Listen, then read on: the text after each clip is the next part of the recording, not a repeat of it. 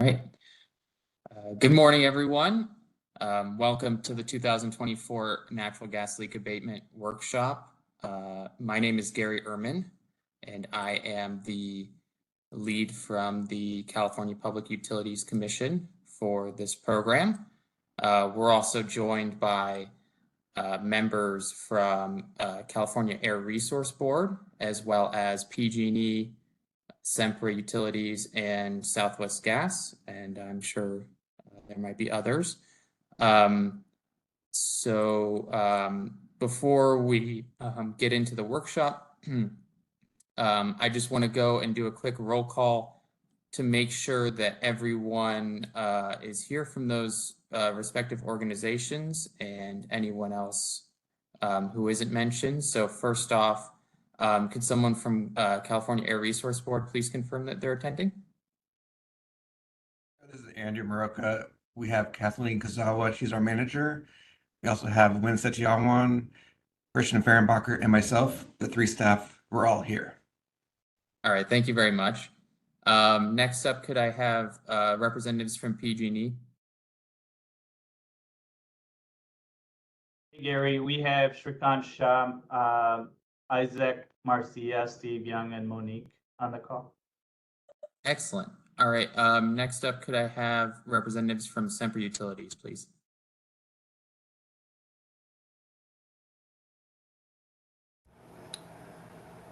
Hey Gary, this is Josh Stanford. Yes, Sempra's here. I'm here with Crystal Yancey, Eric Rodriguez, Ed Newton, Maury Fareed, Saper, Raja, and Marky Kovic. Awesome. All right. And then the last on my list will be Southwest Gas. Good morning, this is Lori Brown, and I believe we have Bill Perry, and we will have a few others join us, Valerie Ontiveros, Kevin Lang, Aaron Quillisi, and Shane Thacker. All right, well, thank you very much. And then if there's any organizations, companies that are in attendance that I haven't mentioned, please feel free to introduce yourself now.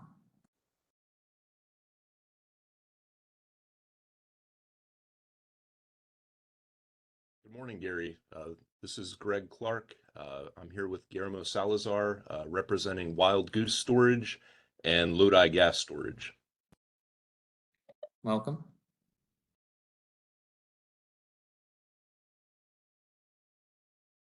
And I'll just give another second for anyone else. Hi, I'm sorry I'm a few minutes late. This is Renee Guild from the Energy Division. I'm the senior analyst in this proceeding and in the natural gas reliability group. We are headed by Jean Spencer, and she'll be joining us later. Excellent. All right.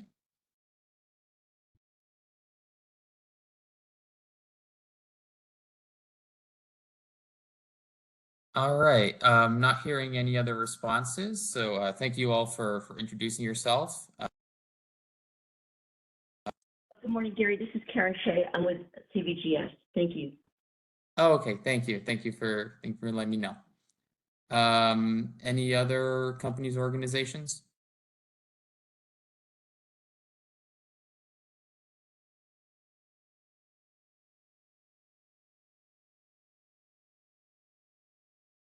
Okay.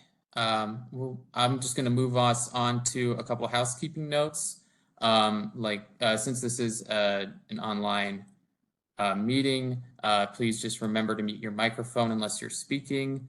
And if you're just calling in through phone, make sure to just hard mute your phone unless you're familiar with how to unmute through through WebEx. I'm personally not familiar with that.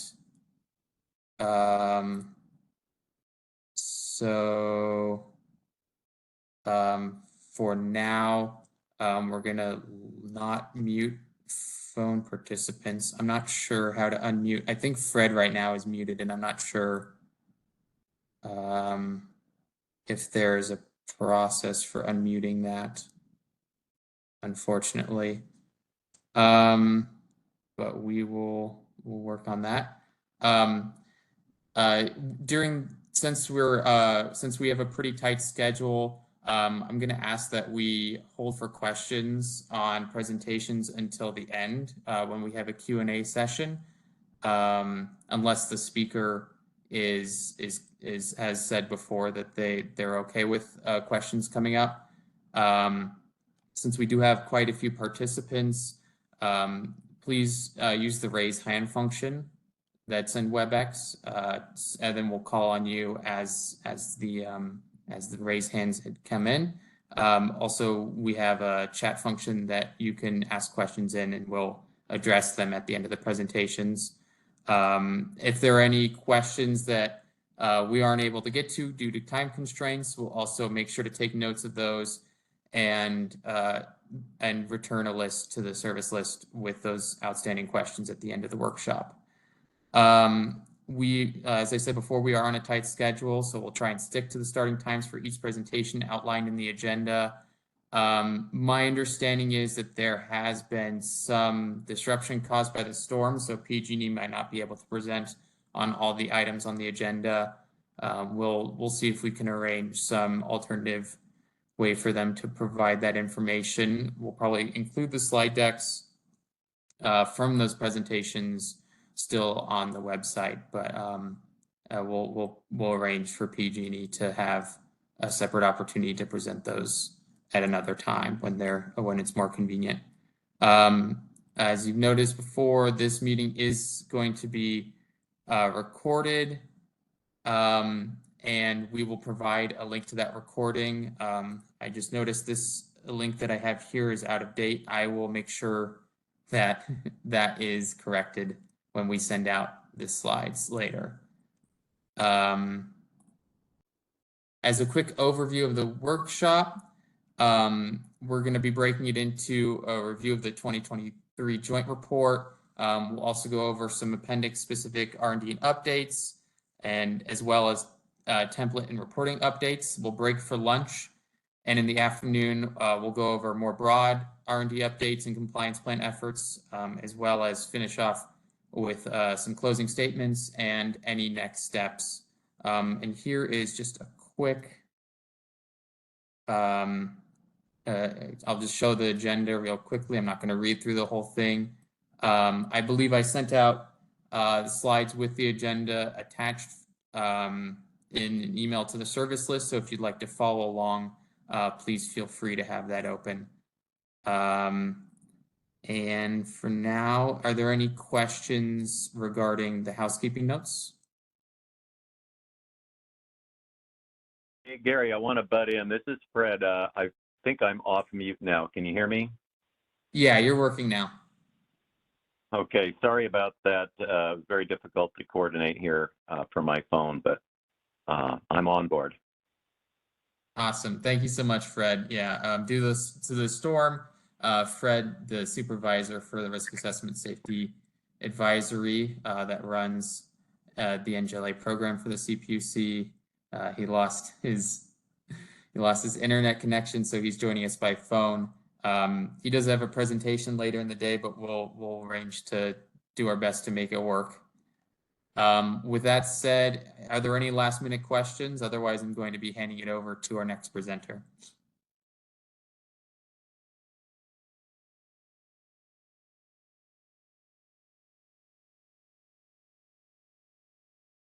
All right, without any further questions, I'm going to be sending it over to the next presentation, which will be done by one of my colleagues at CARB, Andrew Maraka.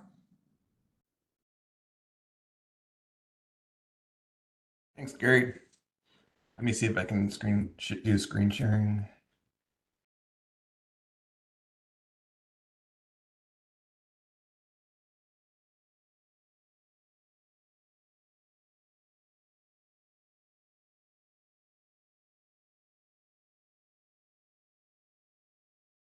I think we're good. Can you see my screen, Gary? Yeah. All Yeah, right. you're coming. You're screen. Good morning, everyone. My name is Andrew Maroka. I work at the California Air Resources Board, and I worked with Christian Fehrenbacher at CARB and Gary Ehrman at the CPUC on the data analysis and writing of the 2023 Joint Report. This morning, I would like to provide you with a review of the report and a few of the main tables.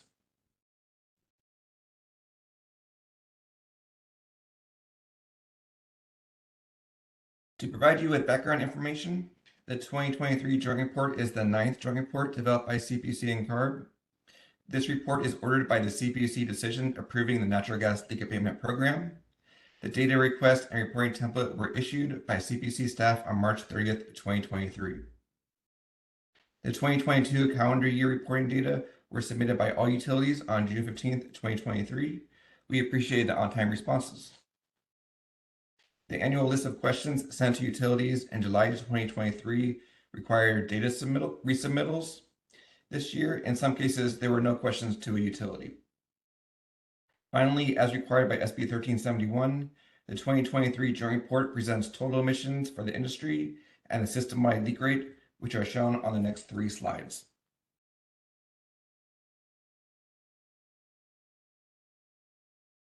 As required by SB 1371, the Joint Report publishes the total statewide natural gas emissions in 2022. The reported emissions estimates are 3,166 million standard cubic feet of natural gas, which is 2% lower than the 2021 adjusted emissions estimates and 27% below the 2015 baseline emissions estimates. Please note the 27% reduction is subject to further review.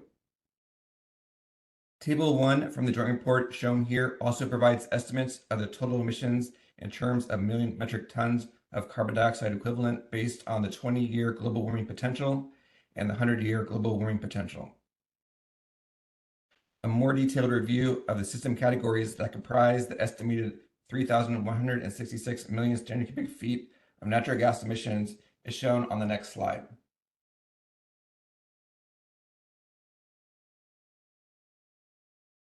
This slide presents a summary of the total natural gas emissions by system category, which is captured in Table 2 of the Joint Report.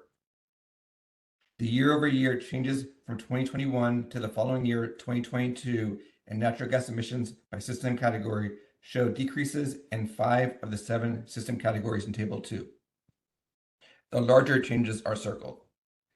The first circle indicates a 34 million SCF increase for transmission pipelines.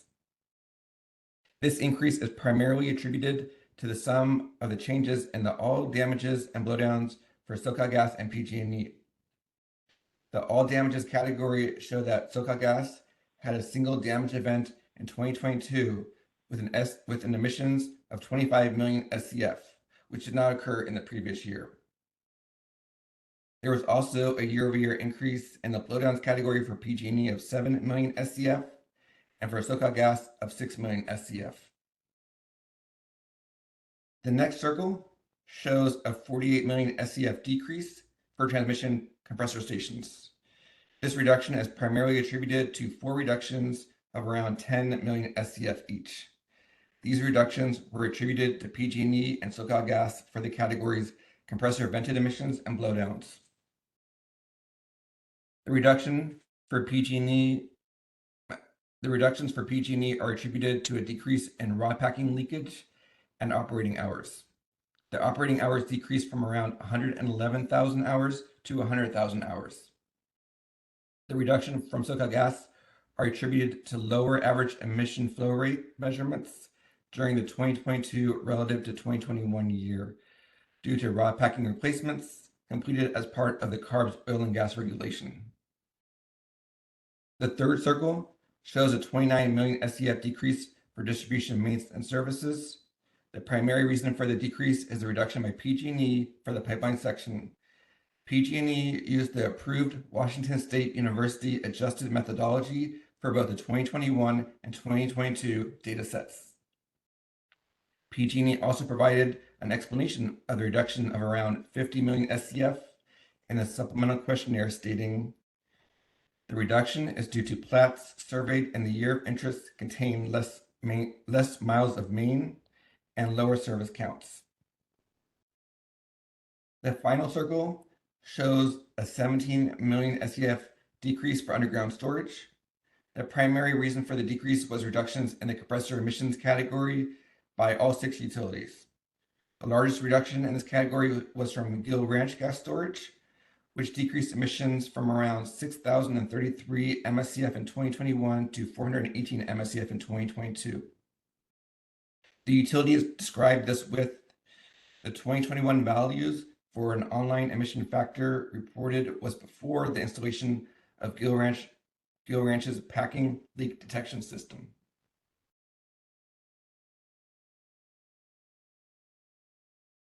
Another requirement of SB 1371 is to provide the system-wide leak rate, defined as the total natural gas emissions as a percentage of the total natural gas throughput.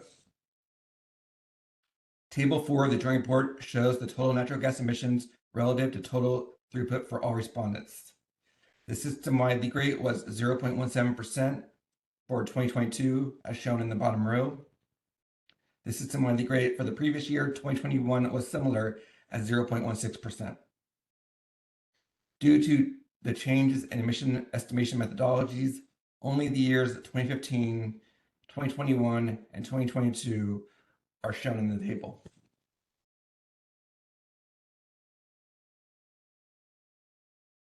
During the 2023 calendar year, there were 2 approvals issued to 2 utilities which proposed emission changes to the 2015 baseline.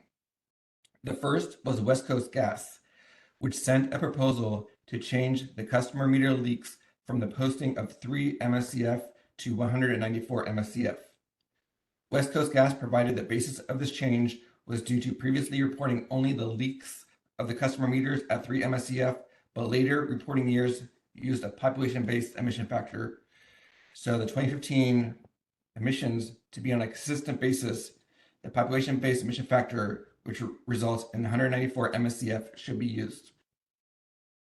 This proposal was reviewed by CPUC and CARB staff, as well as managers, and was approved by the CPUC Director of the Safety Policy Division on August 21st, 2023.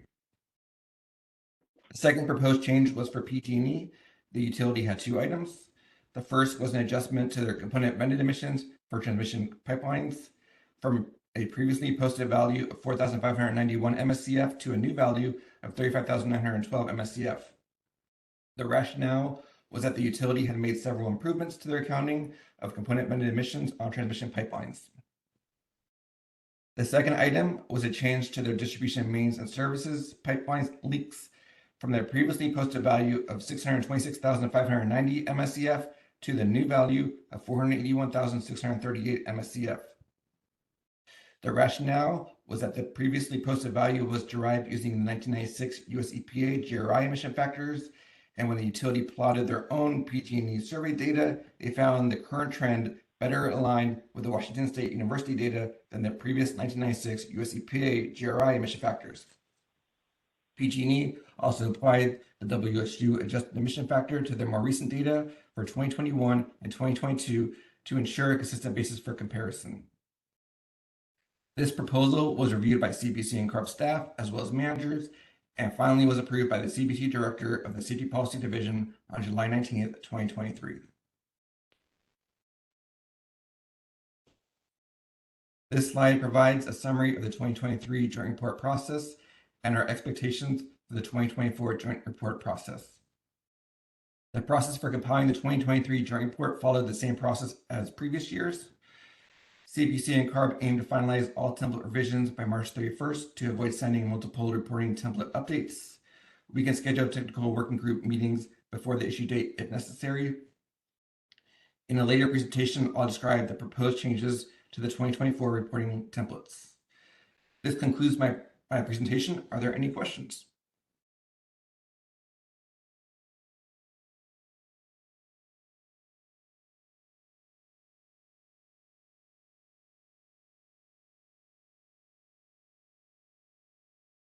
I see a hand up from Renee.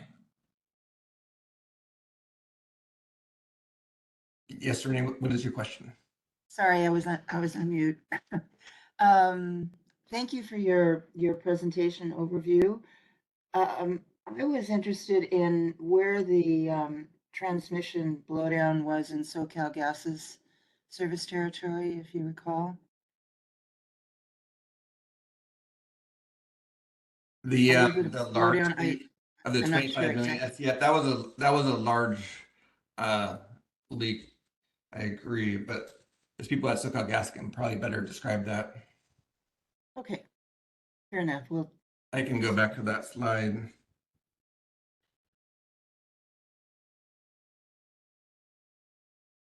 This first circle, yeah, the 34 MSCF or million SCF increase, the large portion of it, 25 million MSCF, was from SoCal Gas's one event in the all damages. They had a 1 day leak and they repaired it within 1 day. That's all I recall from that one leak. I don't know if there's anybody at SoCal Gas that can provide more on that.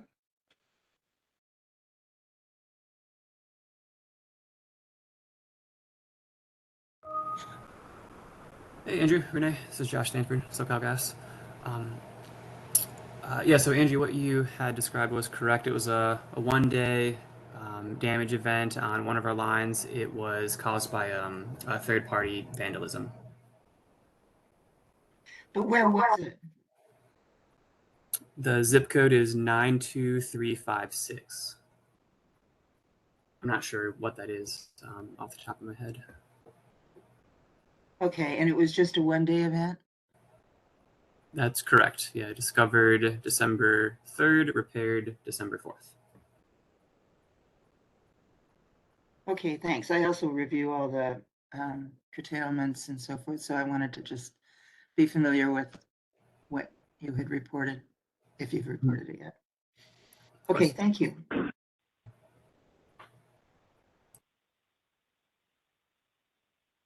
Are there other questions?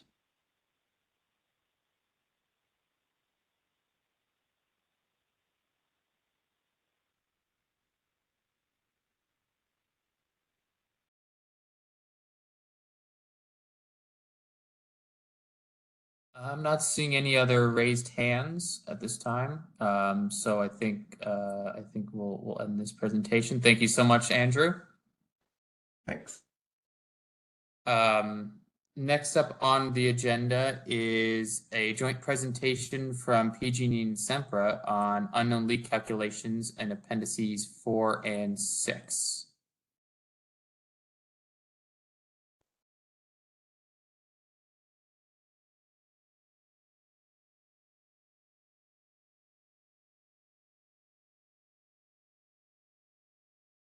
Eric, I think you're still on mute.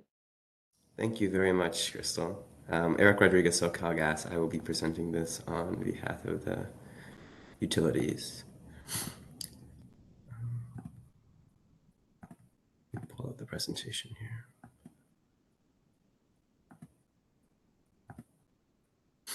Let me know if that is displaying properly.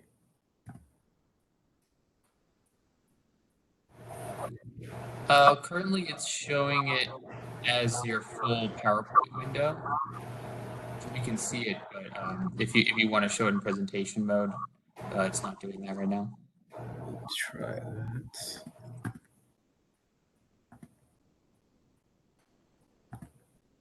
So let me do this.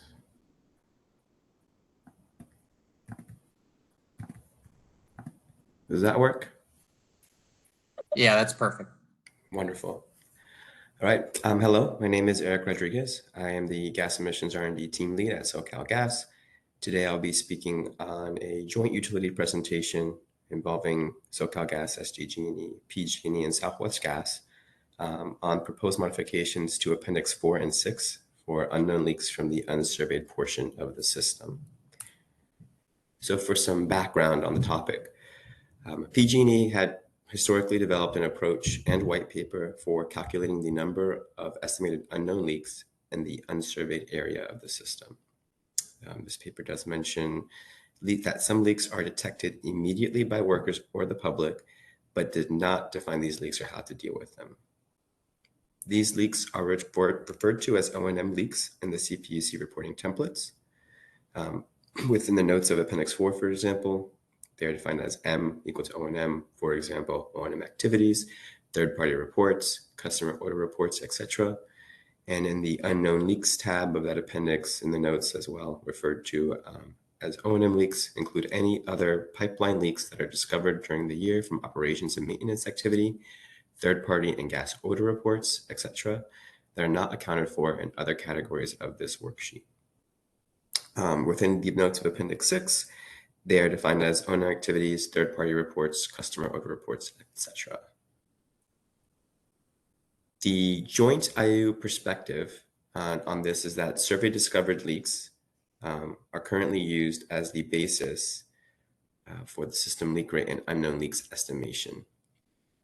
This is to say that compliance leak survey program provides for an ongoing periodic sample of system performance, and that O&M leaks are assumed to occur stochastically across the system and are detected by odorant soon after initiation. So by definition, they are not associated with the unknown leaks population. Note that a large variety of O&M operational activities result in the detection of system leaks, and system leak data that's not linked to the leak survey schedule or date of last survey for facility asset involved. Lastly, leaks initiated by report of leak by customer are differentiated from leaks detected by operations during O&M activities other than leak survey in the leak reporting structure. So the joint IOU proposes the following changes to Appendix 4 and 6 templates. The first being that to modify the definition for O&M leaks as leaks that are detected and reported by customers. So O&M leaks are assumed to have started leaking on the day of discovery in terms of reporting number of days leaking. And then apply survey classification to all other leaks detected by operations during O&M operational activities. So these leaks are added to the count of leaks detected by survey and thus included in the unknown leaks calculation.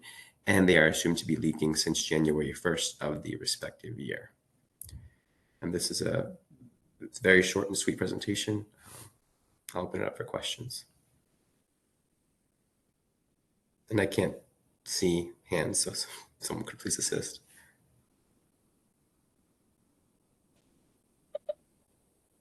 Yeah. It's like Christian has hand up. Eric, thank you for your presentation. I'm very happy to hear that we're all now on the same page regarding the definition of O&M leaks that you have listed on slide 3. I was concerned that this would not be the case after SoCalGas's response to the September 21st data request indicated that SoCalGas would not be complying with these instructions for this particular definition for last year. But I do have a few questions. The first would be for PG&E. Because they're listed on this presentation. So how would this affect your O&M leak counts historically? Would this result in a lower number of O&M leak counts, or has PG&E already been following this definition of O&M leaks? Yeah, Christian, good question. So we at PG&E have already been following this internally. Okay, so the number of O&M leaks historically would not change? No. Okay. And so how does PG&E keep, so for Appendix 6, these would be MSA leaks. So we're understanding that customers would be reporting, calling in to report a leak. How does PG&E keep track of the number of leaks that have been detected and reported by customers for MSAs? Good question. I don't have an answer for that. I could get back to you. I'll have to ask on that. Okay, that would be much appreciated. Thank you. Mm-hmm.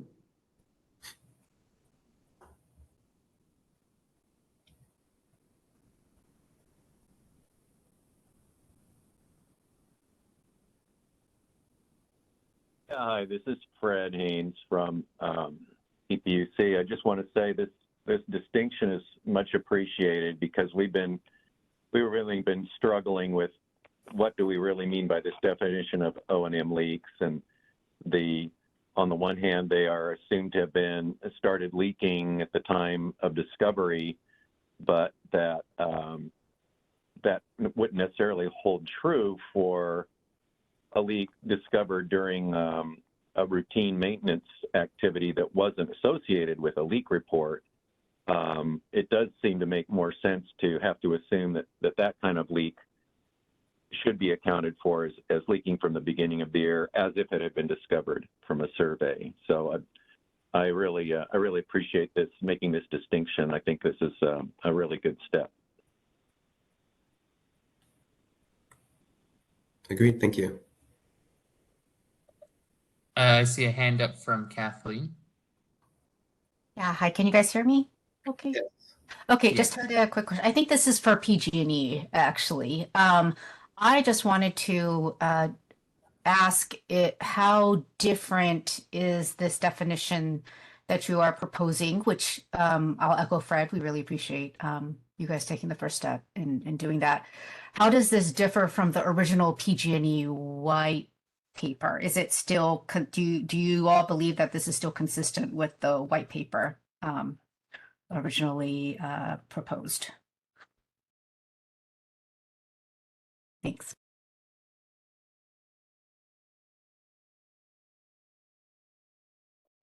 Hey, Kathleen, I'll have to get back to you on that. I am not the expert in this, but I'll get back to you regarding the question you have for this. Understood. Thank you. And I think I'll just add a little bit to that response. I'm just because here are the notes from the appendices that were taken, the details from those white papers. So it was including, O&M activities, as Fred had mentioned, third-party reports, things that may not necessarily have been only leaking for a day when they were found, and that's why we wanted to make. We felt that this adjustment proposed on the third slide here was appropriate.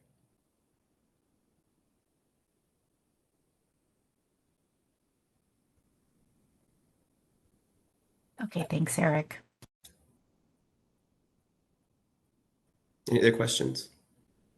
I see a hand up from Ed Newton. Yeah, this is Ed Newton with SoCal Gas.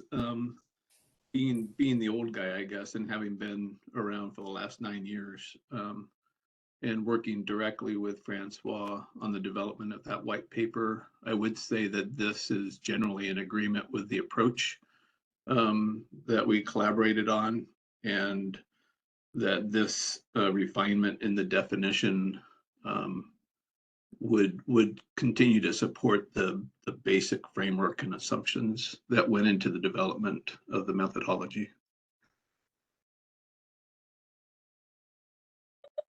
Thank you, Ed. Okay, thanks, Ed. I see a hand up from Winardi from Barb. Yeah, this is for PG&E or also for SoCal Gas. I just want to follow up with what Kathleen asked earlier, whether this kind of change is still valid as far as the methodology used in that white paper. I just want to ask if in that paper, as I remember, the order report by customer supposed to be a very small percentage of the total leaks discovered. If that kind of assumption violated, what happened as far as unknown leak estimation, number of unknown leak estimation?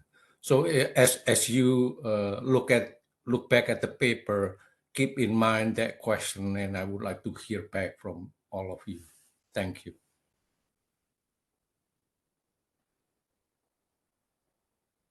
When I can chime in on that one.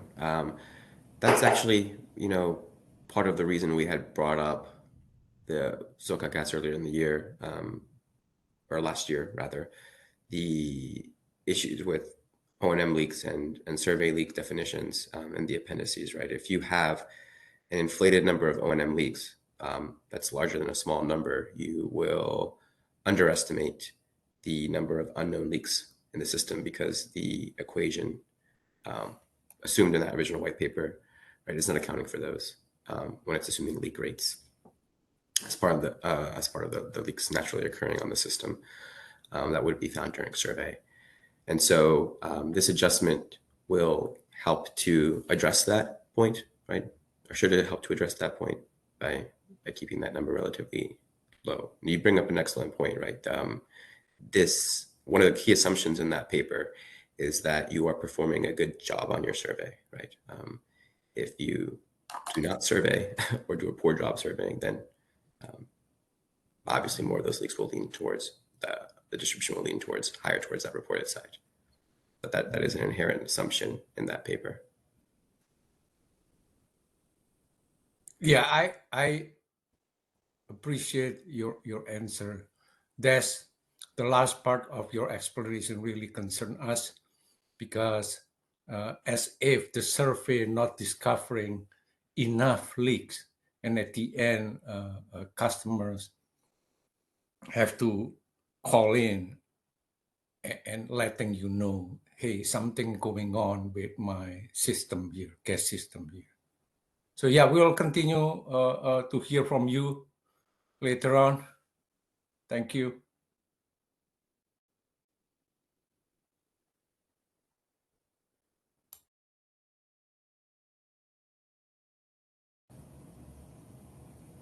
Any other questions? I'm not seeing any other hands up at this time. Oh, I see Crystal has her hand up from SoCal Gas. Thanks. Not a question, just wanted to make sure on the record, it's not that SoCal Gas never said that we wouldn't comply with the requirements or the questions, but rather we didn't know if it was possible given the way we collect data. So it took us some time to go back, review data that was collected. So I know Christian earlier mentioned that we had indicated we wouldn't comply with something, and I just think that isn't necessarily the most accurate depiction.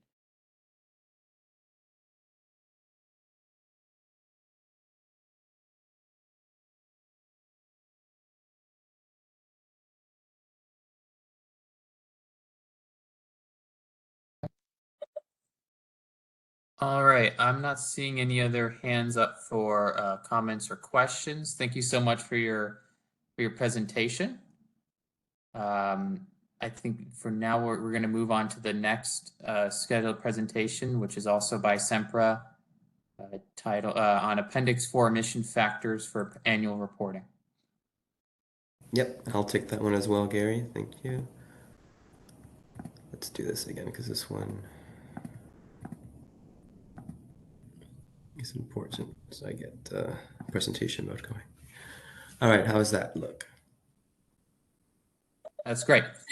Wonderful. So this presentation is going to cover a variety of topics related to emission factors and just reporting in general in Appendix 4. Just to go through the agenda, the first thing I'll cover is, the continued efforts and research work that go into the refinement of emission factors for Appendix 4.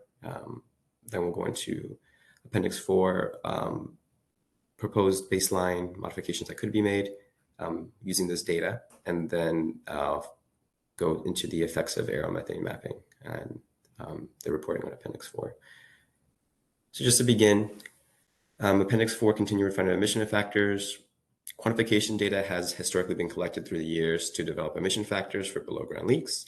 These include historic national emission factor studies, GRI, EPA, WSU, CARB studies. SoCal Gas R&D data, leak flow rate measurement samples have been collected as part of these studies and other joint studies from 2015 through 2018. And we have continued collecting leak flow rate measurement samples as part of our decision tree implementation and our large leak prioritization program, which the implementation has been from 2021 through 2023. So this is all to say that there's a large amount of below ground leak rates that have now been quantified as part of all these research efforts. We have planning to continue this refinement and collection of data each year up through 2025, so that we could have 5 years worth of decision tree implementation, full system data upon which we can base the most accurate, we feel the most accurate company specific emission factors based on all of that system-wide collection of data. Also note that because of the method that we use to quantify this data and the follow-up, we are able to properly identify the material category that's associated with those leaks that based on repair, rather than what is contained within the historic system data, which may be mislabeled. To that note, we have noticed a trend with the 2015 baseline. Currently, baseline emissions are estimated using the overall system average emission factor from recent years' worth of data collection. It's important to recognize that the system leak inventory has changed between now and the 2015 baseline year due to repair of the leak backlog, and thus the overall system average emissions may have changed as well. But you can leverage the change in leak frequency and the associated average leak rates by pipeline material to calculate a more precise 2015 baseline estimate. This slide here is showing a potential way of utilizing that information. One thing we can do with our data that we've collected is we can apply the average decision tree output proportions from our implementation years to the 2015 baseline year by material type. So that is to say, which proportion of protected steel is decision tree positive versus decision tree negative, which is the indication of whether it has a large probability of being large or having a probability of being a large leak or not. And you can do that for each of the material categories. You can then apply those proportions and the corresponding emission factors you get from the weighting of those proportions to derive an overall system mean emission factor for 2015 baseline year. And these plots here are just showing examples of the Monte Carlo input distributions on the left there that you could have for both the greater than or equal to 10 mean leak rate, the less than 10 leak rate, the true positive distributions, false positive distributions, true negatives and false negatives. And then the outputs would be a DT positive emission factor, DT negative emission factor, and then the combined weighting of the two would provide the DT unknown emission factor. We'll have more detailed information that we can cover with the CPUC and CARB in the future in terms of the effects of this and how that looks in terms of numerically in the baseline emissions. I'm going to take a step away from that now and move towards the effects of aeromethane mapping on Appendix 4. So here is a sample illustration of a map of a system. As the helicopter flies over different areas, it will make detections using that GML technology. These detections are system leaks that these green dots here would represent system leaks detected by AMM in an aerial survey area. It's important to note that there were also, because of the nature of the technology and its minimum detection threshold, that there are system leaks present that are not detected by AMM in an aerial survey, and these will tend to skew to the smaller side. And then furthermore, there are areas that are not covered by our AMM since we are not doing 100% of our territory, and these are system leaks that might be detected outside of the aerial survey through traditional compliance survey processes. Just as a refresher to reiterate the point, this is an example distribution of buried leaks within the system. The GML technology, which is used in which is gas mapping LiDAR technology that is used in the aerial methane mapping program, is better suited to detect things on the higher end of the curve. It's similar to a superemitter style program. And so a portion of those would be captured by the technology, while a portion would go uncaptured. And of course, on the lower end, the majority would go uncaptured. So similarly to an approach applied for our superemitter program, you can come up with mean leak rates for leaks that are detected by the technology and leaks that are not detected by the technology within the scanned area. So on that diagram that I had shown with the illustration of the helicopter, this would be the green circles and the red X's representatively. So you can actually estimate the number of leaks that will be detected by applying the probability of detection for the different leak bends and multiplying that by the number of leaks that would be expected to be within that leak category within the area. And then the summation of that probability times the number of leaks would give you the total number of leaks you would expect detected by the technology. Similarly, you can detect the number of leaks not detected by the technology by taking the corollary of that probability of detection. And so when you take those number of leaks, you can now use that as the denominator in the equations when estimating the mean leak rates for both detected and non-detected leaks, where the numerator just contains the leak rate information of a single leak within that probability detection category. And again, you take the summation of the total emissions coming from leaks in the area that you expect to detect based on probability of detection divided by the number of leaks would give you, by definition, the mean leak rate for those detected leaks. And the corollary being the non-detected leaks are the remainder of the emissions and number of leaks associated with that area. So in addition to the AMM program, we do have the decision tree method implemented at SoCalGas, which I mentioned on the previous slides. And there is an interesting benefit you get when you combine the two. And so here I have for illustrative purposes, the non-hazardous, since that's what the decision tree method applies to, emissions distribution from large leaks and not large leaks. So this is from an emissions basis that would be present in the system. Currently, with the implemented DT process as part of our large leak prioritization program, we estimate we're mitigating around 61% of emissions caused by large leaks.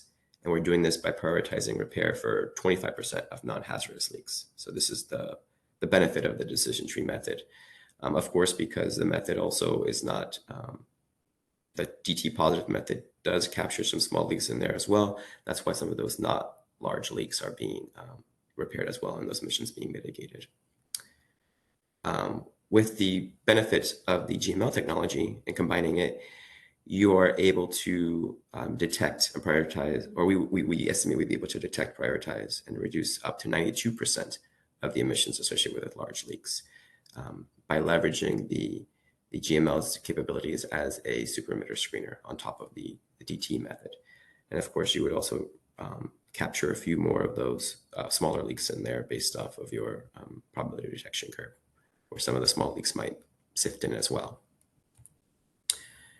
By continuing research into this area, improvements to both the GML technology and combined analytics of the large leak prioritization and the advanced the aerial methane mapping program, you can facilitate increasing the percentage of emissions mitigated while simultaneously improving program cost effectiveness. So continued improvements in both programs will allow us to increase the emissions reduced from that large leaks and get closer and closer to the ideal of reducing all emissions associated with those larger leaks, while also being able to use a secondary filter to repair fewer leaks that are false positives, or leaks that are small but being captured by either system, because you now have this double filtering system between the DT method and the AMM method. And hazardous leaks are detected more quickly and less reliance on detection by odor or by customers and the public as you continue to improve the GML technology and are able to detect smaller and smaller leaks. The AMM program, it's important to note, also facilitates similar improvements for post-meter customer emissions, which I'll actually cover on the next few slides. So just to summarize the potential modifications here, emission factors would be adjusted based on a combination of AMM detection and decision tree flag. This applies a similar Bayesian and probabilistic approach to PG&E super emitter program.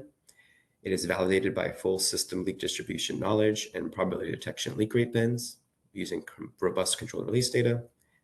And then unknown leaks in unsurveyed area flown by AMM will tend to skew towards the lower end of the leak rate distribution. And so this table here shows an example based on the flag, the DT flag, whether positive, negative, or unknown, where the data is not available, and whether on the columns there, whether it was detected by AMM, flown over by AMM but undetected, or unsurveyed completely by AMM, you would have different emission factors you would apply. So if it was, for example, a DT positive leak and detected by AMM, it'd have an emission factor applied that was AMM detected plus DT positive. That's that secondary filtering you get. If it was DT negative but AMM detected, you know it would be still be on the larger end because of the probability detection curve of the technology, so you'd be able to adjust it accordingly. And of course, if you do not have any DT flag data, you just apply the overall average. Similarly, if it's in an area that is not surveyed by AMM, you would just apply the standard emission factors that we are currently using. And so this is an augmentation to the current system based on using knowledge of the GML captured data. The last bullet point I'd want to make is that you can, it's important to make sure that leaks that are in the unsurveyed portion of the system, compliance unsurveyed portion of the system, but flown by AMM, any of those leaks detected would be subtracted from the unknown leak count and should not be included in the unknown leak calculation by definition. Lastly, I just want to go through some customer side emission findings. So as part of the AMM program, when you get that aerial view, you capture not only system emissions, but customer side emissions. And so looking at leaks that are discovered through the AMM detections, you'll see here that about 27% are system associated leaks. And the remainder of that percentage is either customer side leaks or incomplete combustion on the customer side. So the potential modifications proposed here are that propose either a new table, a new section in an existing appendix or new appendix that added to the annual report for customer side emission reductions. This would be separate worksheets for customer leaks and incomplete combustion, which would have the quantity of emitters identified by emission source category. And then you can apply emission factors based on quantified samples or estimated quantification leak rates from those emission source categories. The interesting points to discuss on this topic are estimating the number of emitting days mitigated, which is the reduced days leaking. You know, how long would that emission have occurred or continue to occur had the technology not detected it, had not been addressed? And then how to address program credit received for customer side emission reductions, since you know, this is a substantial number of leaks, and there are mitigation efforts going into it, reducing the amount of methane being put into the atmosphere, and it overall is an environmental benefit and should be accounted for. And that's the end of the presentation. We can move on to questions. And again, I apologize, I'm not able to look at the audience, so if someone can help me with hands raised, that'd be great. Yeah, I see a hand up from Christian. Eric, thanks again for your presentation. All very interesting, but we do definitely need more information. Can you provide us with the data you used to generate the information in these slides? This is important because SoCalGas's explanation in last year's March 16th data request stated that a previous bootstrap calculation used to support a baseline adjustment incorrectly included non-relevant information. So we just want to make sure that that's not happening again. Oh yes, of course, Christian. We definitely would like to go into a more in-depth discussion with you guys and go through it all. Thanks. And could you also then provide us with the unanswered July 18th data request from last year? Because some of these were unanswered, some of these were objected to, but the information is even more relevant now if we're going to be discussing how AMM is going to be incorporated from going forward. I'll check with Josh and the team and see. Okay, thank you. And then this last one, so the September 27th data response last year, SoCalGas said that they reported potential leaks that are still being examined in historic reporting, but that some of these leaks will be removed or modified in later annual reporting, even though SoCalGas has not been filing corrections for these previous years. So not reporting a leak in a current year that's being reported in a previous year, other than that leak being repaired, for other reasons other than that leak being repaired, it reflects artificial emission reductions, and it's pretty misleading. And that looks like it's the case for Appendix 4, your 2015 baseline is calculated using leaks that were unrepaired and then disappeared from reporting into the next year. And so we really need to figure out a correction to remove these leaks that were inappropriately reported in the past before we have any sort of consideration of a baseline adjustment. So it's all information, just kind of trying to share with you so we can, you know, move forward with this discussion. Of course, yeah. I think it's as I said, I think it'd be good to have a more in-depth discussion and go through all the numbers and the details. Yeah. Okay. Cool. Yeah. Yeah. I'll let other people ask questions, but thank you.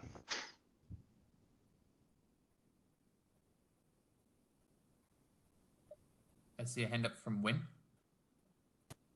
Yeah, Eric, thank you for your presentation. We definitely would like to hear more detail, especially when you put the numbers into your analysis. First, I have a favor to ask. I think you misrepresent our study either on slide 2 or slide number 3 when you mentioned CARB. Yeah, the first bullet, National Emission Factor Development Studies, including CARB. CARB study only for California. You are correct. You are correct, Win. Yeah, I apologize for that, but you are correct. No problem. Okay. And then has been a while, Eric, for your DT decision tree detection. As I recall, last time your analysis or your data is still showing a large number of false negative detection. So I don't know if that by collecting more data, you kind of refine that false negative or something else going on now. So we really would like to hear from you. Of course, the false negative is less than 1%, 0.9% currently. The false positive is relatively larger. I have to get the exact number. It's 70 something percent in terms of false positive. So a lot of smaller leaks coming through being flagged as DT positive and prioritized for repair. But that's because of the nature of the filter, right? If you want to have a filter that is trying to capture as many of the large leaks as possible, you're going to filter fewer of the smaller leaks. And that's that trade-off between getting that 99% true negative. Okay, yeah, like I said, we would like to hear and see the numbers. Of course. Later on. And then for slide number 15, I believe, the pie chart.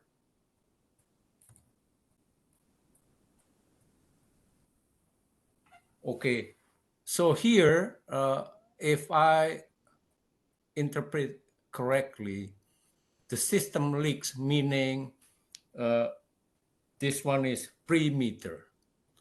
Yes, anything that's below ground or on the customer meter within the distribution environment. So on the mains, on the services, or on the MSA themselves. Okay. Before getting to the customer side of the meter. So at this point, 2/3 of your detection not from the system leaks, correct? If you look at the pie chart. Correct, and that makes sense if you think about it from a logical standpoint, right? We have surveys, compliance surveys that we do annually or on 5-year cycles throughout our system, where we're constantly monitoring our system and trying to find leaks and maintain them. The customers don't have anything for that, right? It's historically been the burden of the customer to monitor their own gas lines, their own house lines and yard lines. So this makes logical sense. Okay. First, explain to me what do you mean by incomplete combustion there? So there's methane coming out of plumes from exhaust on the top of buildings from some sort of combustion process where there's either it's not completely burning the methane. So there's CO2 emitting, but also a bunch of unburnt natural gas coming out as well. Okay. So burner inefficiency or what have you, not enough oxygen coming through. It just depends on their combustion process, typically older combustion equipment or untuned combustion equipment. Okay. So, but how all of this is going to impact your emission reduction calculation as far as NGLA program? That's exactly the question I have here on that last bullet. Just to discuss really with you guys and with the CPUC, how do we account for these things? They're not included in the baseline, and it would be difficult to do that, I think. So I'm not. Is it a credit-based system? Is it for a portion of it? How do you account for that? There's a cost associated with finding these and mitigating these, but currently no benefit for it, and that's really the discussion we want to open up. Okay, given that your AMM right now only about 1/3 as far as detection of emission coming from NGLA, is that because the other leak outside NGLA are larger per event, or because you're seeing more leaks, even though small, outside the NGLA program? Which one is It's quantity based. It's quantity based. We'll go through it too. We can go through that when we go through a more detailed presentation with you guys as well. But the system leaks are inside of NGLA are tend to be a little bit larger than the customer side leaks. The tricky things are there are tricky things, right? So incomplete combustion is a perfect example where the emission rates might be similar, but incomplete combustion isn't open 24/7 like a leak is, right? It's only whenever the system is operating. So there has to be some kind of percentage factor applied to it based off of the utilization. Customer leaks are similar, right? Where to system leaks where they're leaking constantly when they're open, but they are a little bit smaller, not much. Again, we're limited by the detection capabilities of the technology, so it does tend to detect things on the larger side. So by definition, the things in this chart are larger. But this chart is purely quantity of leaks, not emissions from those. Is that true that the customer leaks are easier to fix or inform the owner, hey, something going on, you better fix them? That's part of that is true, right? There's not as much. We don't have to deal as difficult of a job with the permitting and city permissions, right, to dig up concrete and put concrete back in, right? If it's in a yard, it can be easier. It's not always the case. Or if it's things that are found, it could be as simple as a service valve or a valve rather that the customer has going from their yard line up to a barbecue pit in the backyard, and that's leaking and spewing gas, and they didn't realize it. Or pool heater yard lines. It varies. It's quite a big variety. Most of the time, when we've gone to the customers and told them about the leaks that we detected, and when we find them, they're very happy, and they're excited to get something repaired because they didn't realize there was something potentially dangerous there. And that safety benefit is something that's, again, not being accounted for as part of the program. Okay, thank you.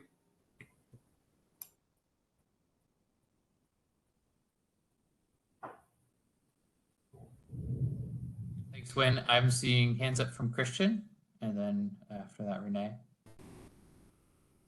Sorry, this is Christian again. I think it was on slide 15. You were talking about, sorry, the next one. 16, I guess. Yeah, thank you. I'm not sure if it was a rhetorical question. You're talking about the number of emitting days mitigated, like reduced days leaking, that there's currently no benefit to show for that. So I assume that when you say that, you're referring to customer side emissions only, right? Yeah, for customer side emissions, I'm saying we can't think of a good way to discuss what would be an appropriate way of counting the number of days mitigated. Right? Sure. How long would that have been open? Yeah. Okay, so am I to understand then that there's more customer meter side leaks being found than like MSA side leaks being found? Obviously, AMM has found a lot of leaks for Appendix 4, but I wasn't aware that AMM was finding any leaks for Appendix 6, and so I was just trying to figure out if that was actually happening. It does find some for Appendix 6, but a relatively smaller number. Okay. It has to do with the thresholding, right? Because those leaks on Appendix 6 for the customer meters, the smaller ones, the non-HAZ ones, are not gonna be as likely to be detected by the technology. It doesn't find as high a quantity of them as it does for below. That makes sense. Okay, thank you.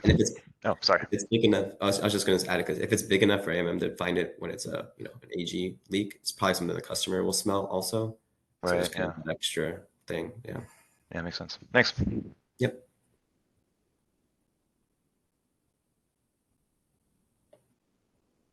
All right. Next hand up is Renee.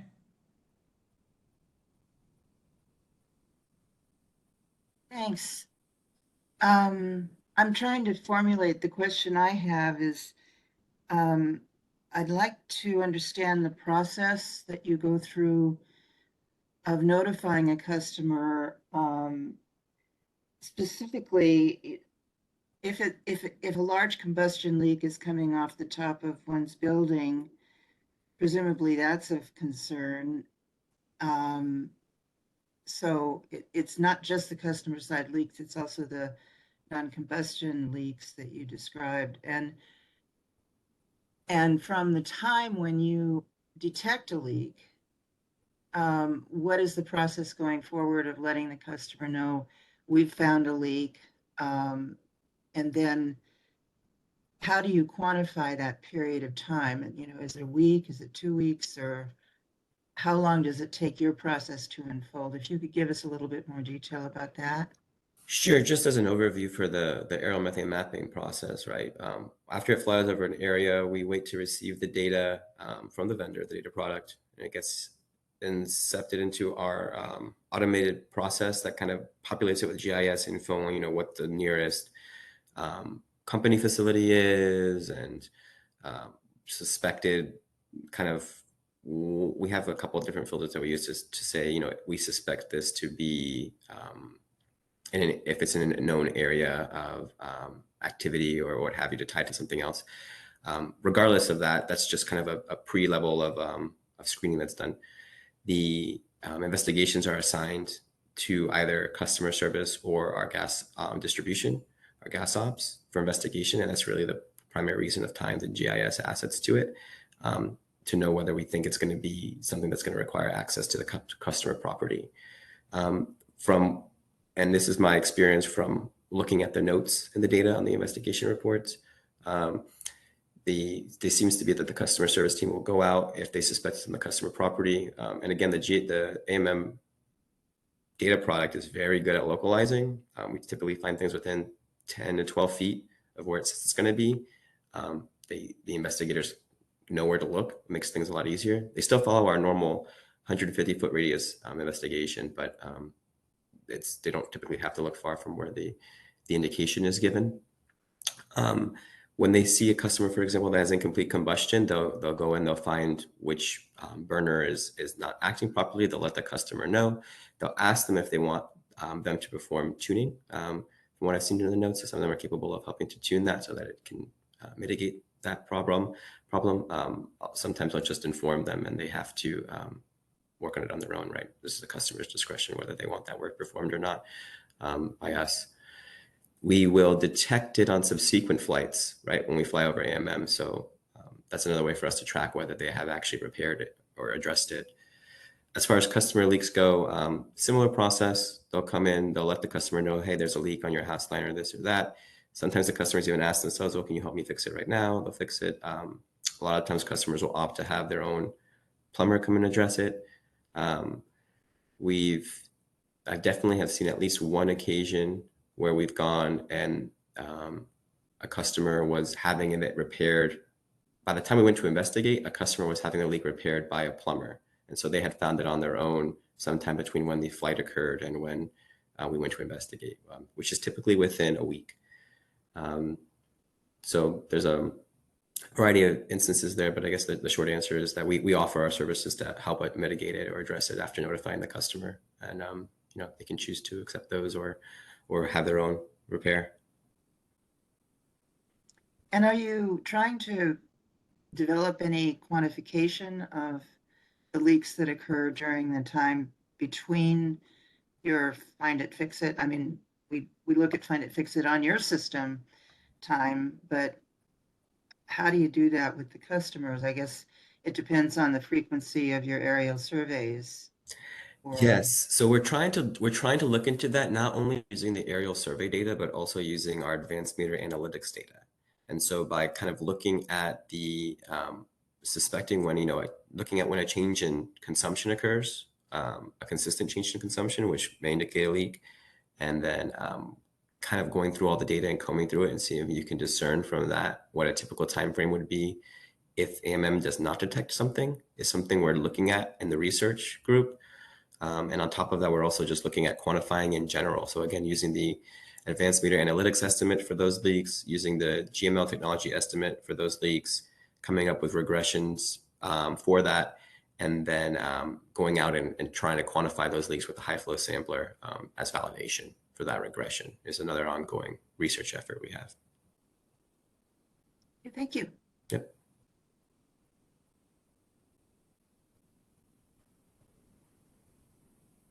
Any other questions? Yeah, I see a hand up from Win. Eric, this is a follow-up to Christian's question earlier, which you already answered. You said that the AMM not sensitive enough to detect leaks from MSA as far as pre-meter. With the high probability of detection, right? Yeah. Okay. And then you also mentioned that sometimes we discover leak pre-meter from the AMM.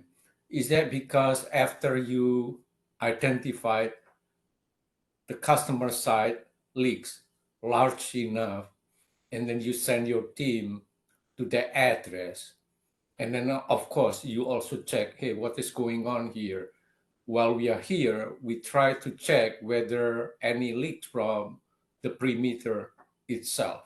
Is that a correct description about what you said earlier, that yeah, sometimes we detect leaks from MSA?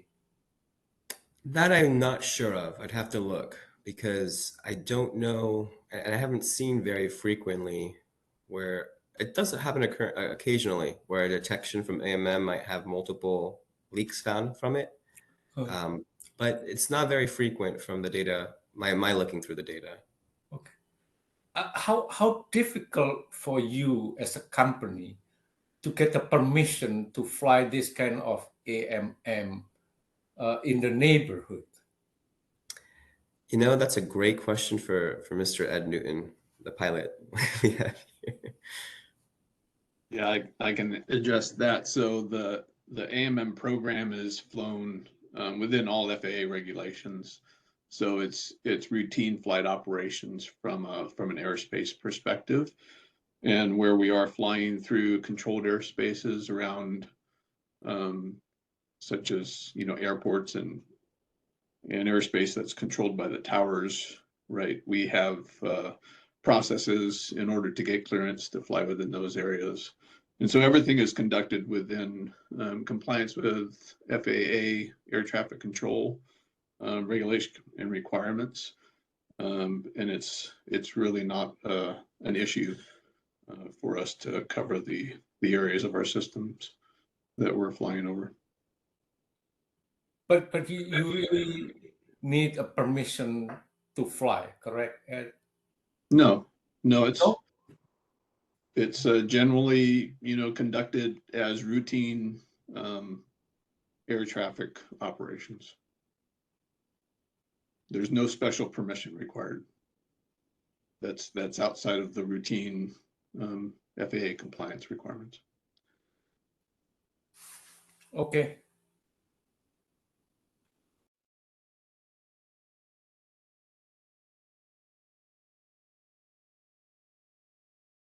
Any other questions? Any other hands?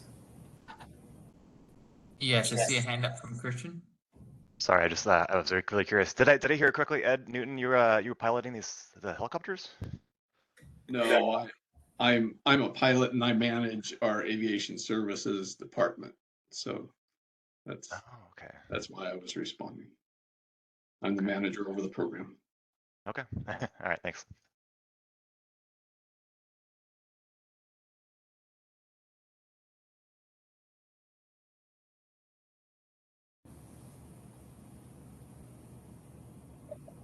All right, I don't see any other hands up for this presentation. I think that will cover it all for now. Let's see. Thank you very much. So for now, it looks like we're coming to a point in our agenda where we're scheduled to have a break. We are a little behind, but I don't think it's anything that we can't manage. So in the interest of giving everyone a chance to use the restroom and refresh their water or coffee, I'm going to set up a break for 10 minutes. Please return at 10:30 p.m. and we'll resume with a presentation from PG&E. Thank you. AM.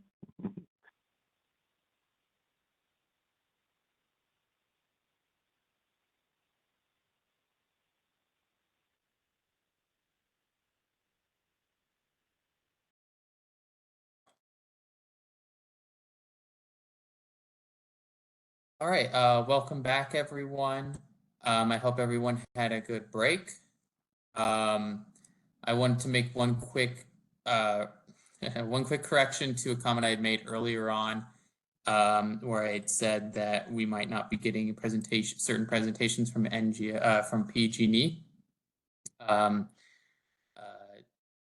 believe Monique is going to be available. I understand she's been having some issues in her house due to the storm, but she's been willing to go past them and still present today, which we appreciate greatly.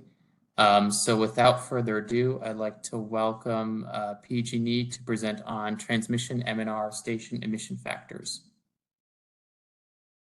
Thanks, Gary. Shrikant, can you please share the presentation? Yes, I can. Give me Awesome, 1 second. thanks. Yeah, sorry everyone. Unfortunately, I'm at my mom's house trying to help out down in SoCal because she had some flooding in the house. So it's been a wild night and day. Thank you. Okay, so let's go ahead and get this up. Okay, thanks, Shrikant. Okay, so good morning, everyone. My name is Monique Montague. I'm one of the engineers here on the gas R&D team at PG&E. And this is, I believe, now my 4th winter workshop. So it's really great to see a lot of familiar faces online and names as well. And so today I'm going to be discussing with you about the progress we've made on our emissions related transmission M&R station study that's been ongoing since I actually first started here and well before me with Francois Wangier, and our plans for 2024 regarding this project. So with that being said, let's get started. Okay, so as everyone knows, the current reporting framework and calculation methodology uses a population-based emission factor, and that is from an outdated study that we feel overestimates emissions. And the issue with this is, as you all know, population-based emission factors really inhibit us utilities from being able to demonstrate emission reduction efforts through the calculations, even though we have many strategies and efforts in place that are actively doing their part to reduce those emissions. So this research is really a big top priority for PG&E right now. And as it has been in the past few years, since transmission M&R stations are at the top methane emitters in PG&E's overall baseline emissions. And so since reducing emissions is our ultimate goal here, we really need to address this roadblock to show our customers and our regulators that we are doing our part. Next slide, please. So transmission M&R stations are very unique. They all include a variety of very complex components. And in all my years visiting these stations, I'm still amazed every single time when seeing a new station because they all just look so different, as you can see the picture I chose for the slide. But regardless, all stations share in common that the main source of methane emissions are gas-powered pneumatics that are used to either adjust or maintain the pipeline pressure. And these pneumatics often emit natural gas to the atmosphere by design, which we then refer to as a bleed rate. And in order to more accurately estimate these emissions from PG&E's transmission M&R stations, we really feel a new measurement-based approach methodology must be proposed in the future. So next slide, please. So to really give credit where credit is due, a lot of this research began with NYSERC when they brought forth Project T786 at our request. And I know I've talked about this many times, so for those that have been a part of the winter workshop for the past few years, bear with me. But for the newcomers, the goal of this project was really to identify the highest emitting stations and the highest emitting components at those transmission M&R stations. And so the reason behind doing this would be so strategic mitigation efforts could be taken, such as component replacement programs and station rebuilds. And in turn, that would significantly reduce emissions. So the project originally began with a little bit of a different approach. It was intended to quantitatively define a framework in order to classify emissions and improve our reporting. But due to its complexity and just the nature of it being the first phase of the project, it wound up being rescoped. And the deliverables of the project of the first phase wound up being more of a qualitative emissions framework, as well as a ranking tool that's used to help utilities really rank these stations into different classification bins based off different types of impact factors.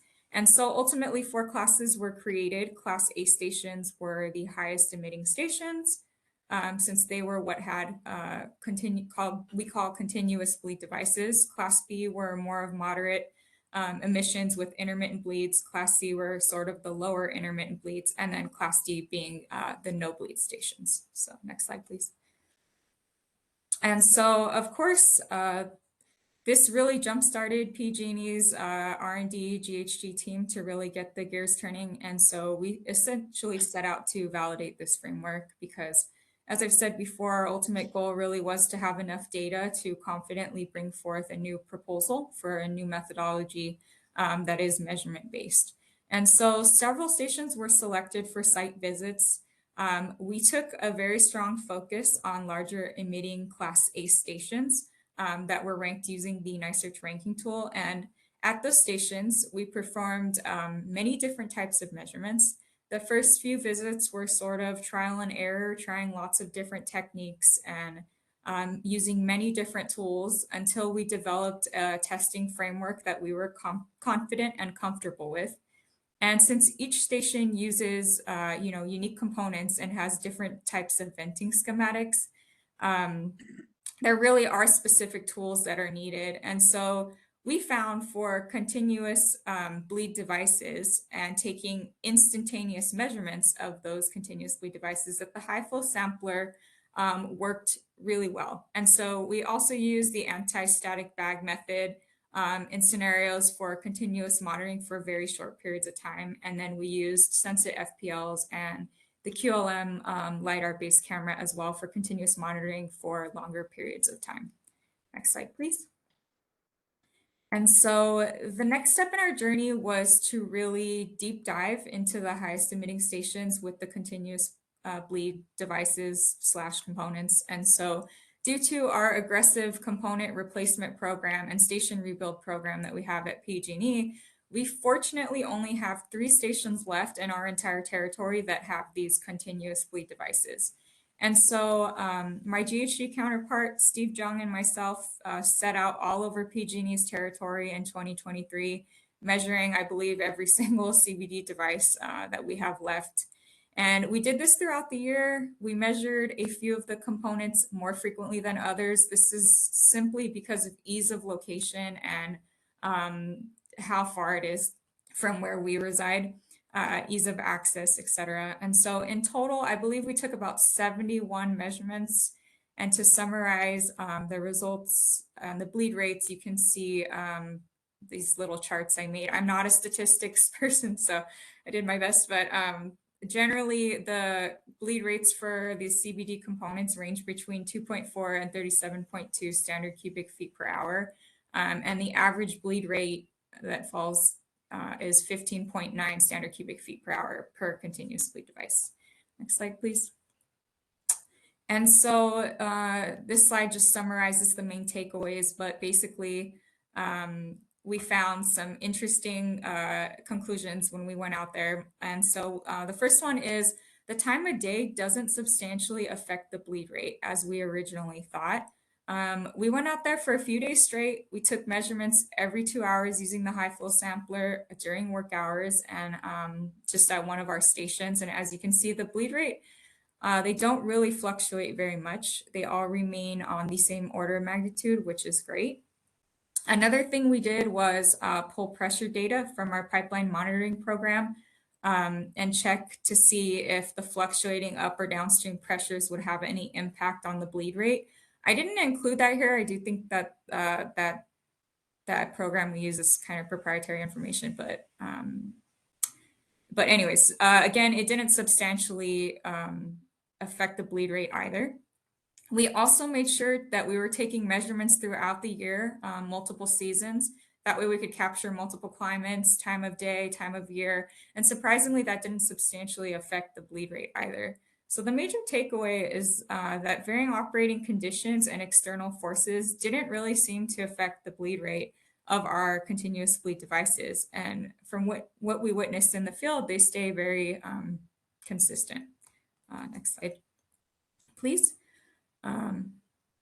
And so, of course, we had a few more questions on our minds before we wanted to draw definitive conclusions with our instantaneous measurements. And that is, well, what happens at night? And what if we compare these instantaneous measurements to continuous monitoring? Are they going to add up? Are they going to be extremely far off? And so to answer all of our questions, and most importantly, to validate that our data was accurate, we did a small trial using the QLM LiDAR-based camera.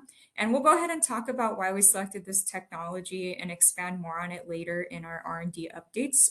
So hang tight, but we installed the camera at one of our stations to monitor the emissions there for 24 hours and to capture data overnight through varying temperatures, and really to just supplement and validate that high flow data. And the results from the QLM testing was that on average, the QLM camera measured about 1.5 times higher than that of the high flow, but it coincided very well with the instantaneous measurements that we had collected all 71 times. And it validated our presumptions that the bleed rates would remain relatively constant and within the same order of magnitude even through the night. Next slide, please. And so ultimately, we've concluded continuous bleed device class A station study. So we're going to bring that to a close finally, but the work that isn't going to stop there. It doesn't stop there. It is still not done for the other station classifications. NiSearch project T786 is continuing. PG&E plans to continue its independent efforts as well to continue to validate the framework for Class B, C's, and D stations. We also plan to expand our internal study to both intermittent and no bleed stations to establish emission factors ultimately for both intermittent and no bleed devices. And we also expect to expand our QLM trial for continuous monitoring to intermittent bleed stations. And lastly, to really relocate our Sensit FPLs and FMD sensors to the no bleed and the low bleed stations. Next slide, please.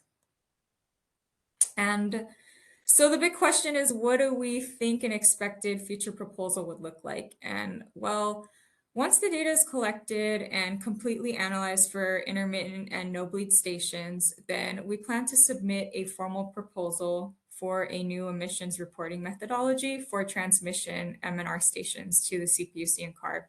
And in that planned proposal or planned proposed adjustment, it would be expected that stations would be broken up at the device component level, meaning each component would be listed and defined as either continuous bleed, intermittent moderate bleed, intermittent low bleed, or no bleed.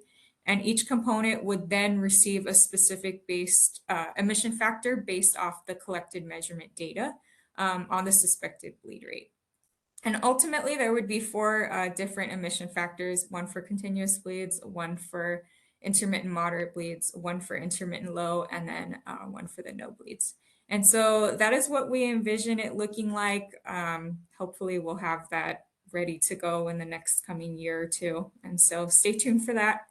Next slide, please. And then with that, I'll go ahead and open it up to any questions. I don't know if I went over time, but yeah, if we don't have time for questions, you can always email me as well. So thanks everyone for your time and looking forward to the rest of the presentations. We have plenty of time for questions. The first hand I see up is Win. Hi, Monique. Earlier you mentioned that this is the top priority for PG&E, this project. Could you explain why you characterize it that way?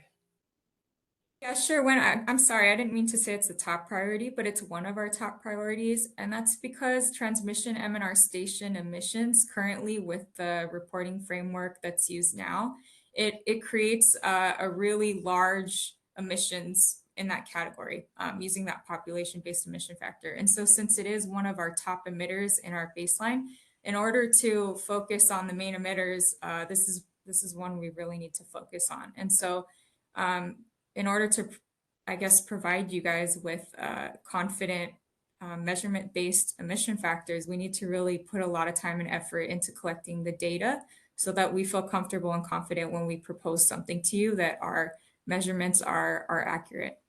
Does that answer your question? Yeah, what were the most challenging part of the project, and what are the next step in order to overcome that challenges? Sure. So I'm going to be honest and say that I don't feel that we've gotten to the most challenging part yet. And the reason I'm saying that is because when we measure these continuous bleed devices, what we found in all of our research is that no matter the time of day, no matter the operating condition, they stay very constant. And so because they're constant, we can use a device like the high flow in order to take these measurements. But when you look at the intermittent bleeds, so the intermittent moderate bleeds and the intermittent low bleeds, that's where I think the challenge is really going to come in, because you really need continuous monitoring for that, right? You can't really just take an instantaneous measurement and say, I feel confident with this. You really have to have continuous monitoring. And so that's why in the future, we're really looking to expand the QLM trial. I'll go ahead and talk about that a little bit later when I do the R&D updates with Steve. We'll explain what we did there and why we feel that this technology is going to be good for this. But essentially, I think that's going to be the hardest because, we have 3 stations right now that have these continuous bleed devices. So they were hard to get to. They're really far away from where we live. But there's only 3. And when it comes to the intermittent bleeds, we have just tons of them. And so I really think the most challenging thing is going to be, really getting a hold of good data for that. But we're ready to do it. We're working with QLM to get that pilot going, and we hope to and expect to have that on the show, get the show on the road in 2024. So stay tuned. But rather than focusing on 3 stations, you said using continuous bleed, why not try to replace them with intermittent or no bleed at all? So they are on par for replacement. So we already have programs for that. When there are emissions reduction goals coincide very well with some of these component bleed, the component replacement programs, and that's because a lot of the component replacement programs for these continuous bleed stations are already on target. So most of them have already been replaced, and there are some that are scheduled for 2024. There are some that are scheduled for 2025. So that's not really the issue. The issue is that we want to be able to capture the data so that we can show that and it reflects in the calculations. But to answer your question, we already have that on track, and that is going to be happening. But we want to be able to reflect that in the data as well. Yeah, I was perplexed myself when you said the bleed or the emission kind of independent of the time of the day and the season. I thought this kind of device may be affected by the amount of transmitted gas. So if during the peak hours, probably will bleed more. But again, I'm not an expert. I just based on my intuition. Your findings seem like counterintuitive in this case. And I would like to hear more from you next time. Great. Yeah, I absolutely agree with you. I think we all had that same intuition and we're surprised by the results as well. We did write up a white paper and we do plan to submit it to you. So it has a lot more details. And again, we can always take it offline if you have more questions. So thank you, Monique. Yeah, of course.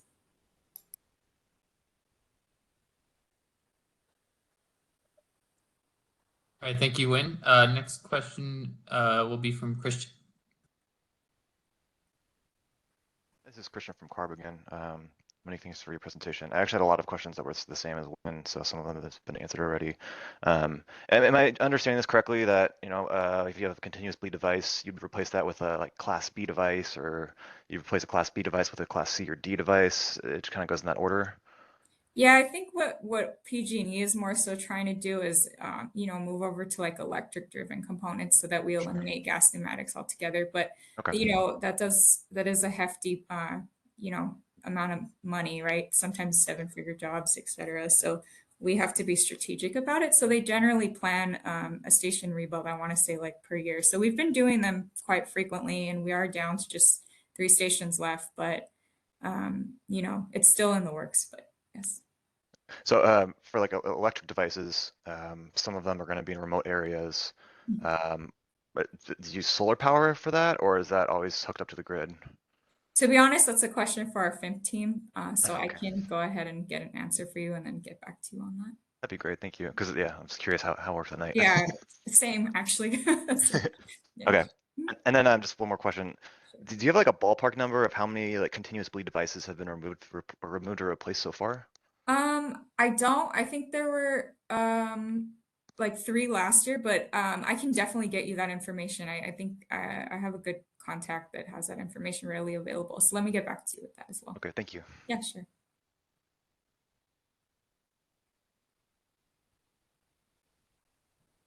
Oh, All right, Christian, I'm sorry. Christian, I actually think I think that's actually listed in the reporting as well. I don't handle the reporting side of things, but I'll check with the strategy team as well and see if, Sure, if yeah. that's somewhere in there. But yeah, sure. I'll double check too. Thank you. Okay, yeah, thanks. Sorry, Gary, go ahead. No worries. Next hand up is Renee Gill from CPUC.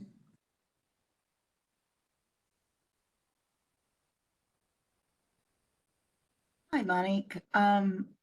This is mostly a question just for general my information, because I don't know much about this subject. But is there like a difference between the monitoring device by geography and altitude, and sort of how are they dispersed? You have such a big service territory. When you went out to inspect those 71 and monitor them on the ground, what were the differences like between the different environments that they're operating in? Yeah, so it's actually so the picture that I showed on the first slide, to me when I first arrived there, Steve and I, that one's way up in Northern California, almost on the border of like Oregon and California, and that one to me looked like a military base, right? I was like, whoa, this is really not like anything I've seen. And then another one of the stations is at actually it's a pressure limiting station close to one of our compressor stations, and that one looks very similar to what you'd normally see photos of. The geography's not in the mountains. It's just moderate hills that you would see in the Bay Area. And then the last one is actually very desert-like. It's down in very close to SoCal's territory. And so yeah, they span all over. We have tons of different ones, and I think that's why a lot of the devices are different, just because of the year they were put in mostly, I think, and then just geographic location too probably has a lot to do with it, like you said. Okay, thanks. All right, thank you. Next hand up we have is from Wynn from CARB. Monique, I have 2 more questions for you. First, what's QLM stand for? So we actually asked them that too, and they gave us an answer that they actually don't go by the acronym. So I think it originally was like quantum lidar. I'm not sure what the M stood for, but they don't actually go by the acronym. So they just go by QLM. I'm sorry. I don't have a better answer for that. Okay. And after your finding about your MNR station, how do you go about verifying that your findings kind of confirm what you're going to observe in the future? Well, I think with continuous bleeds, we confirmed as much as as much as we feel confident in. So we confirmed it enough for where we truly feel confident in our findings. I think for intermittent bleeds, it's going to be another road. We haven't entered that road yet. So it's probably going to be a lot of work. And like I said, I do think it'll be more work than the continuous bleed study we did. But, you know, we're ready for it, and we're going to get that going in 2024. And so then I'll probably have a better report for you next year during the winter workshop on that stuff. Yeah, keep us posted, and then maybe, you know, if we have the opportunity, would like to go with you in the field to see. Yeah, definitely. We can set that up for sure. So when we get the schedule for the stations that we'll be visiting, we can probably find one that's close to your area and set something up. By the way, when QLM is the technology, when you and Christian came out to the Winters facility last year, it's the same camera. It's just a different application. Oh, okay. So, yeah. The one in Winters, your Yes. facility in Winters. Okay. Yeah, same technology. It's just a different application. So we were impressed when we had that demo, so we decided to expand the pilot. Okay, thanks. Yep, sure. Thank you, Wayne. Next question is from Eric Rodriguez. Hey, I just wanted to mention that you know, SoCalGas is also participating as part of this NiSearch project, which I believe is a couple phases, right? The classification system for these stations, and then going out and quantifying to verify the classification was working properly. As part of the effort, we worked to help develop a kind of a accumulation tallying device for the emissions from those actuators. That we tested at some facilities. I don't know if you guys have seen those or have tried it. Essentially, it's a battery-powered system that you can just connect to the actuators, and it'll collect data for, you know, about a week's worth of data coming from the actuators. So you can have the total emissions from it. Okay. Yeah, can you send me over the cut sheet for that? Of course, yeah. Please, that'd be awesome. Thank you. Yeah, and then, you know, it's interesting because some of the stations that we have at SoCal, for example, might not even have any actuators at them at all. It's some of the things we found when we've been going out. So really interesting stuff in this project. Oh, cool. Awesome. Yes, please send it to me. Thank you. Of course.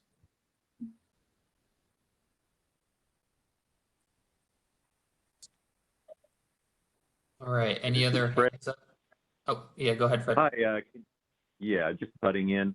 What I'm familiar with at these stations are like mainline valve pneumatic actuators in order to actually open and close the big pipeline valves. These are gas actuated, and is that what you're talking about, like monitoring the number of actuations? Yeah, regulators, exactly. And so I would think those actuators operate at like a controlled gas pressure, and they probably have a known volume that is cleared, right, each time the cylinder is actuated. So I think you could have a fairly straightforward engineering calculation of the volume each time you do an actuation. Yes, we've heard that too from our FIMP team, and that's still something we're looking into the works. They've created a calculator for us, but we still need to validate it. So we do plan to do that as well. Yes.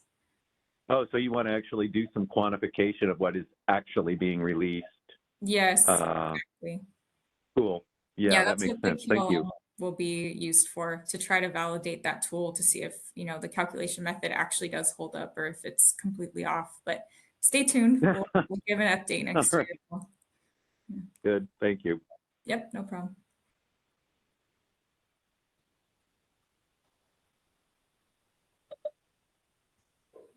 All right, I don't see any other hands up, so I think we'll move on to the next presentation. Thank you so much, Monique. Yep, sure. Thank you. Thanks, everyone. All right. Next on our agenda, we have a presentation from Andrew from CARB on the proposed changes for the 2024 reporting templates.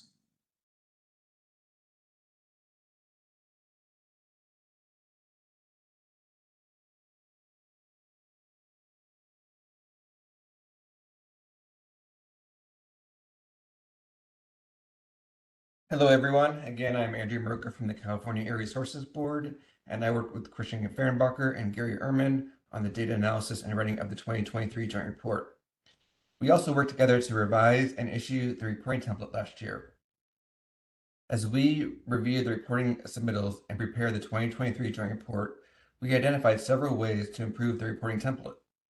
In particular, when we developed the annual list of questions and comments to the gas companies in July, we noticed that some issues could be addressed with revisions to the template. However, if possible, we do not revise and reissue the 9 appendices of the template during the reporting cycle. Instead, we compiled a list of the proposed changes and discussed them at the winter workshop prior to issuing an updated version of the reporting template in March. In this presentation, I will describe CPUC's and CARB's proposed changes to the 2024 reporting template and procedures.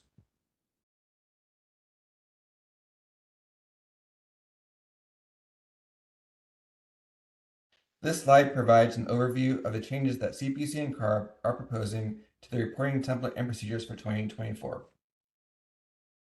Provide a timeline for proposals, review meetings, and final decision procedures for the 2015 baseline adjustment and for emission factor changes. Provide more guidance on the June 15th data submittal process, such as sending all files to the CPUC e-filed supporting documents, including the resubmittals. For Appendix 3, which is the Transmission Compressor Station Appendix, and 7, which is the Underground Storage Appendix, evaluate consistency across utilities, making sure that compressor leaks found with concentrations below 10,000 ppm have an associated emission. Appendix 4, which is distribution pipelines, and 6, which is customer meters, evaluate definitions and reporting of survey miles. Appendix 6, leaker-based specific requirements, and Appendix 8, the summary appendix, reminder to use the latest version.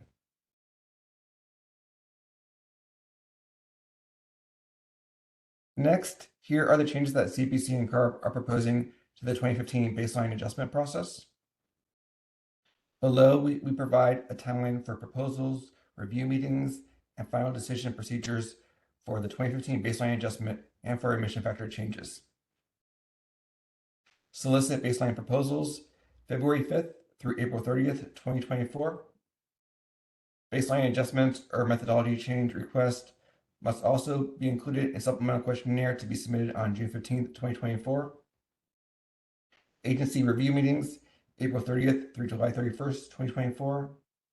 And final decision by August 31st, 2024. CPUC and CARB will provide more guidance on procedural requirements as needed. Additionally, here's an overview of the changes that are proposed to the June 15th data submittal process. All June 15th data must be submitted to CPUC e-filed supporting documents per the March 31st following instructions.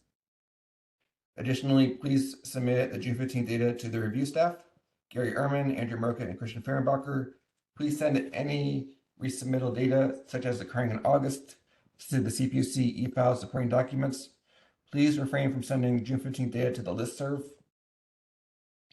Utilities must review previous annual reporting and revise necessary corrections. Also file these revisions to the CPUC e-filed supporting documents per the March 31st following instructions. Please send any resubmittal data, such as occurring in August, to the CPUC e-filed supporting documents. CPUC and CARB have an internal deadline to have a final set of reported data by August 31st, 2024.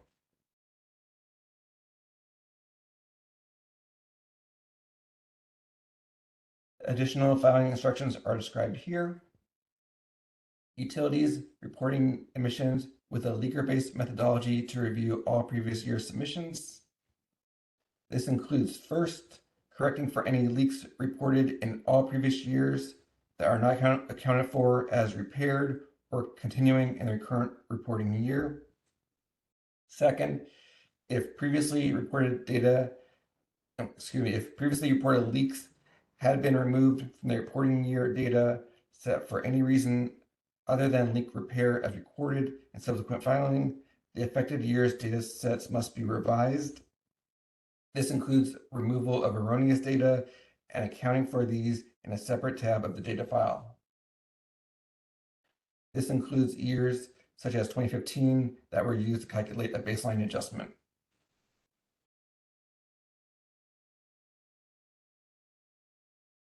This slide provides a change that CPUC and CARB are proposing to increase consistency with reporting compressor leaks.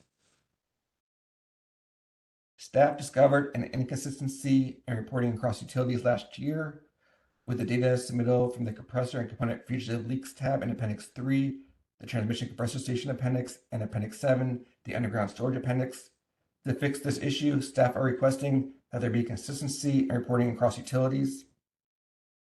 Compressor leaks found with concentrations below 10,000 ppm should have an associated emission. Existing emission factors should be used to estimate emissions from leaks below 10,000 ppm.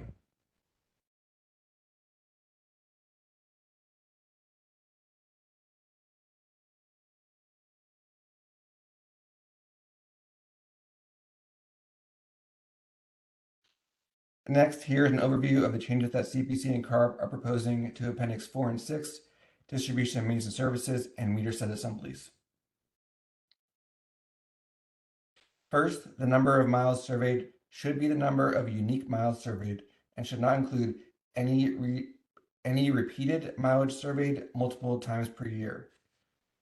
Mileage surveyed multiple times per year should be recorded in an appendix, but this mileage will not affect unknown leak calculation. Second, clarify definition of O&M and survey leaks. O&M leaks, they occur stochastically across the whole territory, are leaks reported by customers, found quickly after occurring, found independently of surveying activities, but would have been found later by surveyors, considered a small number of leaks. Survey leaks are leaks found from company employees or contractors actively searching for leaks, including but not limited to compliance survey leaks and non-compliance survey leaks. For example, super emitter programs, aerial methane mapping, and corrosion surveying.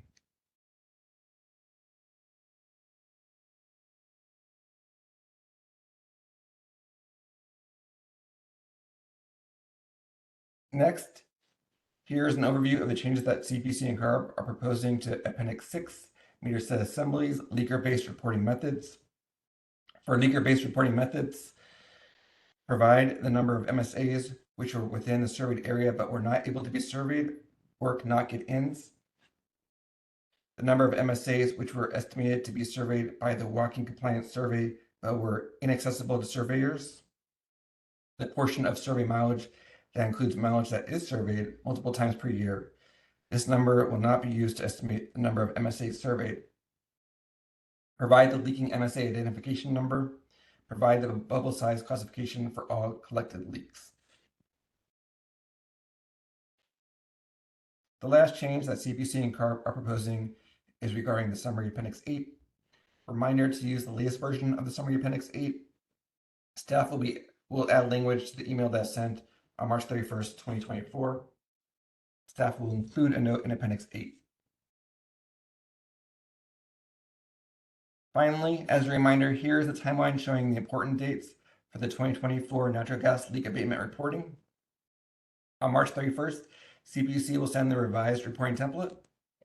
On June 15th, the emissions reports from the gas companies are due to CPUC.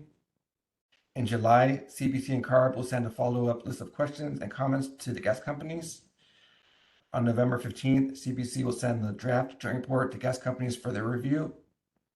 By December 31st, CPUC will release the final joint report. While all of the key dates are prescribed in statute or in CPUC decisions except for the July date, staff are interested in hearing whether the gas companies have any suggestions to improve other aspects of the reporting process. This concludes my presentation, and I can address comments and questions at this time.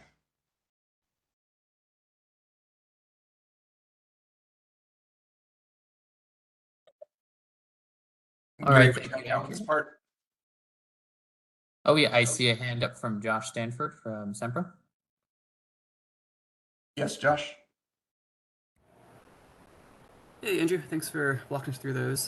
Definitely super helpful to see that now rather than, in the March files that are sent out. So just a few questions. So for the mileage changes, right? The being careful to not report areas that are surveyed twice in your mileage. If those are already only unique miles surveyed in Appendix 4 and 6, are you still suggesting a separate area to report miles that are covered twice, even if it's not included in the unknown leak calculation? I'll defer to Christian or Wynn on this one. I can answer that. So if SoCalGas is already using a unique number of miles surveyed in their Appendix 6, that would be a fine number to use going forward, but we also need to know how much mileage is actually repeated, and that would be repeated by the compliance survey, because that's the number we're using here. It's my understanding that there is some mileage repeated for some utilities. Okay, understood. Yeah, thanks for clarifying that one. No problem. Then I had a question on the bubble sizes for Appendix 6. So, in some cases, we might use an instrument like an RMLD or some handheld device where you wouldn't necessarily have a bubble size. For those cases, going to be an acceptable response?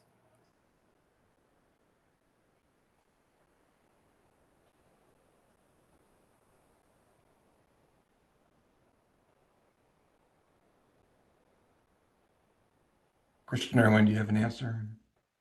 I can take that question. Yeah, if the bubble size was not recorded, that obviously you can't put any information in that field. But it's my understanding from our conversations last year that SoCalGas collects bubble size data for a vast majority of their leaks, or at least it uses a SOAP test for a vast majority of leaks. So we're trying to get more information, and obviously more information is better in terms of reporting for Appendix 6. Okay, understood. Yeah, we do use SOAP tests and handheld devices. Even with the SOAP tests, though, we may not always. It may just be more of like is there a bubble or not, right? Rather than an actual bubble size in every case. So that'll be something that we run into as I'm kind of thinking about how to do this. Can I ask a follow-up question then? Just to make sure I'm addressing this. So like when a leak's found, but you're using a method that does not use doesn't necessarily go off bubble size, do you still use a SOAP test to fix that leak? Someone will come and fix the leak and soap down the entire system, but I would assume that they use a SOAP test before they fix the leak. It just seems like common safety practice, right? I don't know if the SOAP test is always going to be used before and after. Yeah, I would have to talk to some of the operations folks. Okay, that would be really good information to know, because it makes sense that a SIP test would be used before if someone takes a metal wrench to a metal natural gas device. So yeah, it's something I'll look into. Thank you. Moving forward.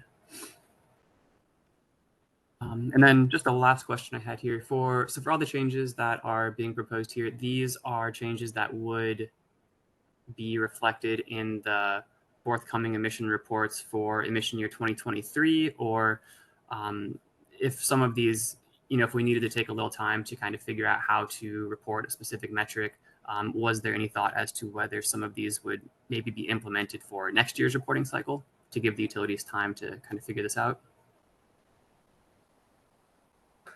Let me answer that one, Josh. I think the intention was to implement this for this year's reporting cycle, so data 2023, but we can absolutely talk offline about, how utilities can successfully implement as needed. Okay, sounds good. Yeah, thanks for that. And that was the last question I had. I appreciate the responses. Thank you.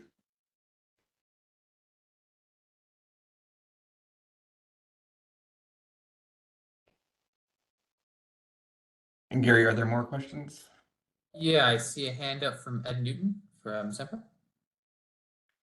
Just to clarify, the R&D study that SoCalGas conducted on customer meters showed that the bubble size within our service territory was not as good a methodology for estimating the emission flow rate as the emission factors that we created around the grade of the leak, whether it was hazardous or non-hazardous.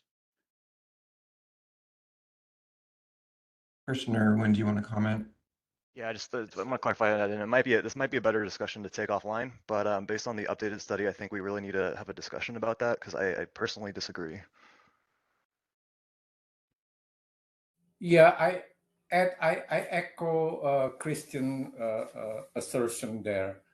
I thought hazardous, non-hazardous, not going to be more precise as far as estimating emission from NGLA program point of view, because you may have subjective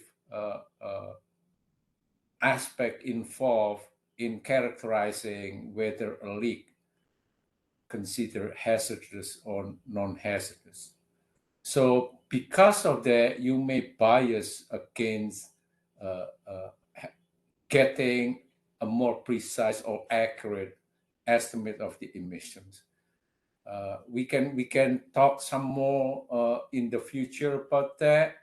And then I also would like to get back to Josh's remark earlier that when you send a team to repair a leak identified for MSA, you may not necessarily use soap to identify the leak. So in this case, my question to you, are you using handheld then to locate the leak itself? There are many operational considerations involved and the integrity of the research speaks for itself in terms of the volume of leaks that we've measured. So I think, I agree we should take this discussion offline, but I think the conclusions that we made in the research were very sound. Okay, thanks.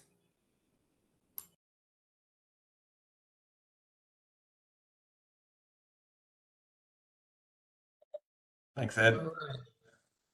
Gary, are there more questions? Yeah, I'm not seeing any other hands up. I'm just going to give everyone a second.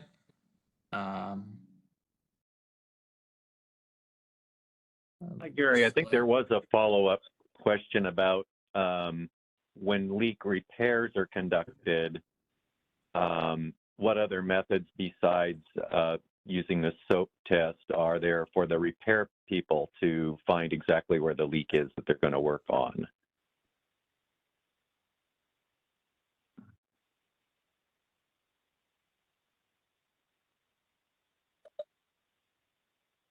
Okay. Does anyone have a response to that? Who was that question for? I think it was a question, I think we were talking with SoCalGas about whether they always use the soap test to identify the location of a leak. It's already been found that there's a leak in that area, but then you were, I think, Christian, asking about specifically locating it for the purposes of starting a repair, and that soap test isn't necessarily always used as the method to help the repair person find it. Yeah, this is Ed Newton. I'll reply to that. So operationally, right, the technicians have their instruments to detect methane. And if they detect methane, they don't always do the soap test because they're detecting it off of their methane instrument. And that is the indication for repairing the leak. And the leaks are not always formed, our bubbles are not always formed by the leaks, which is why they rely on those instruments. Right. Thank you. Yeah, I think that's a great explanation. Thanks.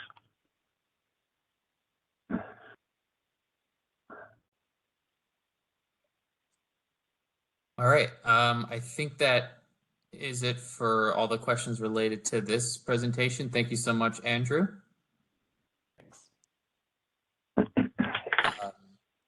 Next up on the agenda, we plan to have a presentation from Fred on draft acceptance criteria for 2024 annual emission data reporting. Fred, are you still prepared to present on that? Yeah, I am. Is my voice coming through okay? Yeah.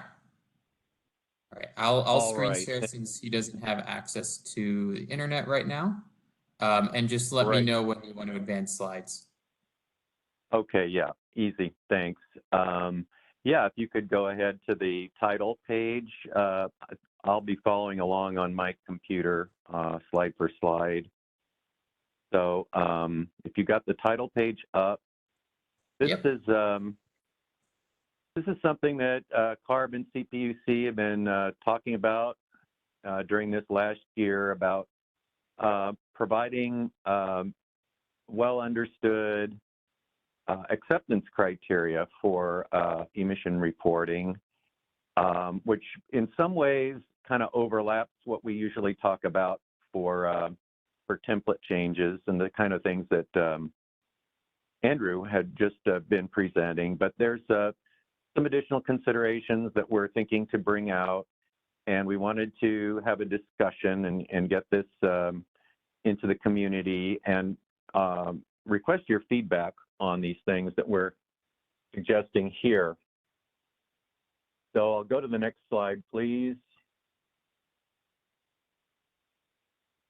So just again, as a general background, all of us in the workshop here have been working together for 9 years on the program, and significant progress has been made in data collection, reporting, process of doing this, and that as the program has grown, we think it's necessary to periodically implement measures that improve efficiency and transparency in the process, and that future improvements in data quality are requiring us to establish some acceptance criteria. And of course, as we have always done, we will continue to review the reported data, baseline adjustment proposals, methodology change requests, and emission factor change requests. But I think the acceptance criteria we're going to talk about here in the next slides are just a way to try to help firm up the kinds of things that we would like to see going forward, and just reinforce things that have already been being done. Next slide.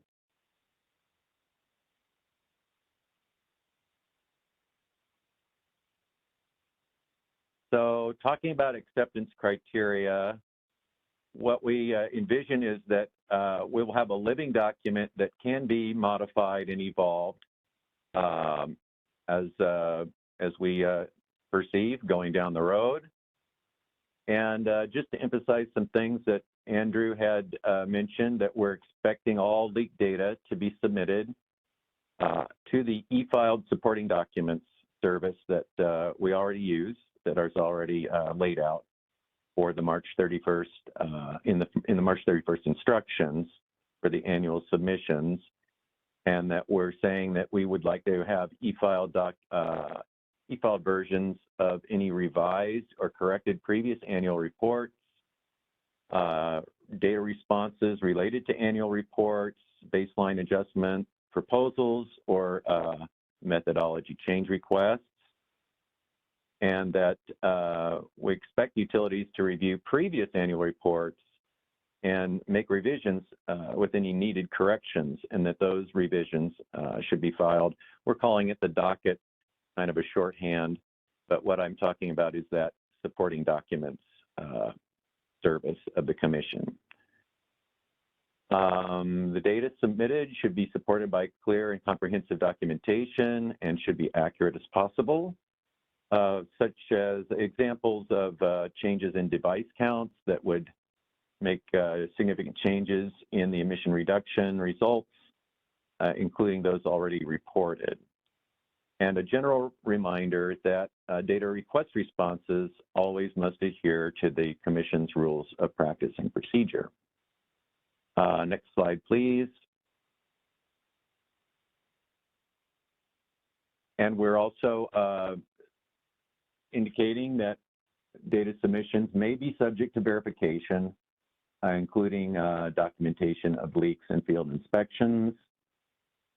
Approval of reported data may be rescinded if they are deemed inaccurate or methodologies are not followed accordingly. Emission estimation methods should be as consistent as possible across utilities. That's kind of an overarching goal. And if there are significant changes in reporting, that may trigger a review of the baseline or leak reporting methodology, recognizing that the term significant is kind of vague at this point. So we would be working towards defining what we mean by that. And finally, these acceptance criteria are specific to reported data, but may apply to baseline and emission factor proposals as well. So we talk about that in the next slide. So criteria associated with leaker-based methodology. Again, the data submitted under the emission methodology is subject to further documentation requests or verification. Revisions to annual reporting data which result in significant emission reductions are subject to further review through documentation and or underlying data sets. All leaks reported should include an associated emission estimate when a leaker-based methodology is used. That is, no leaks should be reported for informational purposes. And an example of this is, I think, was just covered in Andrew's presentation, where we're saying we want to see an estimate for all the compressor-related leaks, even those below 10,000 ppm, which in some cases have only been reported for information purposes. We're reminding that integrity of historical data sets must be maintained.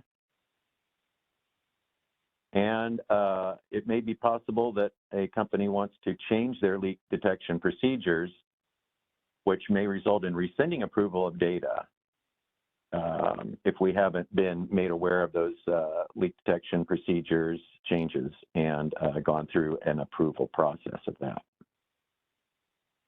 Let's see, next slide. Okay, so yeah, we wanted to share that we're planning to send out these draft criteria for comments, and similarly to how we send out the template changes, et cetera, and ask for feedback and comments on those. So I'd be happy to go over this or hear any discussion or questions at this point. All right, thank you, Fred. I'm seeing a hand up from Christian from CARB. Hi, Fred, this is Christian. Thanks for the presentation. I had a question on slide 3. All right, let me roll back to slide 3. Okay. You? So I was looking at the bottom bullet. I can see. All right, just making sure I have the right slide. Is this Yes, it? this slide. This is it. Yeah, thank you. So Fred, I know we talked last week about the bottom bullet where it says reminder all submittals must adhere to CPUC rules of practice and procedures. In your presentation, you said that data request responses must adhere to CPUC rules of practice and procedures. So could you just clarify what you mean with the bullet on the screen here? Well, yeah, I mean, anytime that we are asking for a data set, that's a data request and, a response to our data request.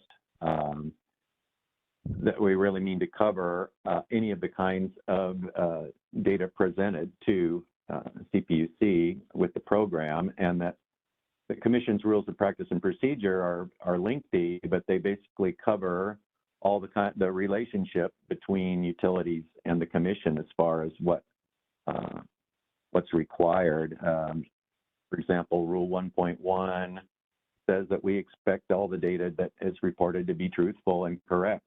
So that's, I think that's very well understood by utility personnel, but we're just pointing that out because sometimes we have received inaccurate or responses that we've reviewed and found that there were errors or mistakes and this kind of thing. So I think we're just pointing out that it would help to streamline our whole process for everyone, that utilities be mindful that we want the data submissions to be as accurate as possible from the get-go. There's other rules of practice and procedure, for instance, that govern things like submitting documents to the commission through that supporting document service. Hopefully that gives you a sense of what we're talking about. It does. I just want to make sure I understand perfectly. So am I correct in understanding that any material that is provided to support a baseline adjustment request or a methodology change request, that would also be included in this all submittals here? Yeah, that's the intention. Appreciate the feedback, and we can certainly, revise this draft set to make that clearer. Okay, no, thank you very much.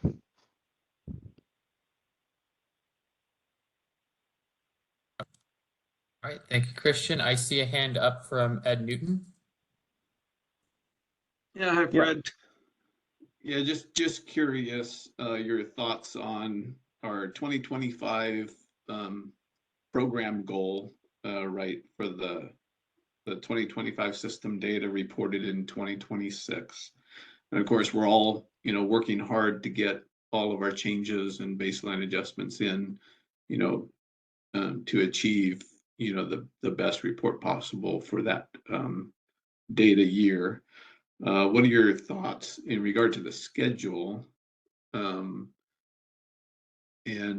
that was shared in the previous discussion along with this information, right? That the utilities should be targeting to have all of those changes in and submitted in order to have it reflected for that deadline or goal of 2025. Yeah, I think we've kind of crossed this bridge about just what would be necessary to satisfy that 2025. I think my recollection is that it would be the results achieved in 2025 is what is being considered for that PUC requirement, so that by our normal process here, 2025 data is going to be reported in June of 2026, and that we'll then have our normal process of reviewing that and requesting clarification and making any needed corrections and finalize that data set like on this calendar that Andrew presented. That would be finalized by August 31st of 2026 and potentially reported nominally like by the end of that year, by the end of 2026 in our joint report. So that would be the practicality of checking, right, how the utilities have done against that commission requirement for what, 20% reduction by 2025. So we may, if we have to go back and look at, I think there was actually some statement made about when that yardstick would be applied in a previous commission communication. I don't recall it right off the top of my head, but I don't know how we would get around what I just said as far as this is the way we handle things in the program. We get the data for 2025 in the middle of 2026, and we process it and we make a determination, and the results wouldn't be officially published until the very end of 2026, about 2025. Very good. Thank you for that clarification. That's good. That's what we were thinking, but just want to make sure. Yeah, and I mean, if there's something awkward about what the commission has said, that the rules are going to be, we might even need to look into saying that isn't quite right. And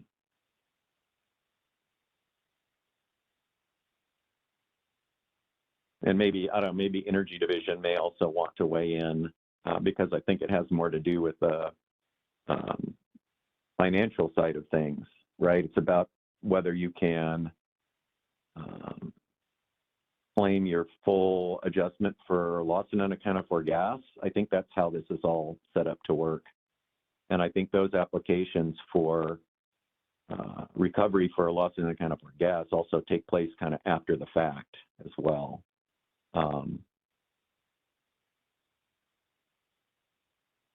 Maybe Renee can look into how that all would work out.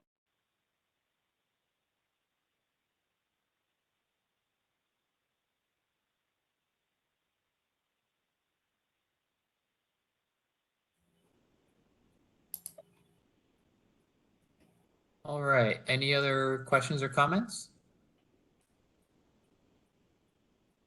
Oh, I see. guess I could take that as an action. I'll take that as an action item. Yes, sorry. We have a couple hands up. The first I see is from Win, from CARP. Fred, did I hear you correctly that we will work together with Renee as far as the loss and accounted for gas into this picture for the NGLA?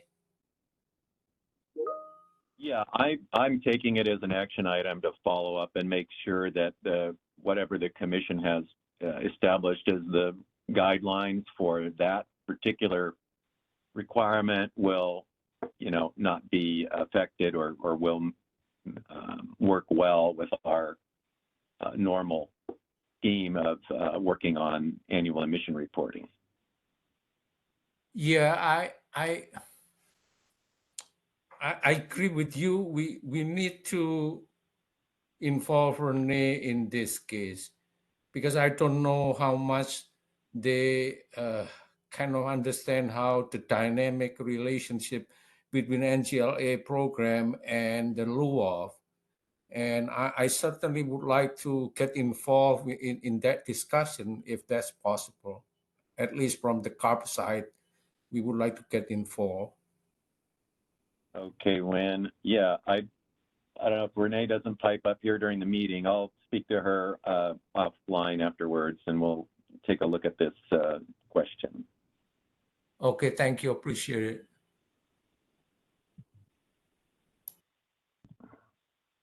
I'm here. I'm just not prepared to dive into a detailed discussion of that right now. Right. Yeah, it's fair. I know it's not something that we're top of our mind, really, several years down the road. Right. Well, less several than it used to.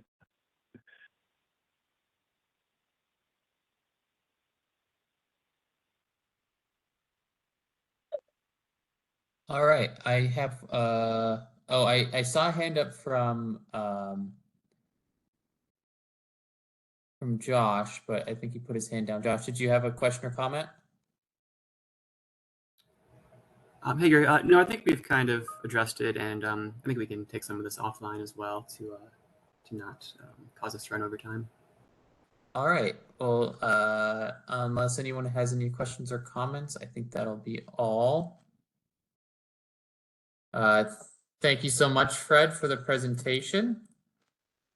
Right now, we are coming to the next break in our workshop lunch. I have it scheduled for 1 hour. Trying to get the screen working. So please enjoy your lunch break, and we'll plan to meet up back again at, is it showing correctly? Yes, okay. We'll plan to meet up again at 12:40 p.m. Thank you, Gary.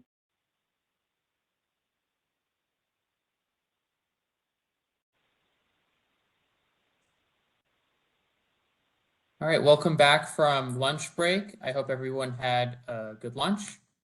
We're going to jump right back into the presentations. Right now, We're scheduled to go until 3:30 p.m. So hopefully we can stay on schedule for that with a break at 1:40 p.m.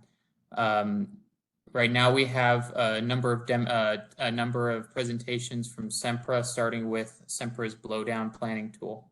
So if staff from Sempra is ready, I'll hand it over to them. Thank you, Gary. Let me share my screen.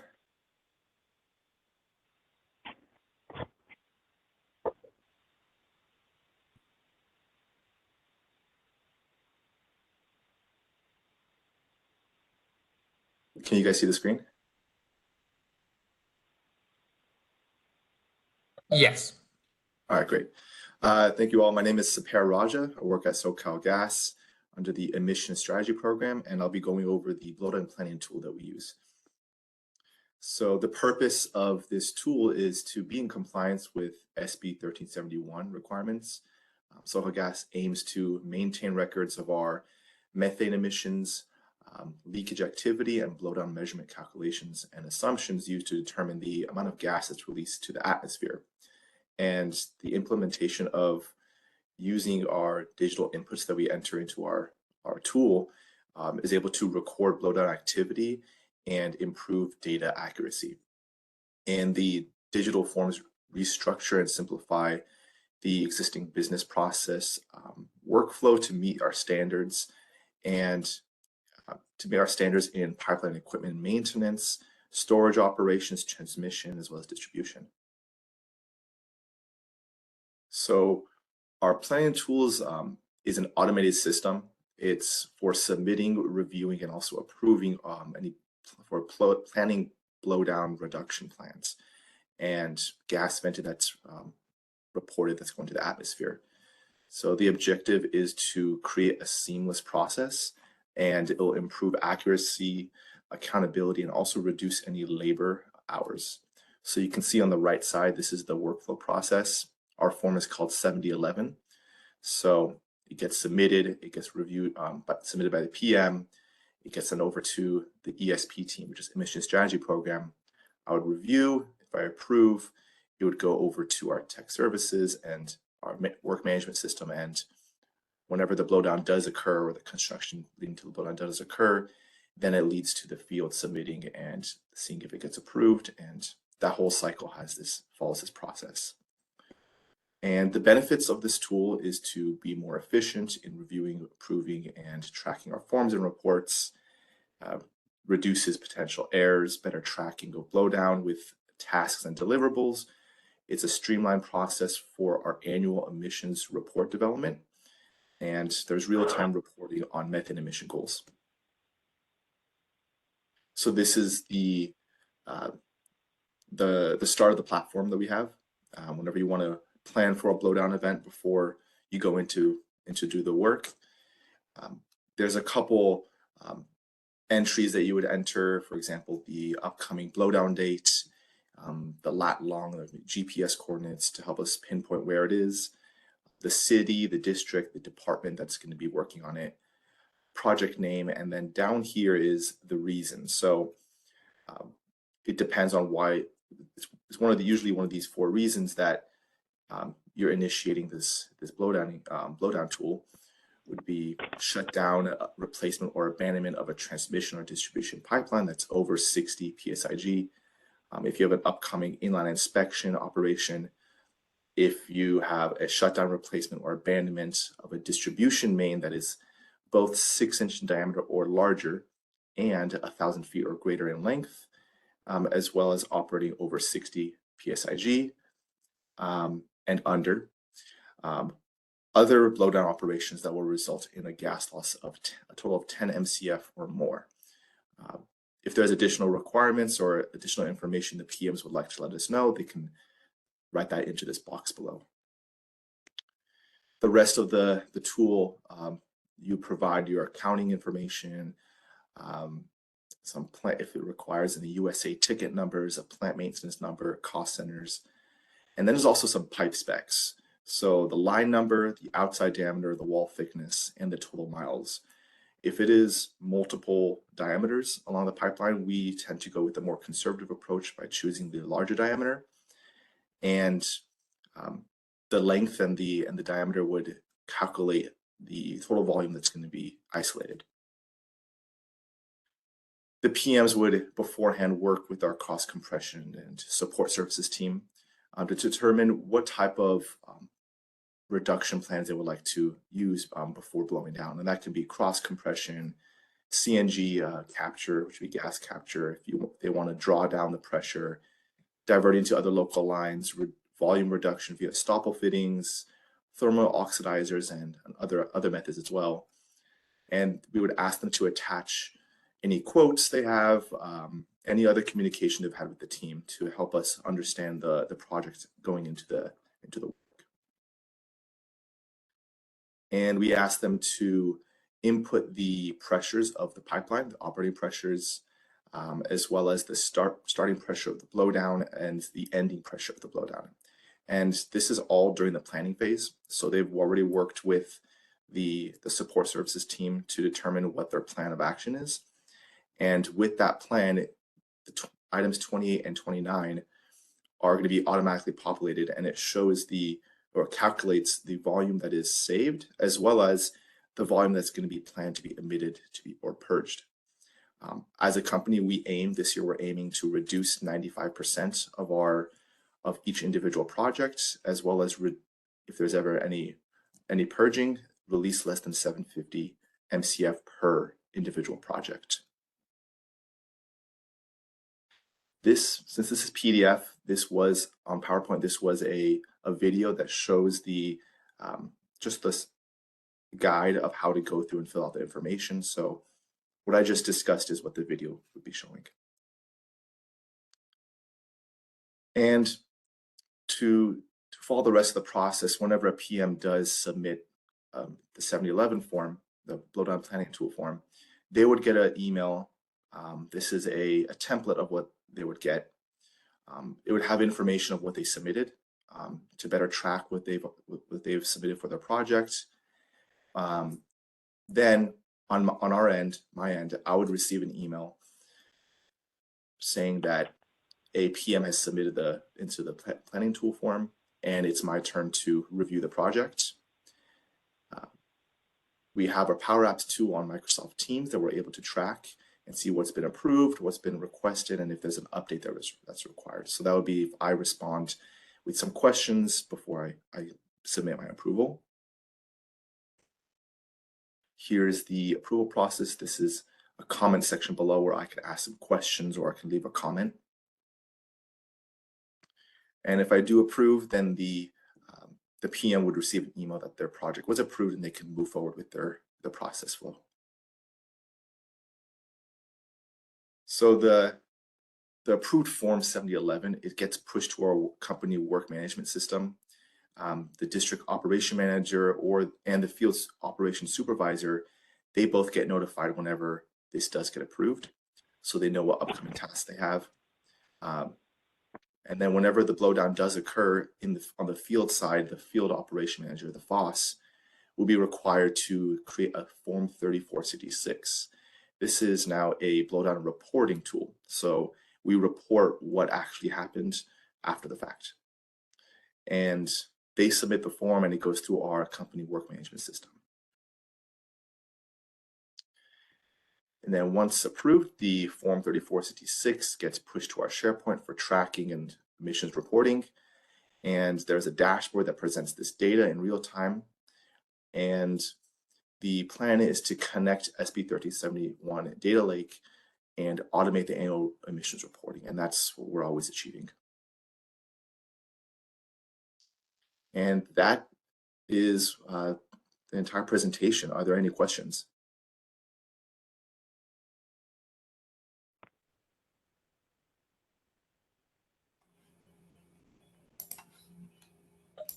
I see a question from Kathleen. Her hand is up. Thank you. Thanks for the presentation. So there's just a term that caught my eye.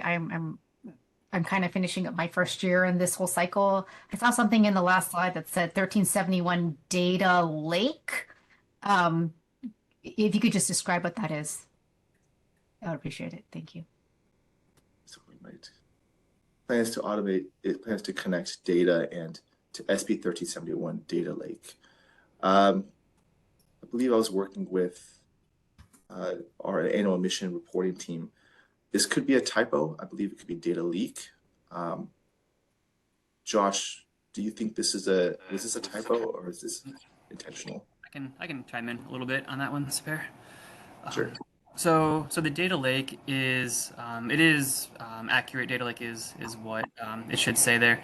Data lake is a automated reporting tool that we're building.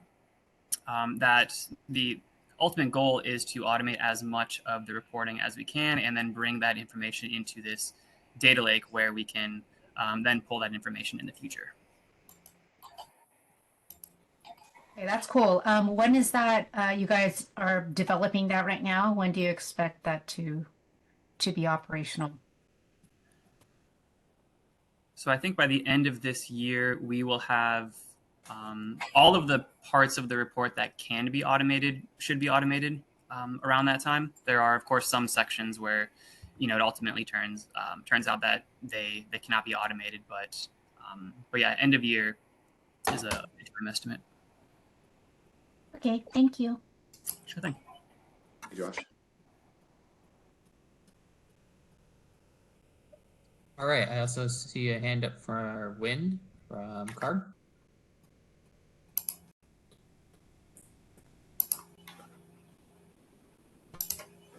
Yeah, hi.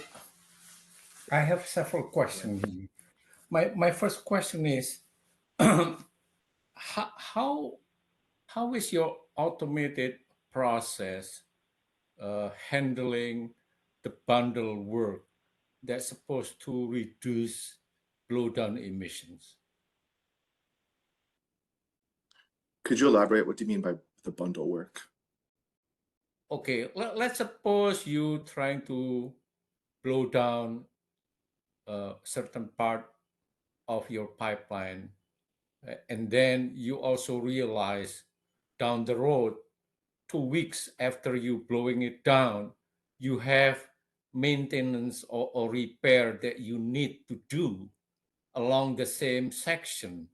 And as I recall, we try to reduce, let's say, double blowdown in that particular section. So how that bundle up work enter into this automated system?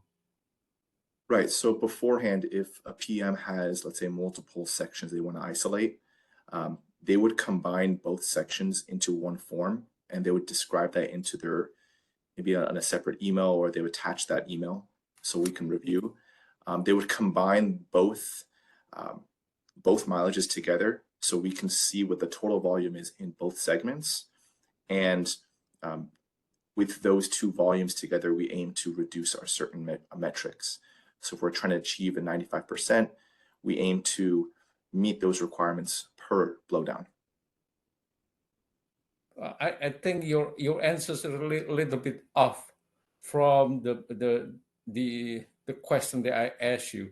Let's say for the same section, you have multiple work that are coming in several months, and then you try to do it at once so that you kind of reduce the amount blowdown that will occur in several times for that particular section.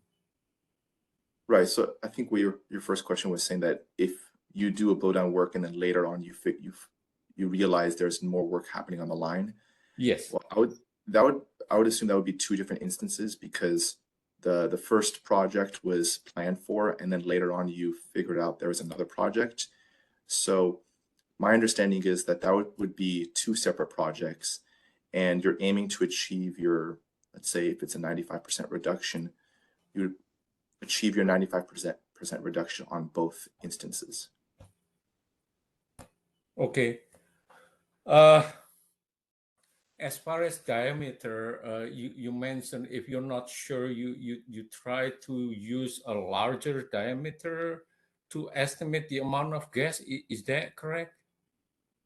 Not that you're unsure of it. So for example, we know what our sizes of a pipe is. So for example, if there's a segment that has a 6-inch, or I say a 10-inch and a 12-inch over a mile length, the blowdown planning tool is only allowed to enter one diameter. So if you have two segments that have, let's say, your segment that's isolated that has a 10-inch and a 12-inch, we would typically go with the conservative approach by saying, all right, let's go with assume the whole thing is 12-inch, so that the calculations show that there is a larger volume, so we aim to reduce more. It is a taller task, but that's what we aim to do to make sure that we are taking the conservative approach. I'm afraid your term conservative for one purpose can be different from the other. Let me give you an example. If you try to estimate as large as possible the amount of blowdown to occur, that's conservative if that amount is larger than the reality.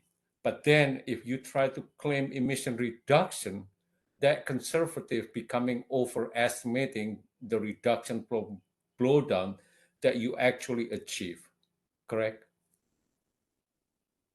Correct. But at the same time, if you do underestimate, then you end up purging out to atmosphere, you could be ending up releasing more to atmosphere than anticipated. So I guess there's a two-part factor to that. Yeah, this is something that we need to be careful of because definitely, yeah. For one purpose can be what you're trying to achieve can be different from the other purpose. Okay, and Right, then I also would like to ask you.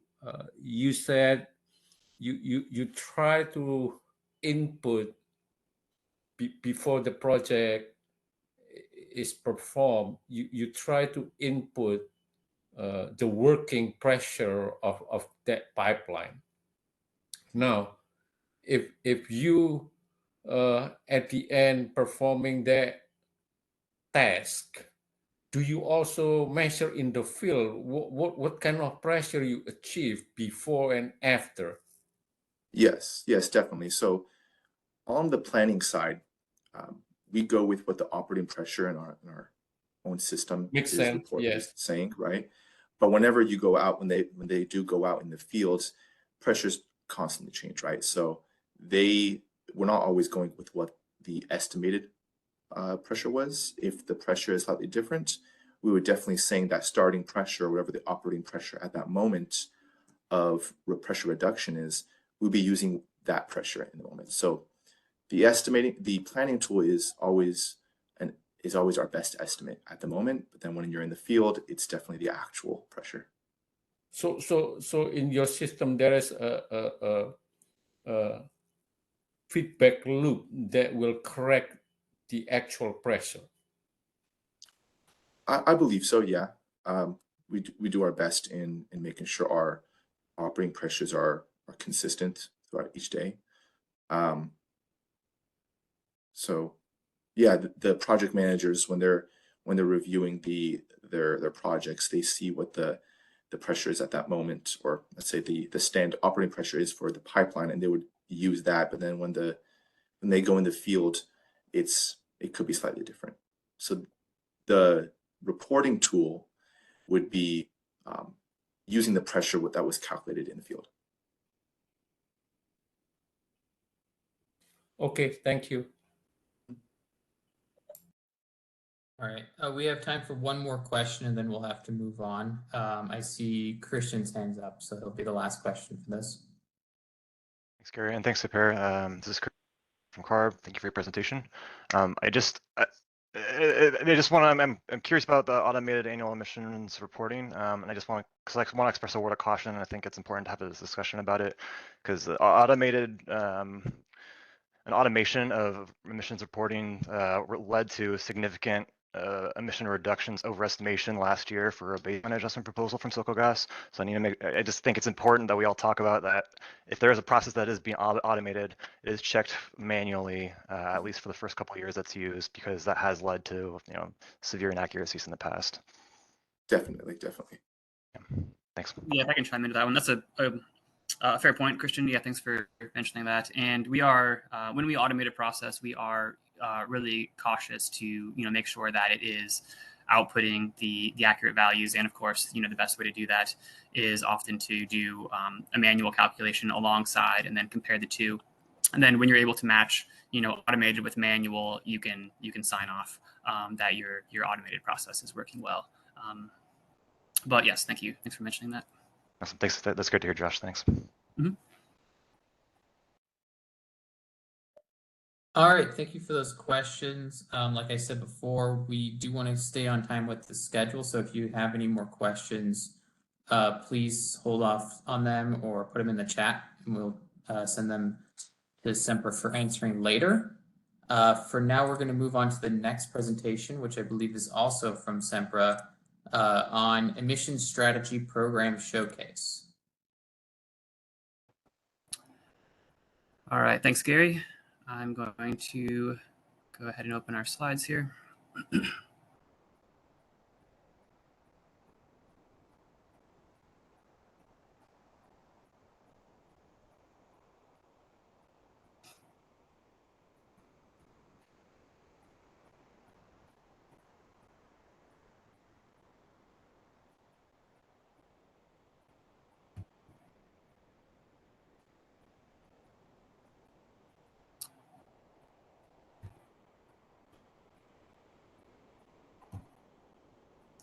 All right, is that clear for everyone? Can you see my screen?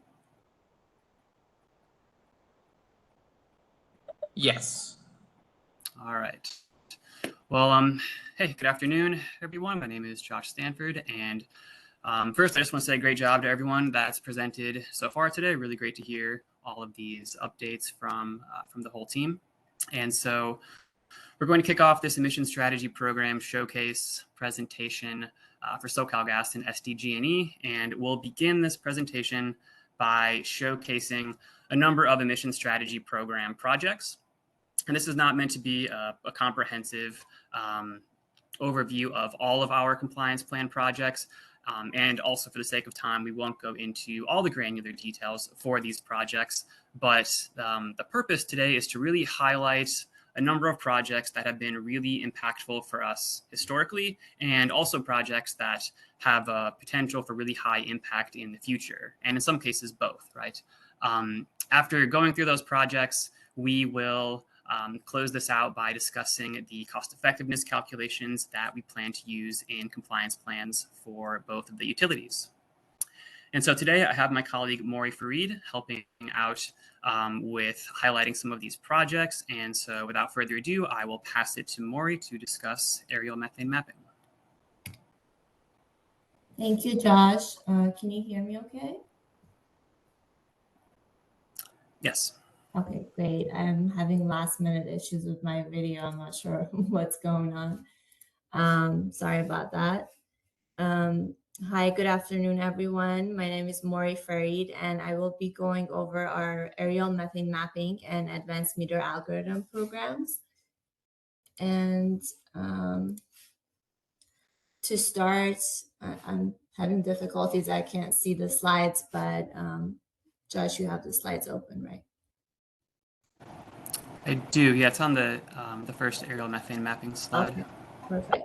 SoCalGas. Sounds good. So just to start, I'd like to highlight some of the advantages of this program. The aerial methane mapping plays an important role in reducing both our system and non-system leaks, and it provides a comprehensive insight into methane emission sources. It also enables us to find emissions over large areas. And through data analytics and reporting, we've been able to track our progress over time and identify areas for improvement and demonstrate tangible results. And these benefits really extend beyond our short-term environmental impact and align with our long-term sustainability goals. And it gives us a better opportunity for better customer relationships and increased safety and efficiency. It also provides us with useful data that complements our advanced meter algorithms program for our customers that Eric went over earlier today, and I will go over as well. And non-system leaks detections are a great part of this program, and we've been really focusing on ensuring that these leaks are mitigated. We set up a new procedure to follow up with our customers to confirm and make sure that they are keeping the leaks abated and fixing the leak sources. And so far, we're really seeing positive results. The customers have been very receptive and understanding. And for the customers that we've reached so far, we see a 98% compliance in keeping the leaks abated. And we have the results. We'll be sharing it in the compliance plan filing. And since the beginning of the system-wide implementation of this program in 2021 through end of 2022, we've been able to achieve 410 million cubic feet of emission reductions. And we are currently QA/QCing our results, our 2023 results, and that will also be in the compliance filing. We are forecasting to achieve approximately 4.5 billion cubic feet of cumulative reductions from 2021 through the end of the program in 2030. And at this point, we're really in a great position to benefit from the past 3 years of the investments and setting up the program. And we've been really able to reduce our cost effectiveness. Sorry about that, cost effectiveness. And some of the strategies that we've implemented that has helped us lower our cost effectiveness is by optimizing our flight plans and implementing more automations and enhancements for a streamlined workflow.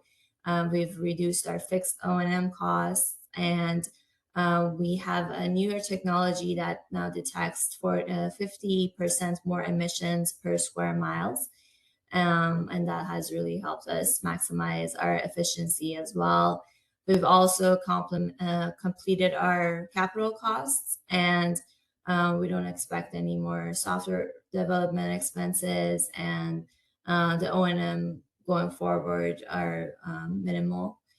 And these measures really optimize our program benefits, and it has really helped us with cost savings and enhanced emission reductions in the long run as well. And we expect to continue to work on refining our processes and advancing technology, minimizing our operational uncertainties, and engaging in R&D to explore innovative ideas that can further help us improve our program. Next slide, please.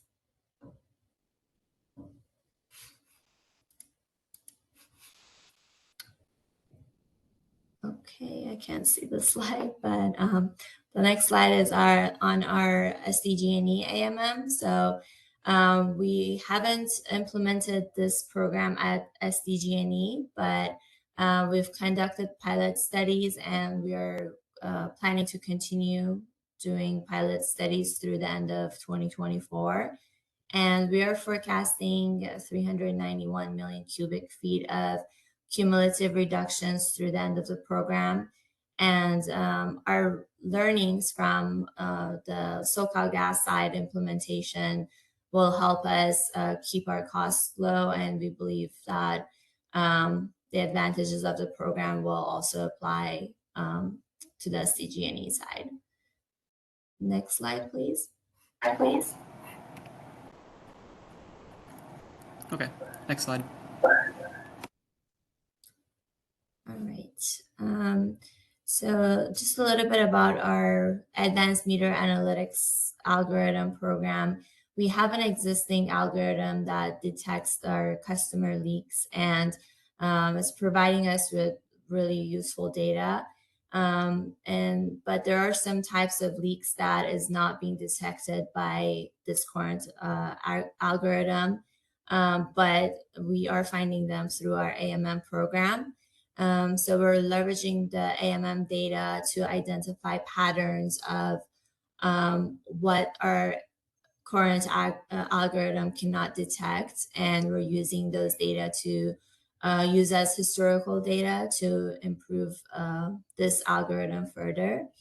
And by implementing this strategy, we can maximize the benefits from using this algorithm and reduce our methane emissions. And the numbers are showing this project is also cost effective, and we are estimating 342 million cubic feet of cumulative reductions from 2025 to the end of program 2030.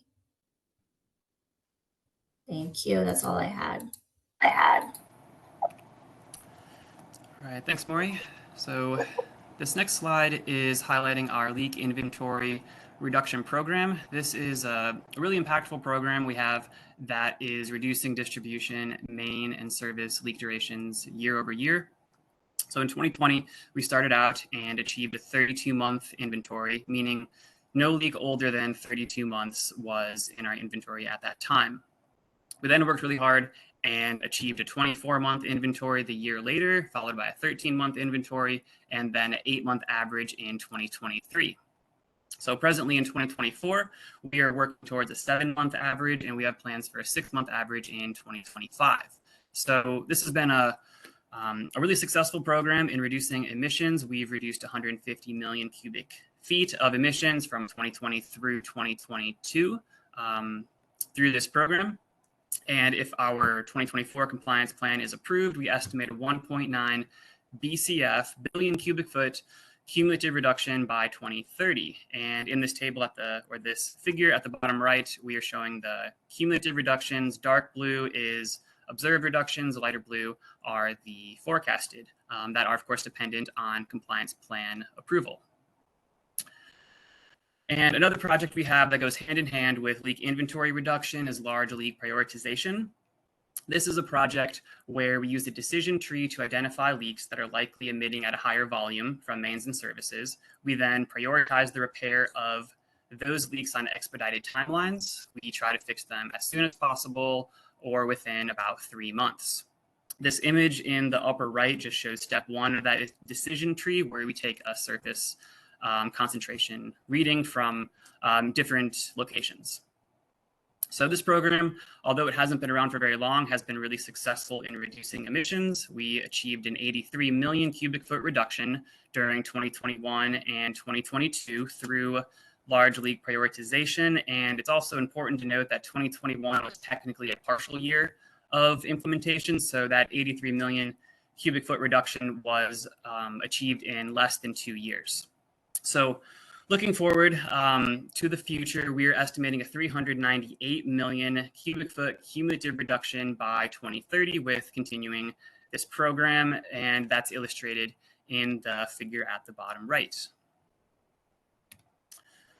Another SoCalGas program, and this goes for both utilities, but that has been really successful, is our blowdown reduction activity work. So for SoCalGas in 2023 annual reporting, we showed a 91% reduction in pipeline blowdown emissions. This is in Appendix 1, and this was achieved through a variety of means, such as gas capture, cross compression, project bundling, and drafting. And through this program, we have thus far achieved 612 million cubic feet of emissions reductions from blowdowns from 2018 through 2022, and are estimating a 2.1 billion cubic foot cumulative reduction by 2030 with the continuation of this program. And those forecasts and observed emission reductions are shown in the bottom right of this slide. So as I mentioned, this has been a really successful project and program for both utilities. For SDG&E, we achieved a 95% reduction in pipeline blowdown emissions during 2022 per our 2023 annual emissions report Appendix 1. We achieved 15 million cubic feet of reductions from blowdowns during 2018 through 2022, and are estimating 38 million cubic feet of cumulative reductions by 2030. Now, you might be thinking that the 15 and 38 seem kind of low because we just showed the SoCalGas numbers, but SDG&E is a lot smaller than SoCalGas, both in emissions and size of infrastructure. So for their size, these are significant emission reductions. Reductions are highlighted in the table or the figure at the bottom right. And then at the bottom left, we have just a photo of a cross-compression job site. This is the last slide for the project highlights before we move into the cost effectiveness. This is SDG&E Electronic Leak Survey, or ELS. So with this, we are moving or proposing to move from paper maps to electronic maps. ELS is basically a mobile application with GIS-generated leak survey routes. It has several key advantages and features over paper routes, such as it integrates with work management systems, it enables faster response during significant events, helps improve our geographic location data, and of course increases efficiency by eliminating previous manual tracking processes. We implemented the same program for SoCalGas in November 2022, and it's been really successful. We've since implementation, and these metrics are as of late 2023, we saved 3,500 hours or 147 days in leak response time, which of course equates directly to emission savings because those are fewer leak days. So in addition to being a project that helps us to collect better data and be more efficient, it also helps us to reduce our emissions. And so for these last 3 slides, I'm going to pivot into cost effectiveness in our 2024 compliance plans. And we're really excited about the submittal of those compliance plans because we've been able to calculate cost effectiveness for more chapters and projects in the 2024 plans than we have in past plans due to more data and information that's available at this stage of the program. So I think it's helpful to first make sure we understand the variables before showing any of the equations. These are some of the key variables. I'll try to go through them pretty quickly. So RRR, that's realized revenue requirement. That's the cost that it takes to provide a service to our customers, to put it simply. AARR is the average annual revenue requirement. AARR is used for future cost effectiveness. RRR is used for historical. Next, we have cost benefits. That's the reduced cost of gas at a forecasted average annual weighted average cost of gas, often referred to or abbreviated by WACOG. Next, we have avoided cap and trade costs. This is, of course, in reference to the state's cap and trade program. We assume December 2025 vintage prices, and this is based on a 5-day average of trading in January 2024. We assume December 2025 vintage prices because the compliance plan is for 2025 and 2026. Next, social cost of methane. This is an adjusted variable from Decision 19820 using the California Consumer Price Index. We were able to adjust it for the significant inflation we've seen in recent years.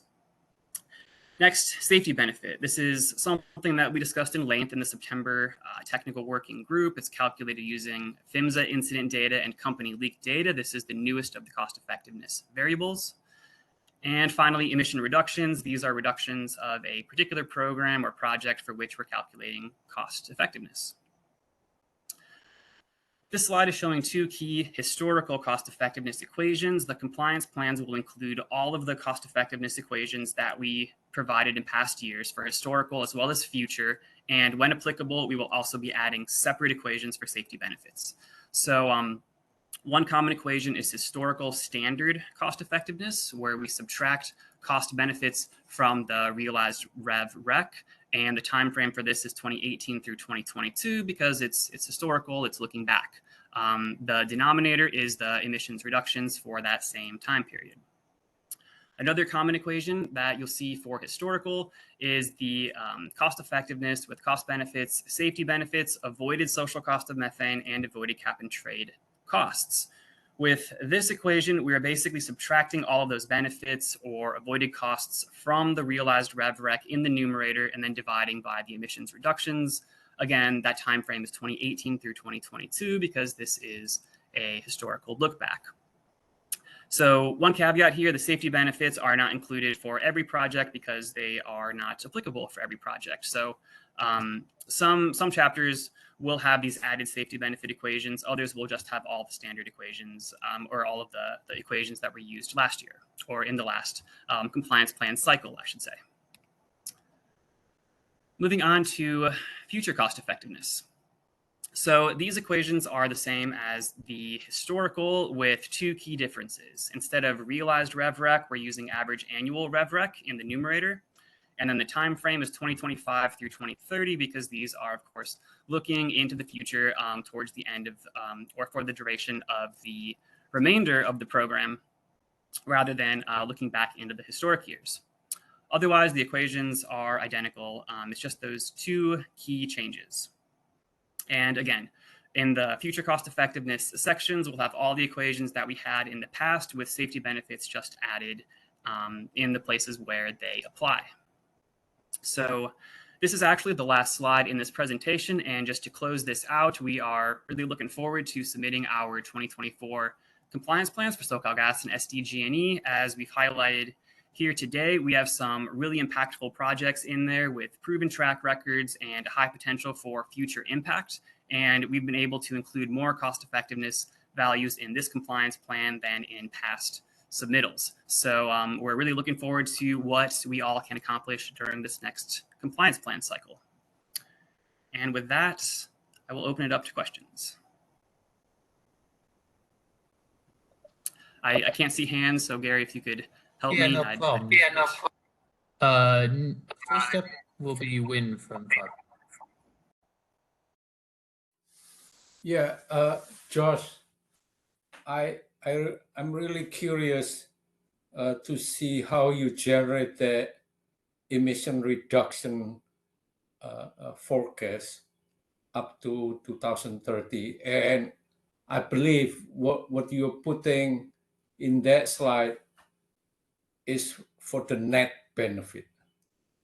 So meaning year over year, you may have some increase from certain activity, and that reduction already included that kind of increase or decrease.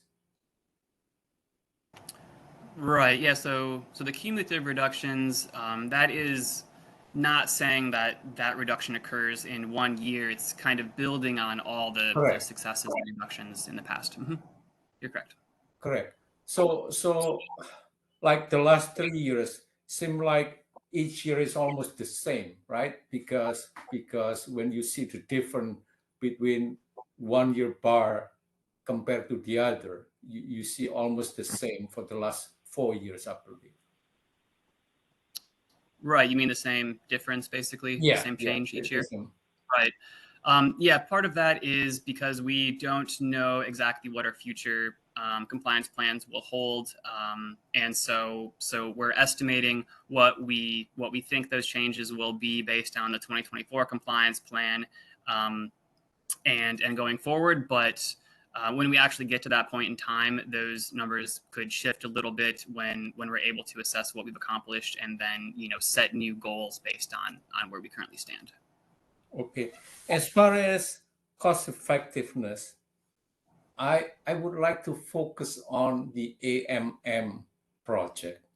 Okay. As Eric showed us earlier in his pie chart, that about 2/3 of the emission benefits occur outside the NGLA program. Do you recall that, Josh? Yes, I recall that slide. Okay. So bear with me in this case. As far as emission benefit, you have the cost associated with the program divided by the emission reduction achieved from that program. Basically, that's the cost effectiveness with some details, of course, involved. Correct? Right. Yeah. In a nutshell. Mm-hmm. Yeah. So in this case, I was wondering, because most of the reduction occur outside the NGLA program, is that cost effectiveness kind of a little bit misleading?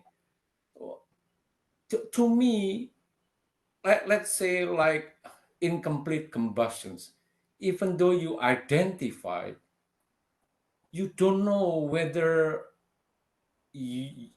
what you discovered will be followed up by whoever entity that you contact, that, hey, you have incomplete combustion, it will be good for you to reduce these emissions. So as a result, you may have emission reduction that kind of overestimating the reality.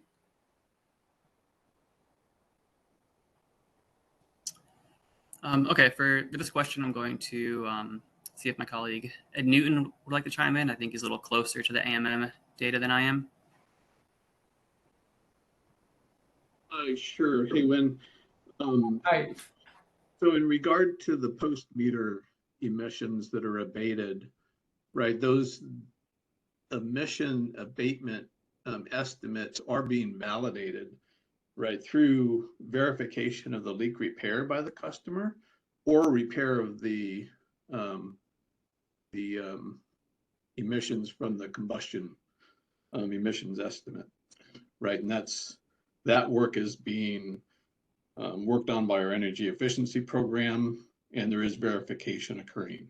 And the team is working on developing the evidence to demonstrate that verification of the post meter emissions. So the information is being validated. Yeah, I kind of a little bit not sure, since you don't have the authority to tell them, hey, you have to reduce this incomplete combustion.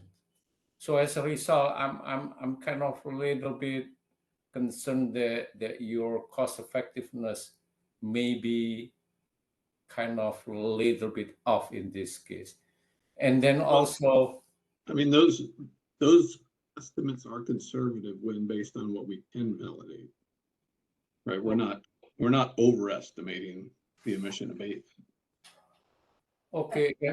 Ed, if I might add also, when we are submitting cost effectiveness calculations, the CPUC has us submitting two numbers as well. So we're using we're calculating cost effectiveness based just on system emissions, as well as then showing a second calculation with the post meter emissions that we can confirm. So we're not just submitting one number. Okay. And then also, as I compare this side benefit of the ANM to the NGLA program, is that for the NGLA program, you kind of apply the greatest good for the greatest number principle. What I mean by that, let's say you discover your emission coming from your compressor station or transmission pipelines. A lot of people will benefit from that. Or a lot of end users from your system will benefit from that. And then it's fair to ask them to pay for it. While the outside NGLA program, you applying costs, imposing costs to the end users, but not every end users benefit from that. So I was wondering, is that fair to the end users to fund this program when they don't really realize the benefit for themselves? So isn't there a societal benefit to reducing the natural gas emissions that are going into the atmosphere? I agree with that assertion, okay, but as far as the money coming from the system supporting this kind of program, that's my concern. Well, if I can jump in here, that's, ultimately that's going to be a judgment call by the commission themselves. And okay. SoCalGas is proposing two different ways of valuing their cost effectiveness. One strictly based on system emission reductions, but the other one based on overall emission reductions that they're able to demonstrate that they're achieving. And ultimately, when they are requesting funding, it'll be up to the commission to decide, you know, what they think is fair. And I think Ed makes an excellent point. The commission needs to be considering that the overall reason for this program is the benefit to all of society of reducing greenhouse gases. That's my opinion about it as well. Yeah, I agree with you, Fred, as far as social benefit for the community or society. But in this case, my concern is on the other side that I asked earlier, that the benefits that potentially you can achieve may not be accomplished because you cannot force people to, let's say, fix their incomplete combustions. How do you know that? Well, May Ed is I saying that jump they, in here? if they're, I'm go sorry, ahead. but my understanding, Josh, correct me if I'm wrong, but in response to an earlier question, I believe I asked about the specific issue of how the aerial program allowed you to measure whether the customer side of the meter and incomplete combustions had been fixed. And the answer was that it allows a post flyover to measure those reductions, and that also 98% of those hazardous leaks on the customer side, so the larger leaks on the customer side, are being fixed. Did I get that right? Yeah, that sounds correct to me. And I think my colleague Maury might have some more information on the following up. So Yes. if we do have accurate estimates and we don't have compliance on the customer side of the meter, they're paying for that in their gas costs, right? I mean, it's in their best interest to fix a leak because they're paying for it, I would think. Yes, it's definitely, they've been very receptive. We included a process of making sure and calling and following up on those customers. And that's a recent process that we put in place. And they've been very receptive, and 98% of those customers are actually responding with making sure that leaks are abated. Yeah. Okay, thanks. I just wanted to clarify my understanding of this issue that Wynn is raising. Yeah, Yeah, we might also want to make the point, Renee, that for the leaks that are hazardous that are post meter, the gas service is actually shut off until the leak is repaired. And so we do have verification through our operating teams that those types of leaks are definitely repaired. Yeah, I see your point there, Ed, but as far as incomplete combustion, I kind of still not very convinced, because even though they're paying the cost of the program to some extent, but fixing in complete combustion is not the same like fixing leaks, okay? And sometimes you have to overhaul your whole system, and that's not cheap. The owner of the system is paying for the overhauling of the combustion device, Lynn. I understand that they have to pay, but whether they're going to do it, even though you already identifying, hey, you have incomplete combustion in your system, but that is totally different from fixing leak. Like I said, Fred, I'm not very convinced that they will follow through right away. They're going to fix that kind of incomplete combustion, because some of them is inherited in the system itself. But SoCalGas is only going to claim methane reductions from those sources of incomplete combustion that can be verified have been fixed.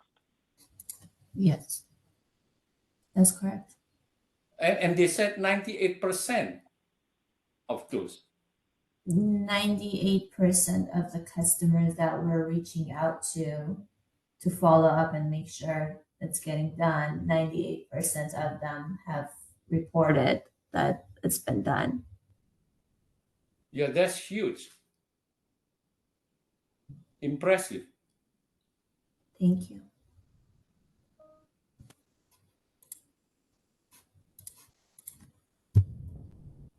All right. We are running up against the schedule. Christian, do you have a question that's urgent, or are you okay sending it in for later? Okay. Sorry, Garrett, can you hear me? Yeah.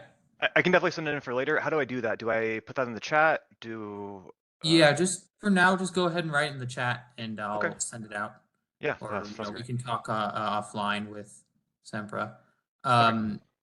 And then I see Renee raised her hand. Do you have a question that you want to ask now, or are you okay asking it for later? Yeah, well, I would like to ask it now because it's more of a clarification. I may have gotten this wrong, but I think you said that, Josh, and when you started talking about the AMA program, that the AMM, the aerial monitoring program, finds some that the AMA can't find. And I wondered if that's the case, what percentage of those that the AMA program doesn't find is findable by the aerial program.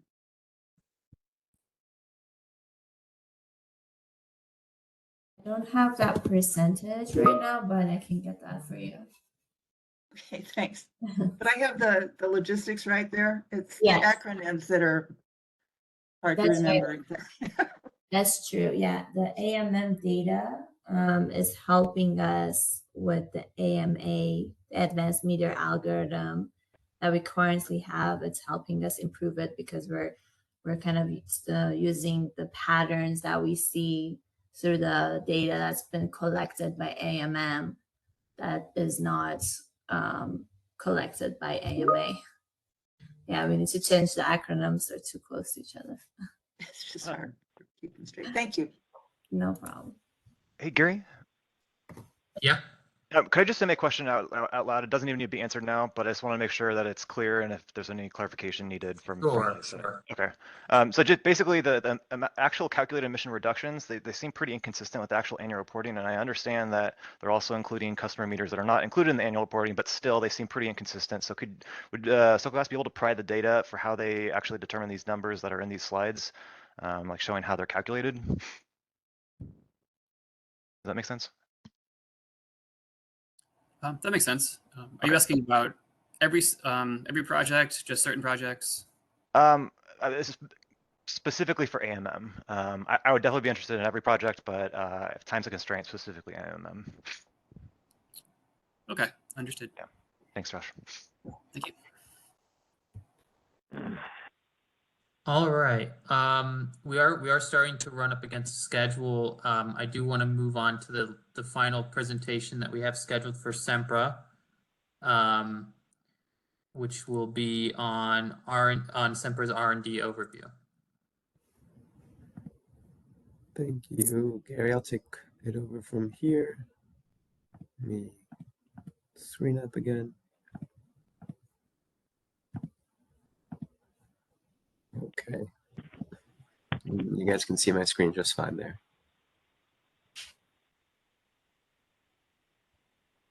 Yes. Yes. Sorry, I was muted. Oh, no problem. You're good. So in the interest of time, I'll just go through this as quickly as possible.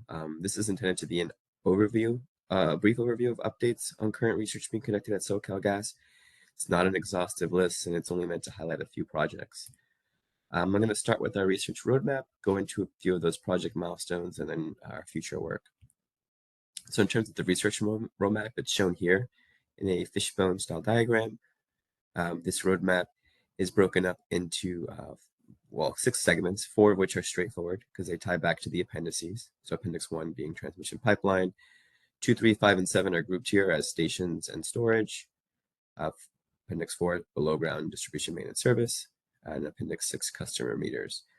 Those 4 key components or segments of the utility all have relatively similar research strategies that are focused on quantifying emissions and using that information to develop accurate emission factors and reducing emissions, either through advanced leak detection and or developing predictive and preventative practices.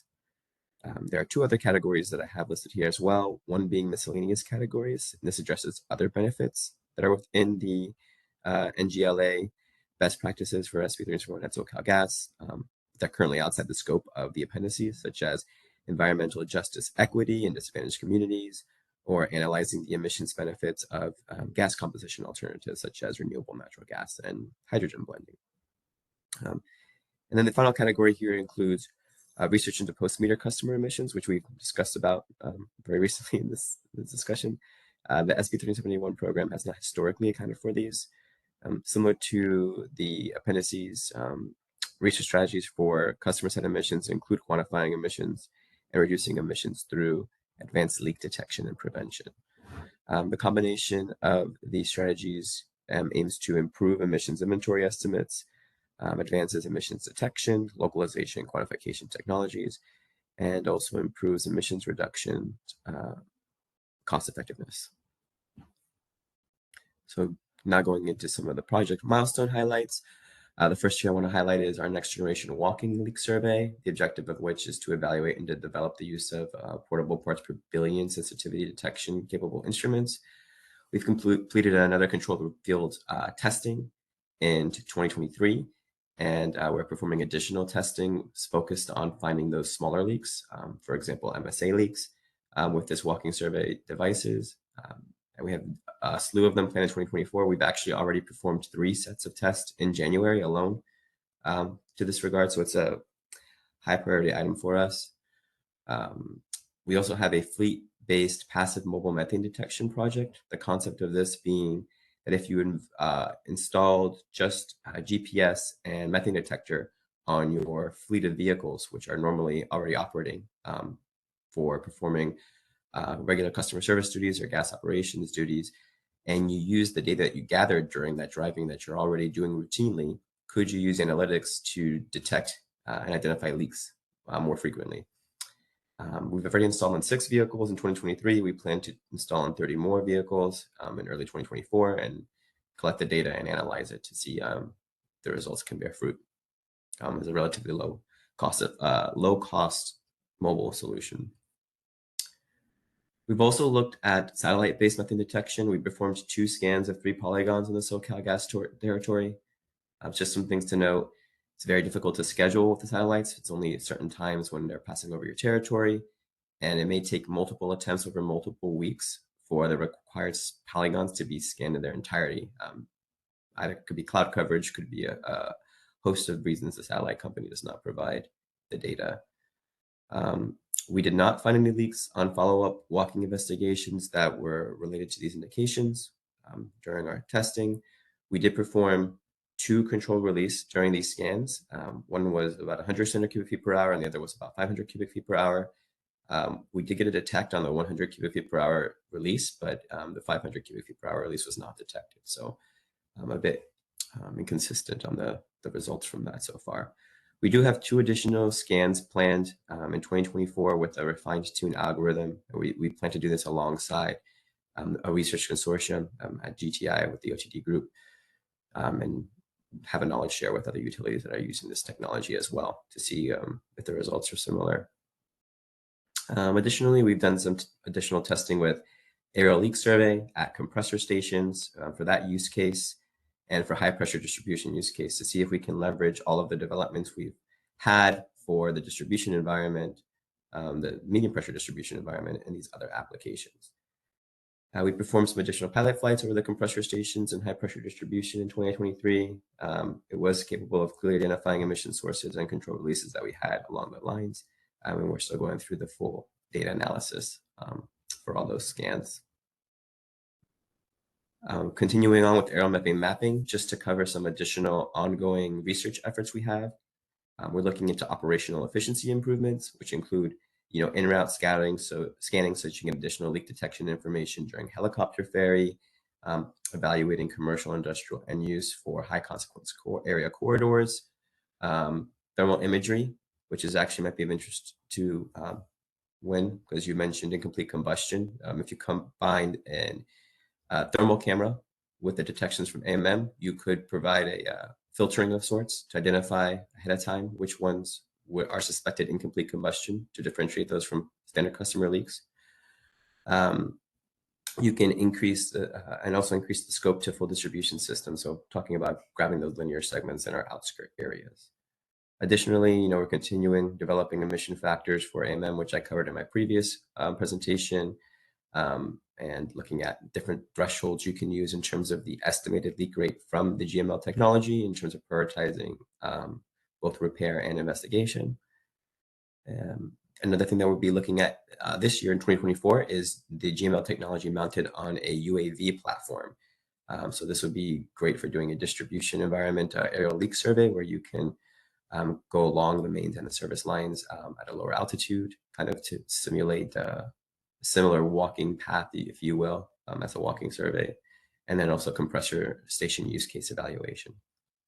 And then finally, looking at post-meter customer emissions, as I mentioned on the previous presentation, quantification studies, including field sampling and validation of advanced meter leak flow rates, and quantifying customer end-use efficiency improvements, for example, incomplete combustion. On the stationary sensors side, we are performing a stationary method sensor pilot, installing detectors at points of entries in meter rooms and crawl spaces to improve safety while reducing emissions associated with these more difficult to access meters. This is actually based off of the success from another utility over on the eastern side of the United States. They had a lot of success with this sort of application there, and we're trying it out here. We've installed 167 units in 2023. We'll continue to install another 200 to 250 units in by quarter two of 2024 and perform the data analysis and analytics throughout the year. Quantification, we continue our work with company-specific emission factor development for distribution maintenance service pipelines. I kind of covered this in depth in my previous presentation with the system-wide random sampling and the 3 years worth of implementation data for decision tree. This quantification of emissions from vented equipment is a project that's alongside NiSearch, where we designed and developed and assembled a device package for quantification of emissions from actuators over longer periods of time. We tested these at 2 transmission MNR stations and collected a week's worth of data from each facility. We're going to continue to construct a few more of these kits and install them at other stations to collect more data to get a accurate emissions profile from the actuators at these facilities. And I'll end this with going into future efforts. So we'll continue our company-specific emission factor and 2015 baseline adjustment research efforts, for example, with transmission facilities and with customer side emissions. I think it's important to state that prior work in this area has already provided 1,200,000 MCF correction to baseline and current annual emissions reporting. And for reference, the original baseline was, if you don't include the unusual emission source, it was 2,800,000 MCF for reference of the impact that all this emission factor work has, as it's not in the standard cost effectiveness calculation. And it allows for accurate identification of areas with the highest emission reduction potential, so that the benefit of this is it lets you tune in where you're doing your research and where you're putting your dollars worth of effort to get the biggest bang for your buck from the repair, or from the research for the repairs.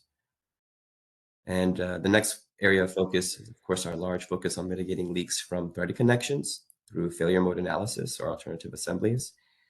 Meter set assemblies leaks currently account for 35% of our total system emissions, but these leaks are already repaired relatively quickly, 1 to 3 days. Repairing them faster will not yield more emissions reductions. You can't really repair much faster than that. So the only thing you can do is either increase your survey frequency and or have more leak-tight assemblies to reduce those emissions associated with them. And lastly, the large point I want to make as well is that we must focus all these emission reduction efforts while meeting our cost effectiveness metrics for all these research technologies and processes. And I'll throw it up to questions. Again, I can't see hands raised, so if you could help out with that, that'd be great.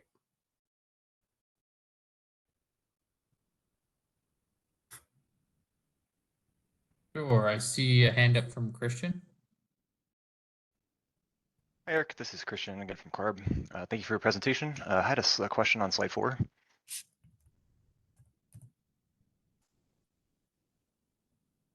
Yes. Right.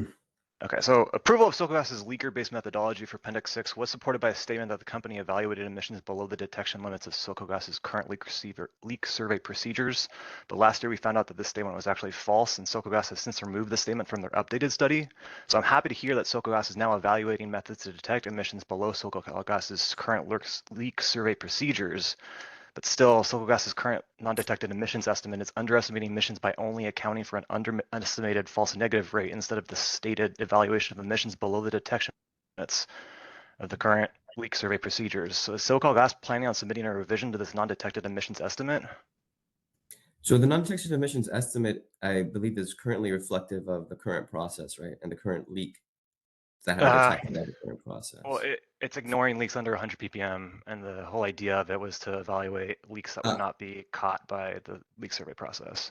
It doesn't ignore, well, the non-detected leaks under 100 ppm are based off of the CARB study alongside OTD, where they indicated that trying to quantify a leak with a high flow sampler below 100 ppm concentration that is using a fine tip probe sensor, a methane detector, would not yield any sort of consistent leak flow rates. And so we just copied that during the non-detected portion of that study on the MSAs. But that's separate. The non-detects are separate from the regular SoCalGas leak detection process, right? The non-detects are trying to capture the leaks that are being missed by the process, because the process, a couple things, right? It could be the device sensitivity, which is why we're looking at this. It could be the speed at which the survey is being conducted, which is another thing we're looking at. When we're doing that fine-tipped probe with that 100 ppm threshold, we went through every single joint connection around it with the fine-tip probe, very labor and time-intensive process. And so there's this, part of the cost effectiveness is, okay, how do we find these leaks without greatly increasing the cost to perform the surveys, which is what this project's trying to do as well. And I understand that the methods, and I appreciate SoCalGas evaluating, the different methods and lower detection limits, but making a statement that the emissions would be evaluated for under the current detection limits, when it's not actually true, it's misleading, and it really should be addressed in any sort of revision to Appendix 6, because like right now, it is, even if leaks under 100 ppm don't actually result in a high amount of emissions, they do result in some emissions, and the CARB study did show that. And the other interesting thing is that leaks under 100 ppm were also used by SoCalGas into the emission factors. So that actually ends up lowering the average emission factor, but it's not accounted for when you're actually looking for leaks. So there's a couple different ways in which this is kind of skewing the results of Appendix 6 emissions estimates. So that's what I'm wondering if you're. Yeah, no, I think it's a bit confusing. We actually are currently finishing up peer review on that paper and the process for publication in a journal article, actually, which should be coming out next month. Sorry? The updated study or the original one? Of the MSA study that we performed at SoCalGas and SDG&E. So there was only, well, this includes the latest data, if that's what you're asking. Right. Yeah. Okay, but the updated study has changed. It doesn't actually say the same thing as the original study. That's what the point I'm trying to make here. I'd have to, I guess, maybe we get clarification, because I still think there's confusion on how the process is done, because you might get 100 ppm reading from a certain method of using a methane concentration device versus another, depending on the proximity to the leaking source, the time that you spend around the leaking source, the time it takes for that pump, especially because a lot of these devices are vacuum-based pumps, to pull that sample into it and saturate it to that level. And so there is some nuance in there that I hope we can, if it's not addressed in that follow-up in that document, I hope we can address it in a follow-up meeting. I hope so too. If it were, what we found out last year is that the actual instrument that is used for the walking compliance survey can detect 5 ppm. I heard 1 ppm, but I'm not actually sure which it is. But that's much lower than 100 ppm. And so that's really the issue here. There's a whole classification of leak that was stated to be evaluated, but it actually wasn't. Again, I think the nuance comes from the distance you are from the leaking source and the time you spend there. Having the needle, like the nose needle probe, attached right at the tip, and it's a very small area at where the leak is coming from, can cause a higher concentration reading than if you're using a cone probe that's further away. And so a cone probe needs to be up, basically touching the MSA, right? Yes, and it has to, but it's also the duration that you're there. It's also how long it takes for that size of that pump. So a good example would be a common tool used there is the DPIR from Heath. They recently came out with a DPIR Plus version that has a larger pump that pulls a sample faster. We had seen in prior research studies that it could be possible to miss something if you weren't over the source long enough with that previous pump because it was slower and wasn't drawing the sample quick enough. That we're testing currently in these studies if the newer version mitigates that. Okay. I mean, see, that's the kind of thing that I'm asking if SoCalGas is going to actually look into and then address in the leaker-based methodology. Yeah, we're actively looking at that, and especially with this walking survey, and we'll definitely go into it when we have more deeper discussions on the appendix, the final version of the appendix for the next round of reporting. Okay, thank you.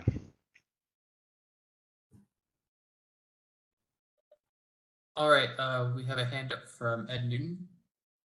Yeah, I'd just like folks to keep in mind and respect the peer review process of confidential studies prior to release of public versions of reports. The statements and claims that are made are legitimate within the research reports once they're made confidential. And the peer review process is intended to ferret out any of those statements that may be written in a way that's not understood correctly. And that's the point of going through the peer review process.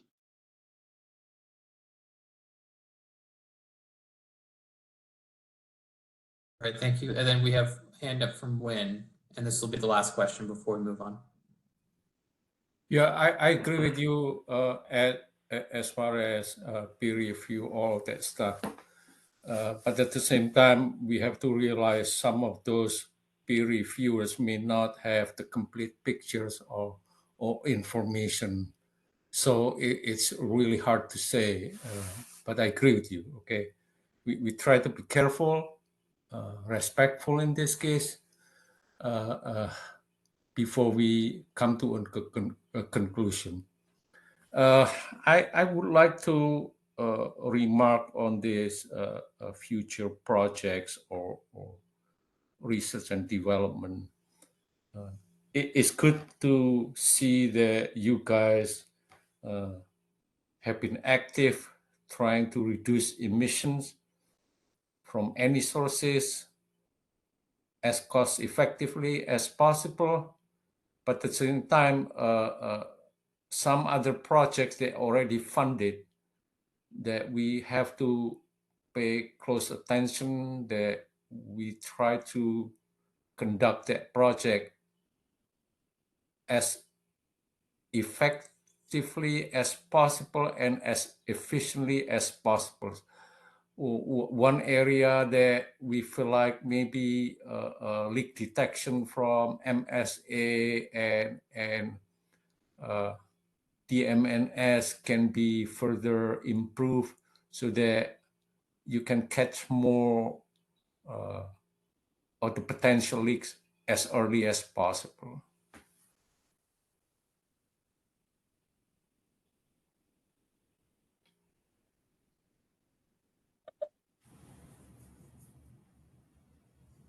All right. Is there any, if there's any other questions or comments, please feel free to send them to me either via email or in the chat, and I will note them down for later. Otherwise, since we are running late, With everyone's permission, I'm going to just skip over the break that's scheduled for now. We'll probably still do a break a little later, and move on to the PG&E presentations that we have scheduled.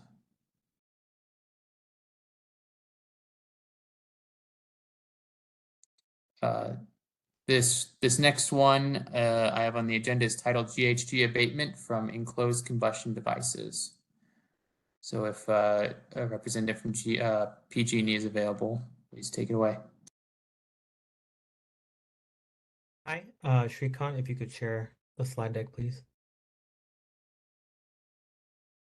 Yes, 1 second.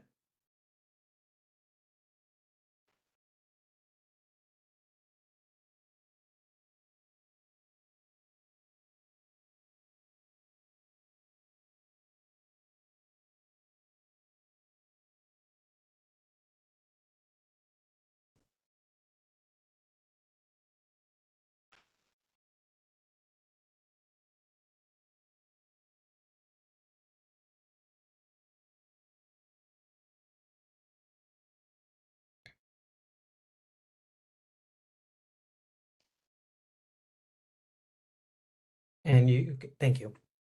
All right, good afternoon, everyone. My name is Isaac Marcia from PG&E, and today I would like to ask some questions around this topic of GHG abatement from enclosed combustion devices, or if GHG abatement credit can be taken. Next slide, please.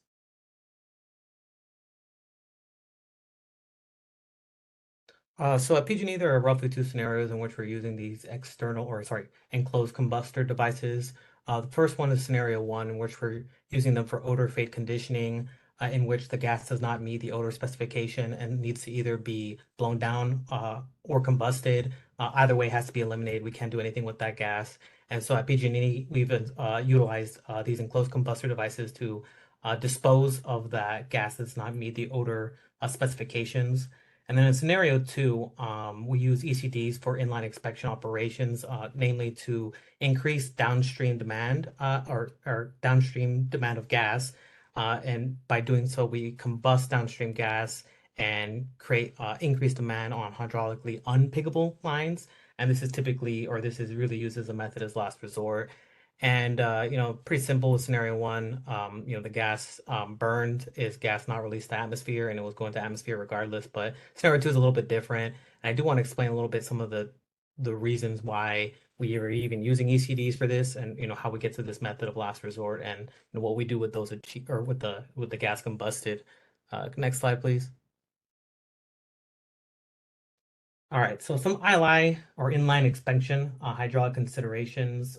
So as I mentioned earlier, pipelines with extremely high or low flow can be or traditionally deemed as unpiggable, as it can lead to stuck pig or damages or stop and flow, which is a huge risk for our customers.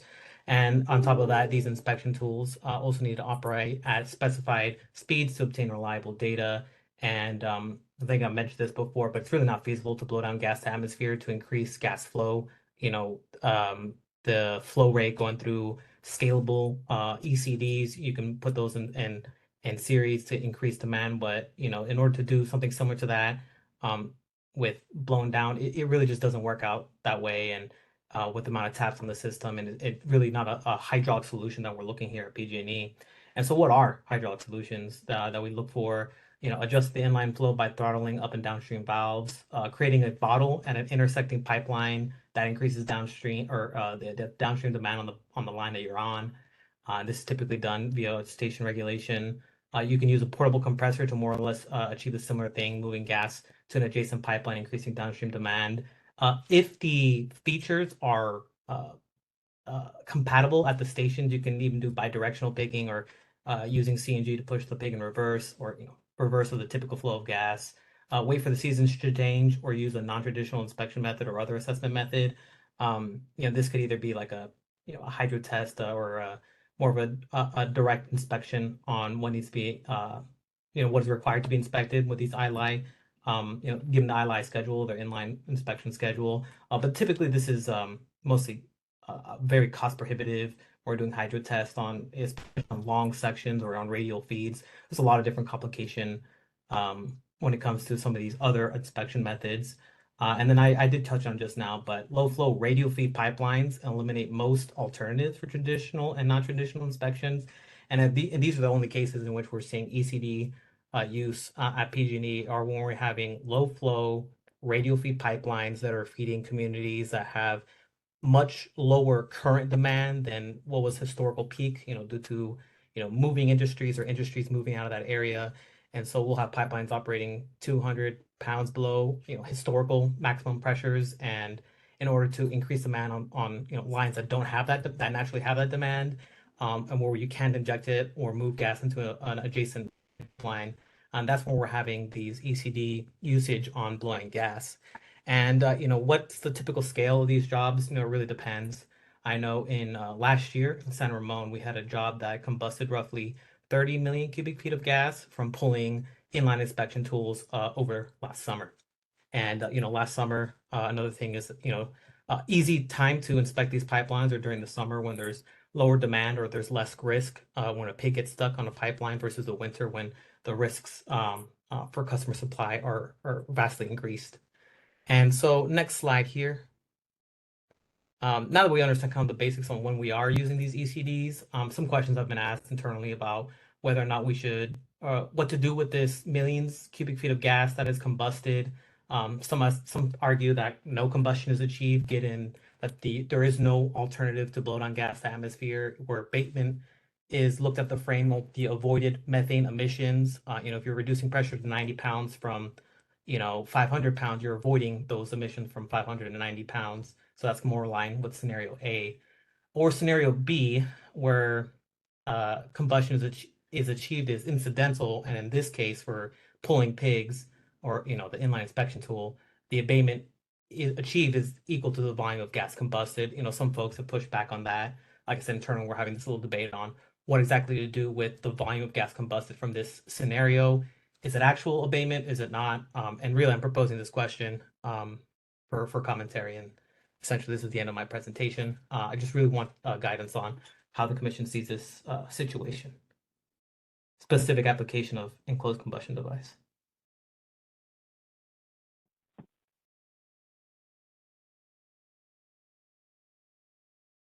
And if you can go one slide earlier, Shrikant. Yeah, right. So the real crux here is that there's no avoided methane emissions, since typical operations of pigs don't necessarily see blowdown just for normal traditional pig runs. And on top of that, since we're combusting a vast majority of the gas, 99% I think efficiency, the units that we're using are, there was never any potential significant potential methane emissions there. So just wondering what to do with the 60 million cubic feet of gas we combusted last year across all our different jobs. Can that be considered transmission line abatement or not? Yeah, hi. This is Fred Haynes from CPUC. I'm sure others may want to comment as well. This is a new question for me. Y'all haven't asked this before, so I'm just kind of getting my head around it. But I think the central question is, if you had not used these combustors, your other choice to run a pig would have been to do a blowdown. And right? Potentially. I mean, it is, you're right. A non-traditional assessment method is to blow down the line, send out like a pig crawler in there and do it that way. But for certain sections that we're looking at, I mean, we're talking maybe 30 miles of remote northern California, above Napa Valley area, radial feed pipelines. So just give you a little context on, where we're operating, where these examples are from. Yeah. Well, I'm just trying to make sure I understand the basics. The basics of it is you need to have a pressure drop going through that section of pipeline so that the pig can move at an acceptable range of speed. Mm-hmm. And you have various ways. Ideally, you'd like to try to draw down the pressure at the opposite end by somehow increasing demand or moving the gas out, right? Moving the gas out of that so that you get a lower pressure downstream, which helps the pig move along. Correct. And you would exercise all available, internal to the piping options first. But you're kind of saying there's situations where you just don't have too many options for achieving that. But this use of these portable skid-mounted combustors is something that you're putting into place, and you're basically just saying, well, instead of releasing a lot of gas to the environment, we want to put it through these combustors, and we'll convert it to CO2, and so we're not releasing methane. Are you with me so far? Yeah, I think I'm with you so far, and as I think I tried to point this out earlier, blowing down to create demand, from my understanding of what our inspection team is telling us, that's not a non-solution, right? We've never just blown down to pull a pig, as opposed to, yes, we have blown down to put in like a crawler if we need to just clear the line. That's the only that's the least troublesome solution. And so, that's why I would push back a little bit to it. I can't say for sure for this one job, I think it was like I-638, where we combusted 30 million cubic feet. Like, I can't really say, oh, I know for a fact 30 million cubic feet would have been emitted had we not used the combustors. It's hard for me to make that case mathematically. But some amount would have been emitted, you're saying.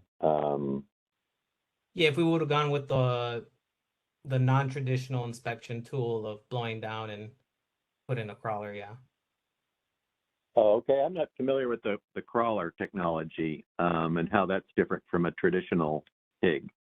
I think it's self-propelled, or it's pulled through a cleared line, as in the line is not hot.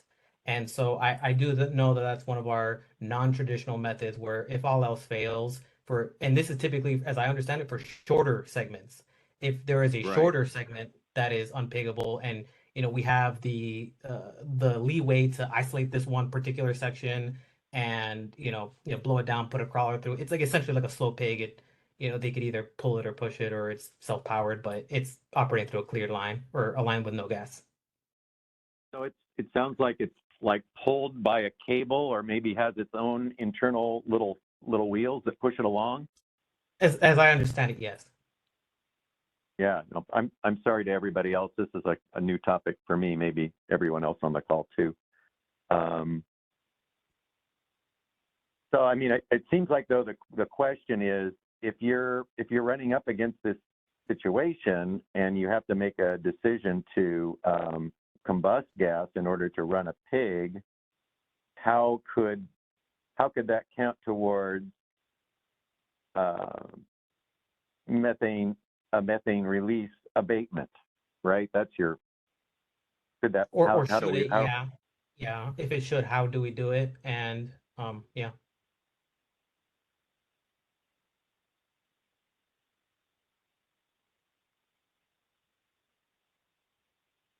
We could take it as, one volume of the inspected pipeline, or operating at normal, or not one volume, the volume of gas operating at normal operating pressure in the inspected section, as, possibly the avoided blowdown potential. And limit the abatement at that, given that, we're burning in some instances, millions of cubic feet of gas over the course of, a month or so of inline inspections, maybe 10 runs, even more sometimes, depending on the nature of the line. Sorry if my team is making notification sounds.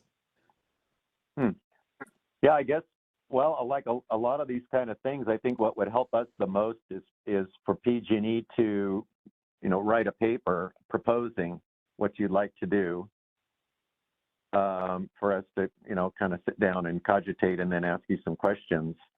Probably the most helpful thing we could do at this point.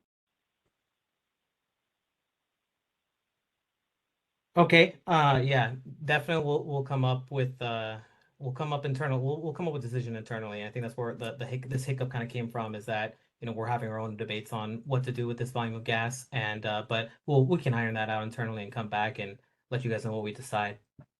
Thank you. This is Kathleen All right, yeah. from CARB. Oh, sorry, Fred. No, yeah, I'm done. No. Okay, I Fine. just some food for thought because I think this is really interesting and not being super familiar with exactly what you're talking about. Isaac, my understanding is you are combusting and you are still creating CO2. So from just like a climate emission standpoint, you might have some avoided methane emissions because you've combusted it, but you still have CO2. You still might have uncombusted methane.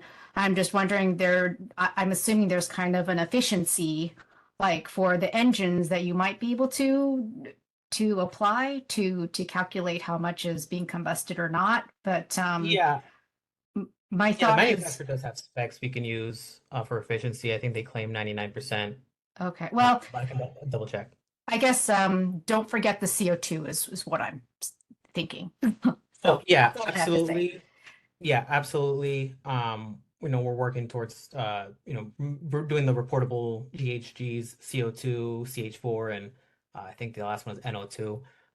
But yes, we're totally going to report the net, the CO2e, or the carbon dioxide emissions from combusting gas. That for sure is undisputed. Okay, no, thanks for clarifying that.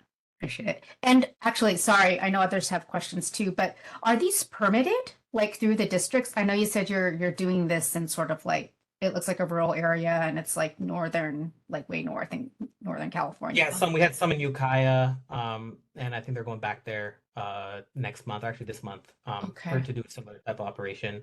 Uh-huh. Okay. All right, thank you.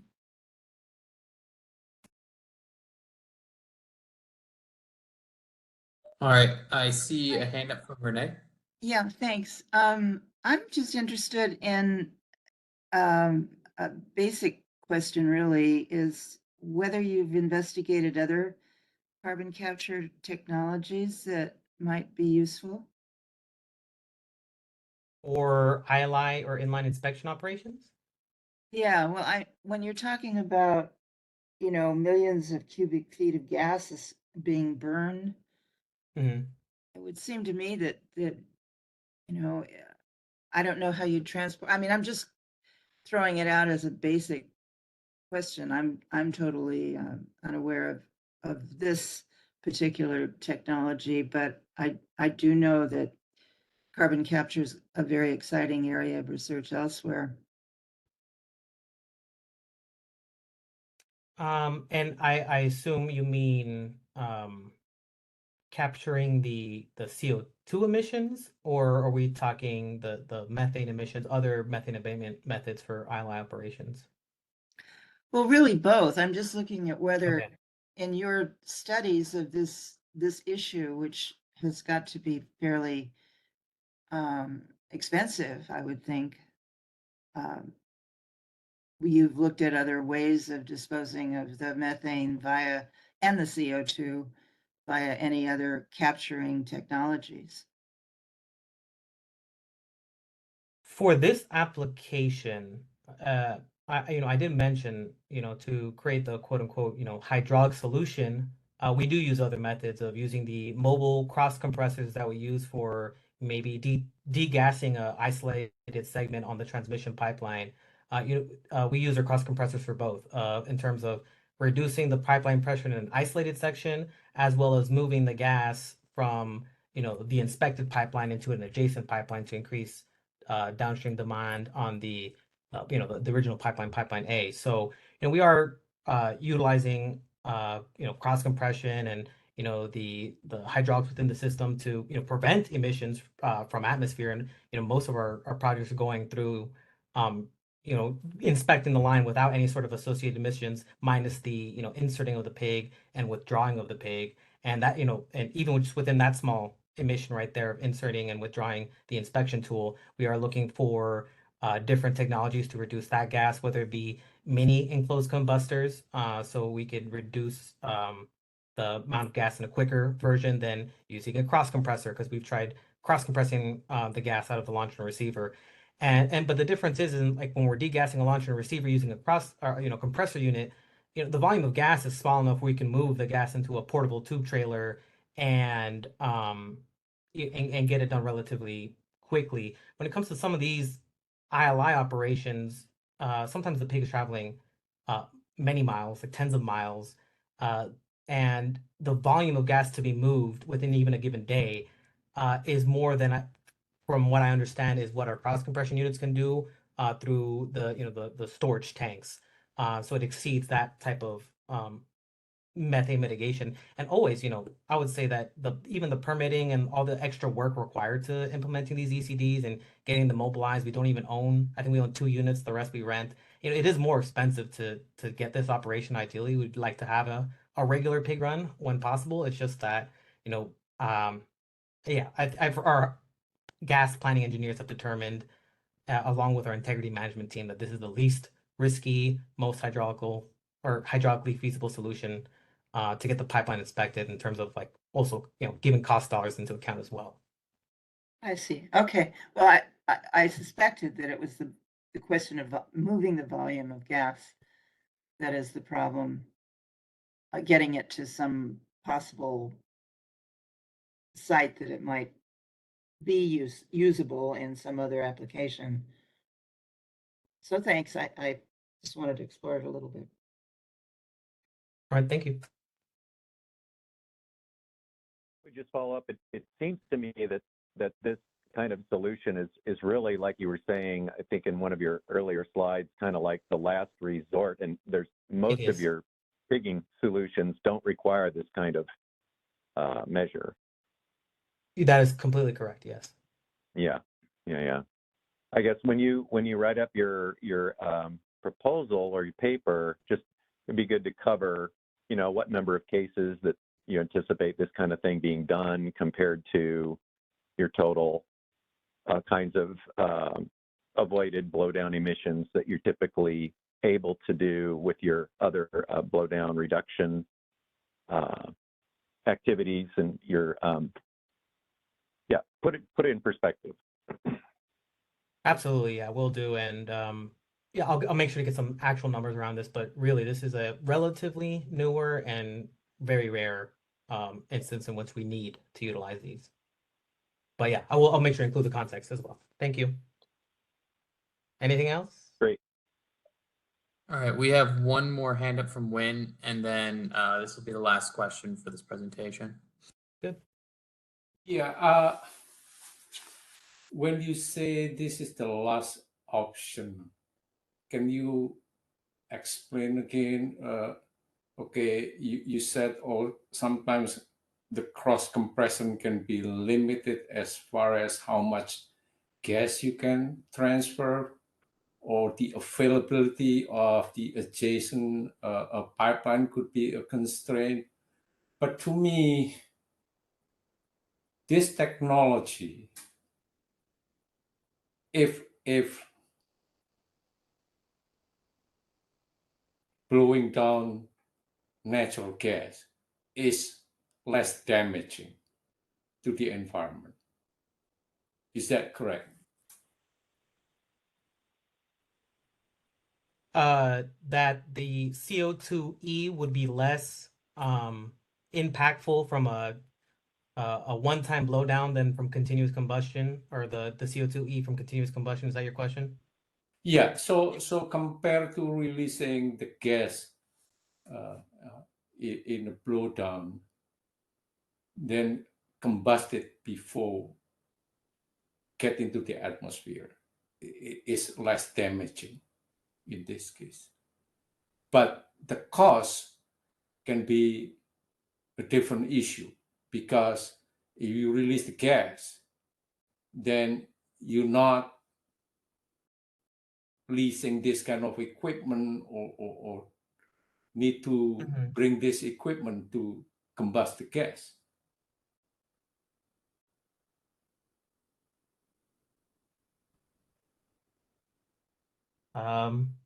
Not really sure I understand the nature of your question here. Because you said this is the last option. Okay. Right. To me, releasing gas into the atmosphere is more damaging compared to combusting it first. Do you agree with my assessment? Yeah. The methane is much more potent than the carbon. Right. So in this case, the only concern is that when you blow it down to the atmosphere, you're not renting this kind of or leasing this kind of equipment to do that. Yes, if there is an instance when we're doing an inline inspection or blowing down pipeline for an inline inspection, typically we will not be rolling these out. We will be blowing down because those are typically smaller for clearing a pipeline for inspection. Okay. So my follow-up question is that how difficult it is to have this kind of activity in a certain district. In which district? In a certain district. Let's say you want to do something like this in an area or something, belong to a certain air quality district. You have to inform them, right? Oh yeah, there's a whole permitting process that's involved with all of these, and if we can avoid it, we will.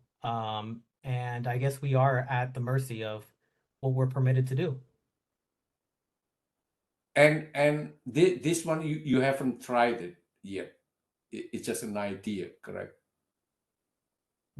This application? Yeah. No, we have 3 examples from last year. Okay. 1 example from 21, and then I think 1 happening this month. And that's all I'm aware of so far. Okay, and you have no problem getting a permit from the air district? For the instances we had utilized it, we successfully got the permit, yeah. Okay. All right, thank you. All right, thank you. Thank you for the presentation. If anyone has any further questions, please just email them to me or type them in chat, and I'll save them for later. For now, we're going to move on to PG&E's final presentation, which is R&D project updates. Kent, can you please share the slides?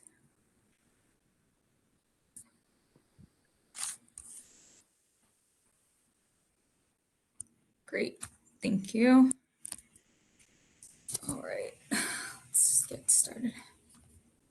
Okay, so good afternoon, everyone. We are back again with our R&D updates and plans for 2024. I'll be presenting this along with my counterpart, Steve Jung, today, and some of the exciting new projects and continuations that we have going on here at PG&E.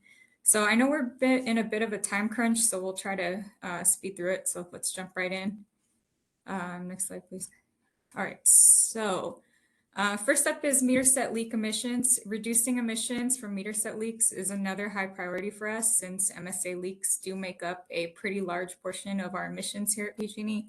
And while we're interested in finding a leak repair method for reducing those emissions at the MSA leaks, we were also really looking for a product that could reduce repetitive motion injuries for our field crews, just due to constant wrenching all the time when out in the field, as well as a product that could help quicken repair times and really bring down those costs.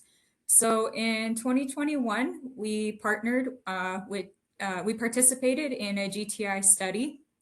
And in that study, GTI tested multiple different types of leak repair solutions that didn't require breaking down the meter set. And so those included anything from mechanical style clamps, epoxy type seals and putties, and ultimately a self-fusing silicone-based tape, which is referred to as alpha tape. The acronym, I don't think has a whole lot of meaning behind it, so they just refer to it as alpha tape, LLFA. The samples went through vigorous testing, temperature cycling, salt testing, infrared UV testing, all to simulate bad atmospheric conditions. And the samples were tested up to 60 psig in order to simulate leaks on the high pressure side of the meter set, as well as class B, C's, and D's up to 1 standard cubic feet per hour. And ultimately, the study showed that the alpha tape held up very well. So in the meantime, Steve actually attended an AGA conference in which another utility was doing a presentation on the alpha tape.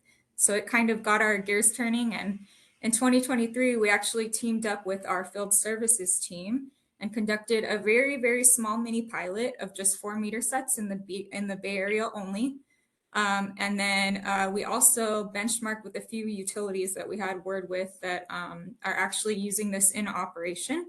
And in 2024, we really plan to expand this pilot to 20 additional meter sets to incorporate different types of geographical and atmospheric conditions to ensure that the tape can hold up through that and really expand the sample size on that. So next slide, please. And so next up is combating transmission M&R station emissions. And I've already talked a lot about this in my last presentation, so I'm going to keep it really brief.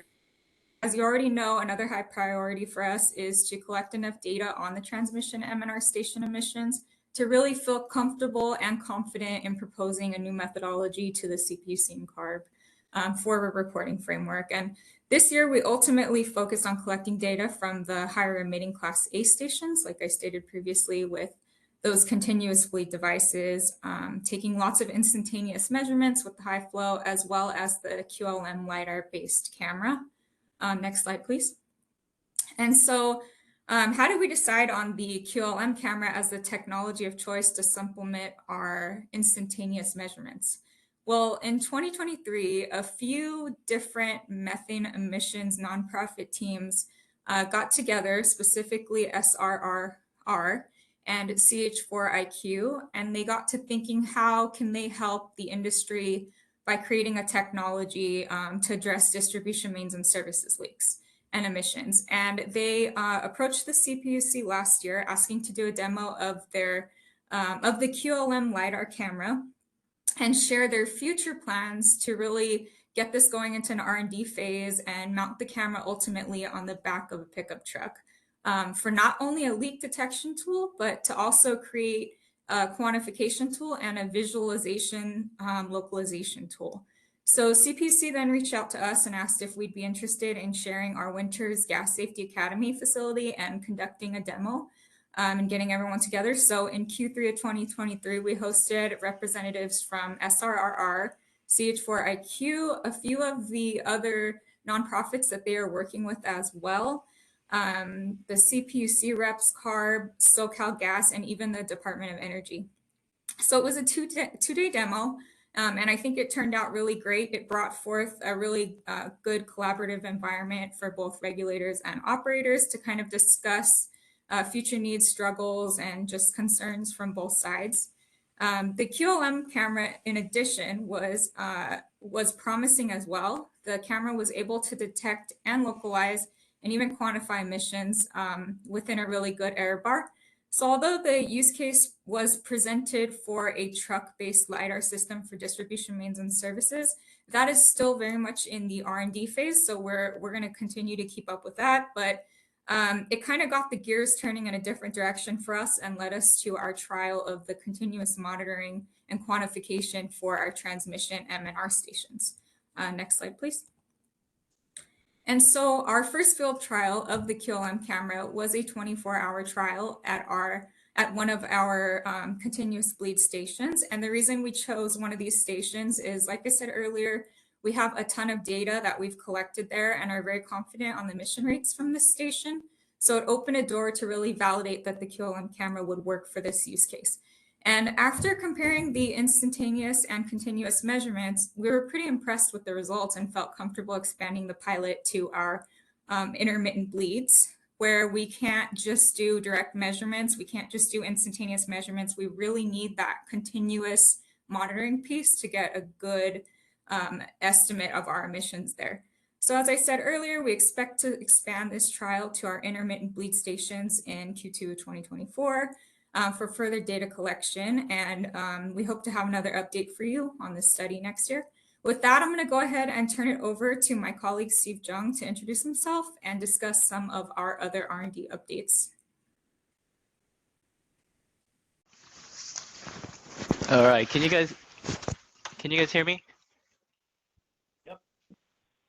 All right. Hi, everyone. I'm Steve Jung. I'm a colleague of Monique's in the Gas R&D group, and just wanted to highlight a few more R&D projects that we've started or will plan to start in this year.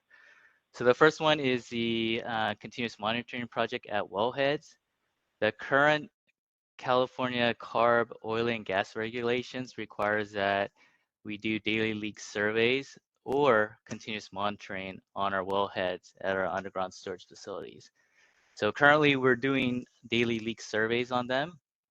And then our operations team asked us to investigate the alternative option of continuous monitoring that could reduce the O&M cost and manual effort required to maintain this requirement. We reached out to our local colleagues, operator that have already implemented this for many years. So thank you, SoCal. We did a benchmarking with them last year in June to understand their overall test setup, how they evaluate and selecting their sensor, and their lessons learned.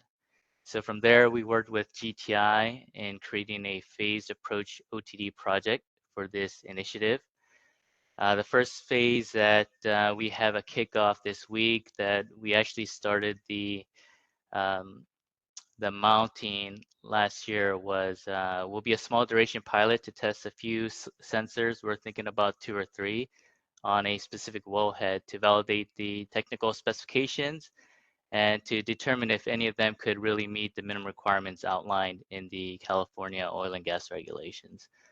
And then once that's complete, if successful, we have the one candidate that we're interested in deploying eventually. Then second phase would be to pick that sensor and deploy it and test out in a longer duration pilot that would include the IT integration piece, the ownership of responsibility, and so forth.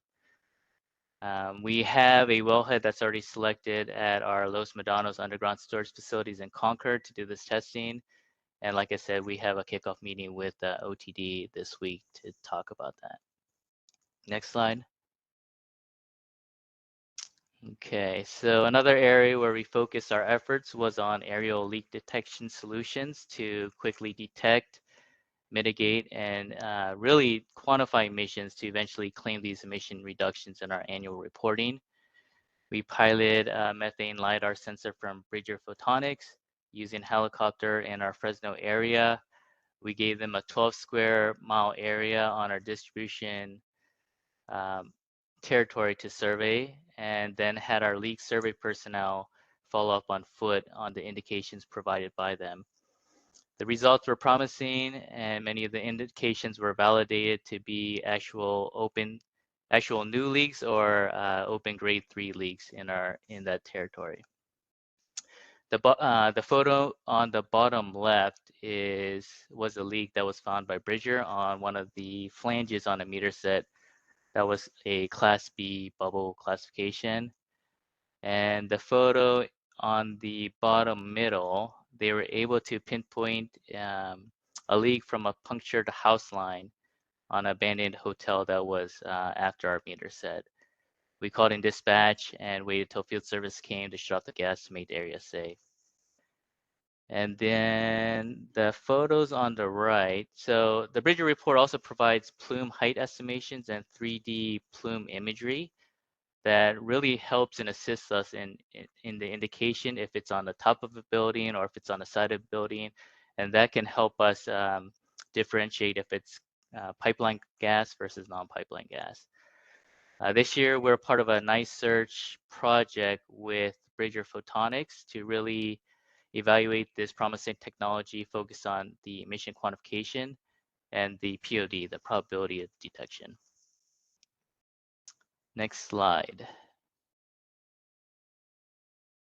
Okay, so then we also focused on aerial leak detection with the use of our drones last year, with a specific use case of surveying hard to access areas on foot and for emergencies.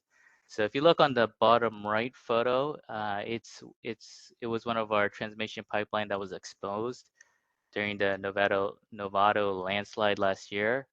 The roads were cracked, uneven, hazardous. So one of the questions that was raised was, are we able to use some type of methane LiDAR sensor on drones for a safer way to find these leak indications? We tested a couple of sensors last year with using different controlled releases. We simulated varying flow rates. We did below and simulated below and above ground leaks, and the results were promising. The one for U10 specifically, we had 2 pilots that flew the plane or flew the drone with their LiDAR sensor, and their comments were that the user interface and the real-time indications was pretty impressive. And then next, so this year we're going to follow up with the program Falcon. It's another LiDAR sensor that could be used on our drones. They had a second version that's coming, or the second phase version of their product that's coming out in a couple months that we're going to test as well. And really the goal is to find a sensor that can be used to detect and locate methane emissions reliably and consistently based on the aforementioned use cases mentioned above. Next one, please. And this is the final one. It's, I think it was Eric or Josh that talked about satellite leak detection. There's a lot of buzz and a lot of tension from operators and academia in terms of satellite detection, if it's possible for lower leak rates at the distribution and transmission levels, and we're trying to prove that out as well. If it works, the pros are that you can scan a very large square area, 38 square miles per day, and it could be used for multiple applications, not only to detect leaks, but identifying change detection and land movement. Some of the cons that SoCal also mentioned was if there's a certain amount of cloud coverage, then it's recommended to postpone the scan, because thin clouds can cause noise and inaccurate results, and thicker clouds could block out the sunlight as shown on the bottom left photo. As I said, satellite technology and evaluation is a hot topic. We are part of different consortiums that have projects in flux to test it out. We are part of the NiSearch T796 project to validate the performance and specification. We have recently completed our last scan, the 4th scan, and we are working with our leak survey personnel to validate the indications and to see what the results might show in terms of that probability of detection. So once that's complete, NiSearch will provide a nice report on the findings. It took a lot of resource coordination training, as you can see on the bottom left as well, for the controlled. So we did a controlled release on the last scan to really see, what it could detect. And it was a lot of coordination, a lot of effort. And so we're excited to see what the final results and analysis will show. Next steps with that will be, we'll have a meeting with Satellytics and NiSearch to share the results and determine next steps. And those were the items. I think we're ready for Q&A.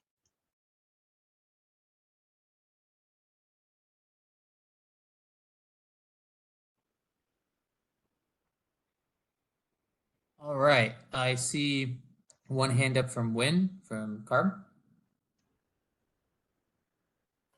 Yeah, I have a question for Monique regarding the tape to fix the leak. Is that for temporary purpose only or permanent fix? Wayne, sure. So sorry, I think I was on mute for a second. Yeah, sure. So that's something we're going to be evaluating in our phase 2 of our pilot. And so I can't really give an answer on that yet, but hopefully next year I'll have a good update for you on that. Okay. Yes. The reason I'm asking, if that's temporary, then how cost effective that kind of project? Because then later on you have to go back and do the other fixing more permanent. So yeah, let us know, and then also any kind of leaks that you can apply this kind of tape, or what kind of connection that you can fix with this kind of tape, including something that crack or just loose?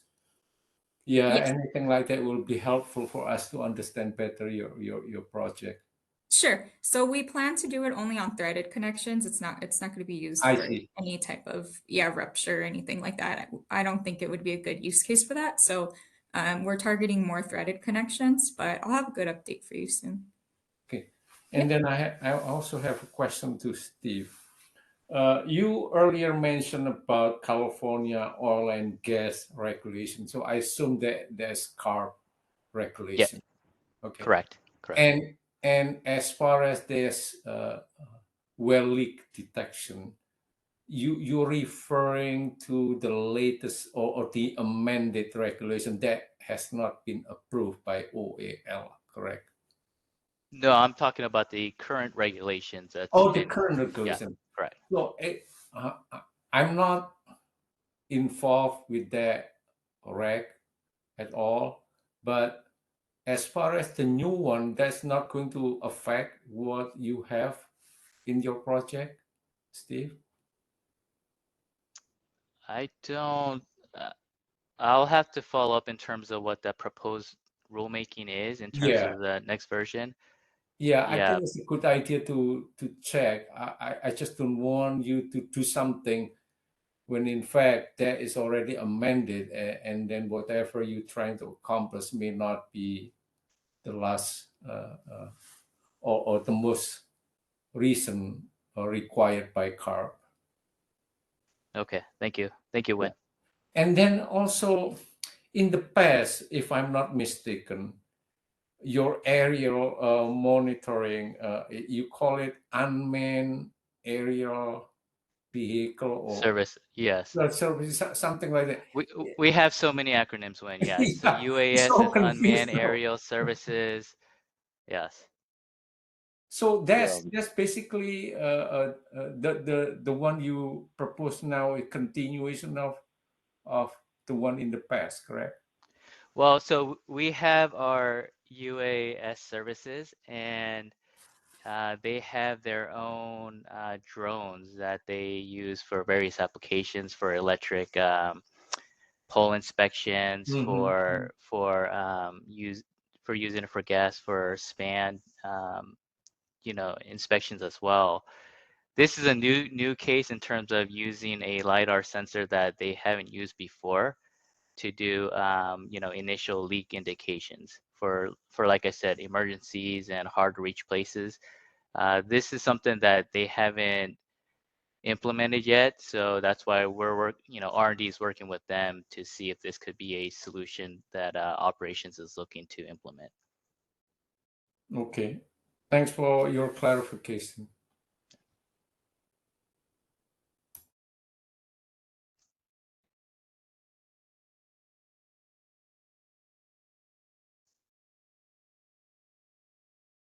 All right, I see a hand up from Renee.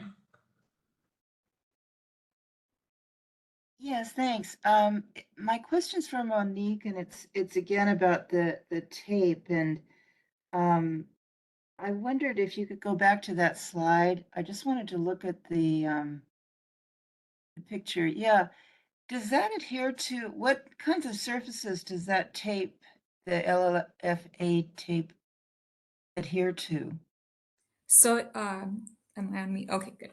So it actually is self-adhering to itself only. You can kind of think of it like, I guess, kind of similar to cling wrap. It doesn't adhere to the actual piping, so it makes it really easy to remove it in the event that we want to remove and either reinstall or change out a piece and actually wrench it down.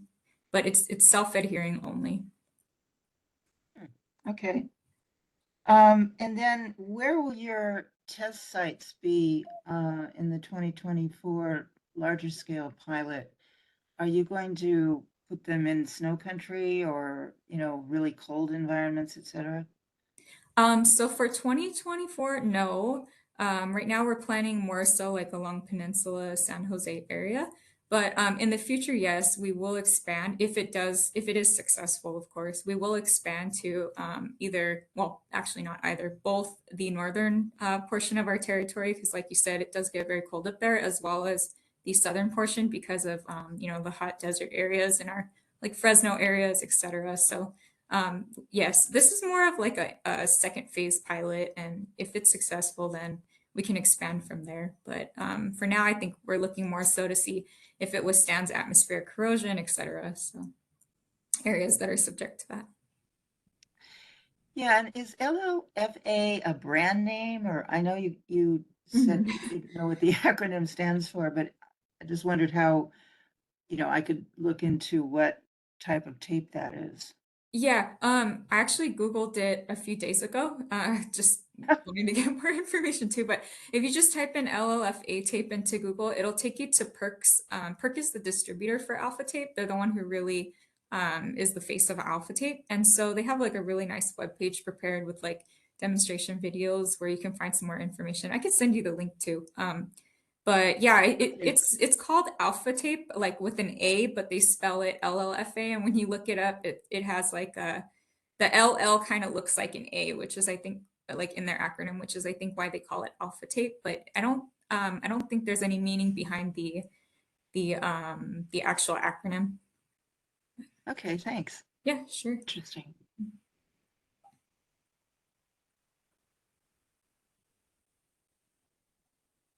All right, I see a hand up from Win. Yeah, just a quick follow-up question, Monique.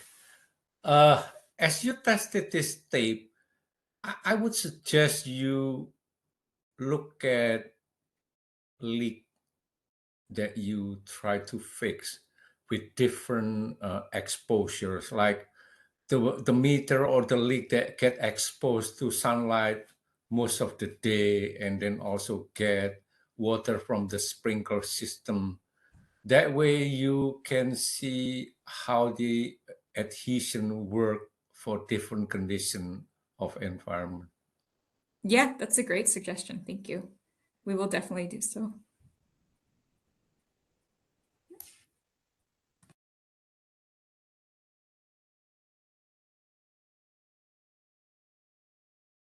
All right, I don't see any other hands, so I think we'll move on to the next set of presentations. Thank you so much for those. Right now, we're still a little late on the agenda. I think in interest of sticking with the agenda and making sure everyone can log off as scheduled, I think we're just going to go right on to Southwest Gas's presentations, which will be updates on their technology implementations.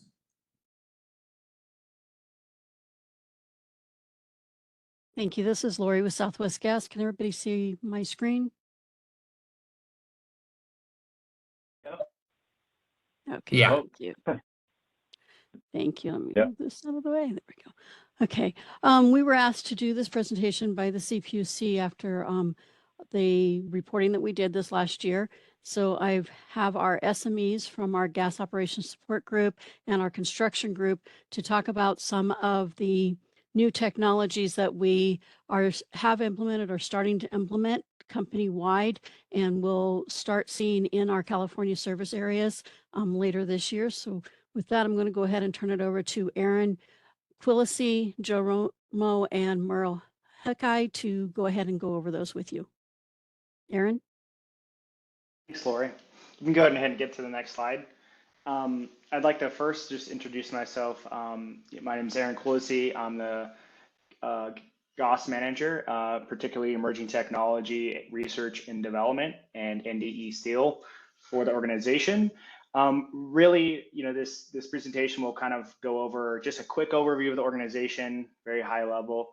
Really, the key component of what I'll be discussing is some of our AMLD technology, which I'm sure most of you are pretty aware of, but really what our organizational intent is. And then I'll be handing it back to Joe and Merle for the methane capture equipment, and then we can wrap up to discuss any questions you may have. And feel free to move to the next slide. So this is just a baseline overview. One of the things I want to talk about when it pertains to California operations, really our leak survey component and some of our technology, when we think about the deployment of technology, is a decentralized component. And really want to highlight that because as we look at our various service territories in California and how this technology would be deployed, it may be, in support of operational and then compliances initiatives. Kind of just going over the high level, the organization's main and service footages, really what we do in all in our California territory is our 3-year DOT cycle, and how this technology plays a role into that. And then portion of just our customer counts, where they sit for the utility as in the tri-state area, and really just our exponential growth over the last year and seeing 41,000 additional customers. Corporate location in Las Vegas, and really just going over how many field contractors and partners that we utilize, which would be about 3,400. Lori, you can kind of jump into the next slide. So, as we look at the organization, Southwest Gas AMLD long-term future, really a part of our strategy over the next, starting a little bit of last year into the next couple years, particularly this year, is really implementing AMLD technology as a special patrol and leak survey tool. Particularly continued, work with the commission is implement this AMLD for special surveys and patrol survey types. When we think about maybe large leak super emitter programs like our like fellows on the call, like PG&E super emitter program, we're really trying to analyze how that can fit for our organization. Will it be leveraged for specific special leak surveys post incidents or before large major events, and just patrolling specific leak survey types that may yield a high risk tie pipe. And so that's really how we're looking to leverage that this technology into this year. We're really looking to survey 100% of those special leak survey types moving into 2025. So as we review our DIMP strategies and work with our corporate and operational partners, we want to outline and really categorize how we can effectively roll AMLD into these specific programs. Some of this may be the high level, mainly as I support the whole organization, but shifting to states to leverage emission quantification data for management programs. Currently, we want to make sure that we're leveraging the specific data that that is derived from AMLD technology, and so being able to leverage that is our goal. Develop and implement procedures to prioritize areas of significant leak density for replacement. One of the benefits that yield from AMLD data is the ability to use that data to prioritize or evaluate your pipeline and infrastructure for replacement. So our goal is to be able to leverage the data that we are going to be gathering over the next year or two for to compile and be able to really leverage that data for the replacement programs.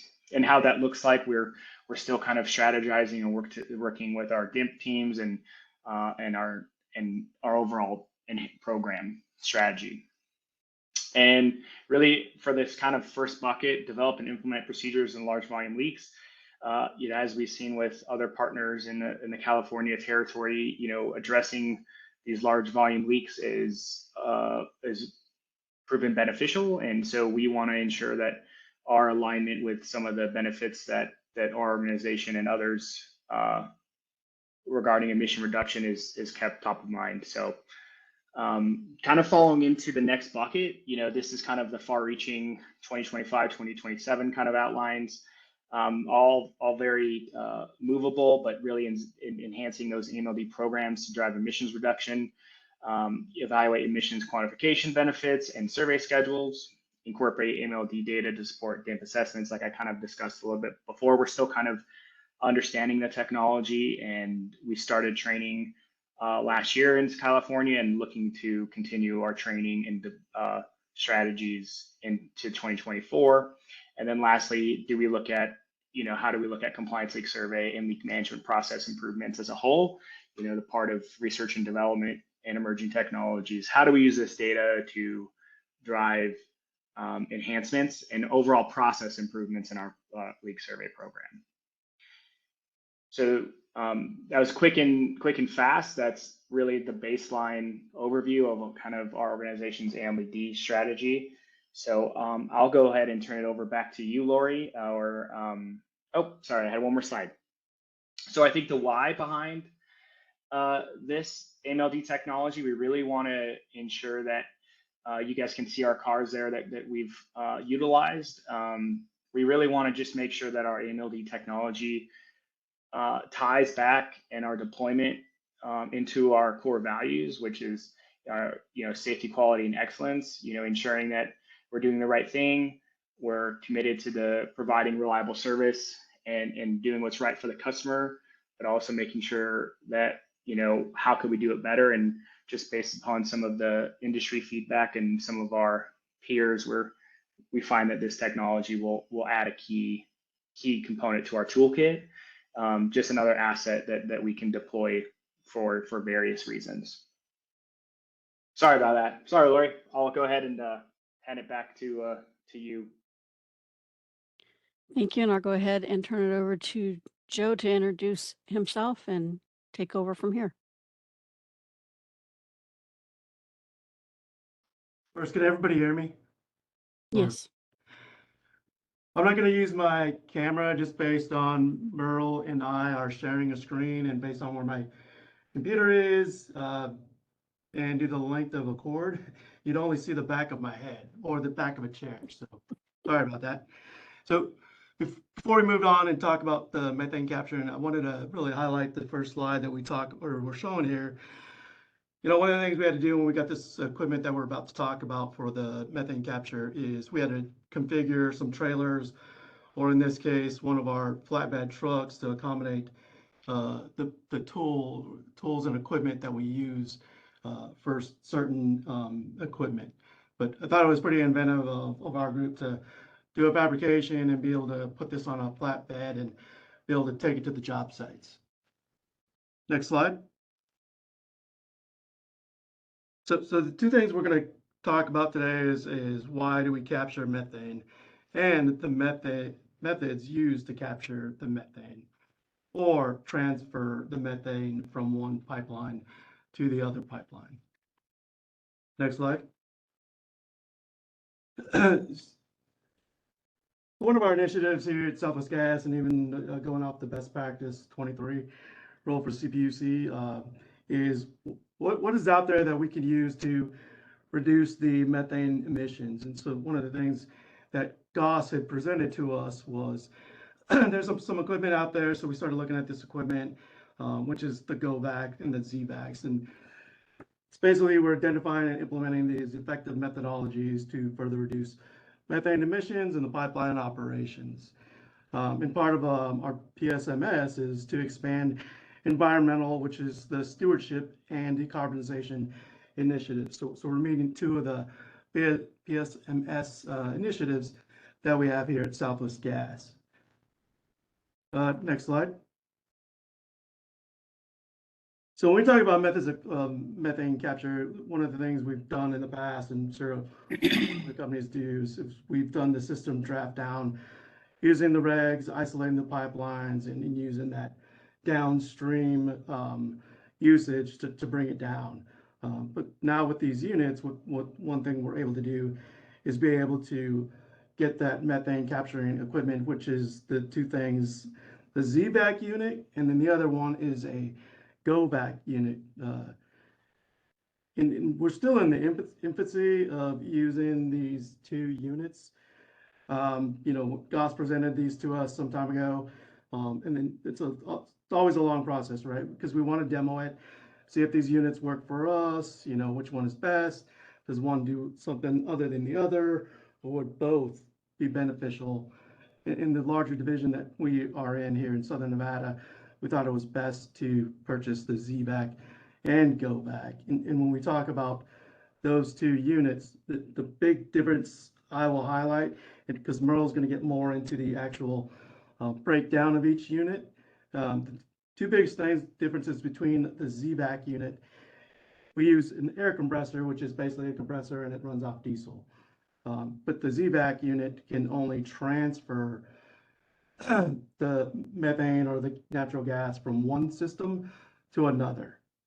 Whereas the GoVac is gas powered. So we can actually connect the GoVac to the natural gas pipeline, and then that gas inside that pipeline will run that unit. And then that unit, using that gas power, can transfer the gas again from one pipeline to the other.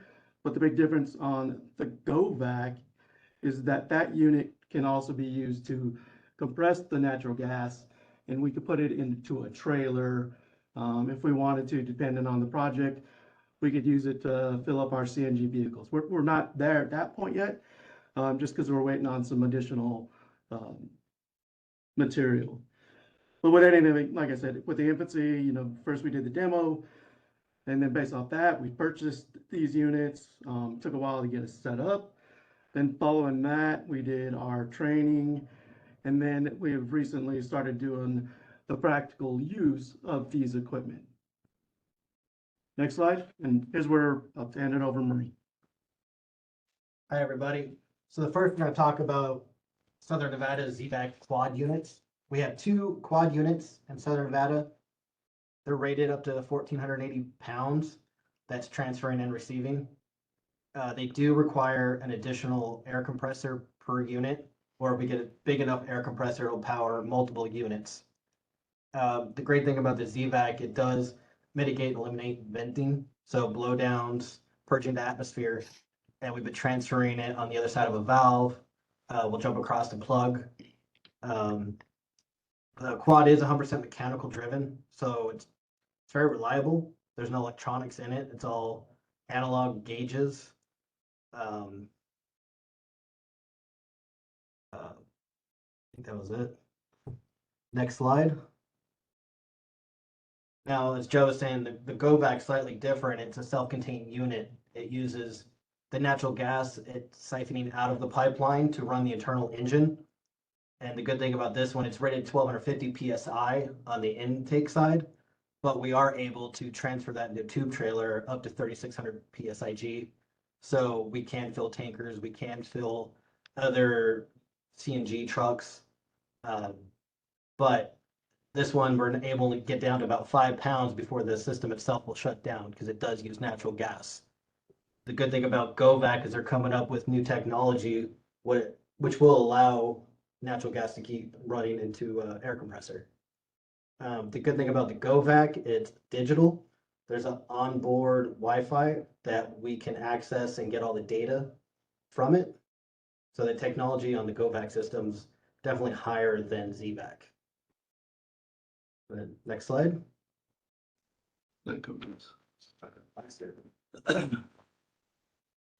So one of the things that was pretty interesting that we've recently started looking at is, you know, the first 2 units we're talking about, those are primarily for like a high pressure transmission system. Not saying that we can't use them for distribution, but you could see that they're fairly large units. And then if we have to use a ZVAC, we gotta also take out a compressor. So you could have 2 large units out there taking up a lot of space. So what we did recently is we had TPE Midstream come out and show us a demonstration of the mini ZVAC. And this is one of the units I'm really interested in, because with the mini ZVAC, as you can see in the picture, a lot smaller than what we were looking at with the ZVAC and the GoVac.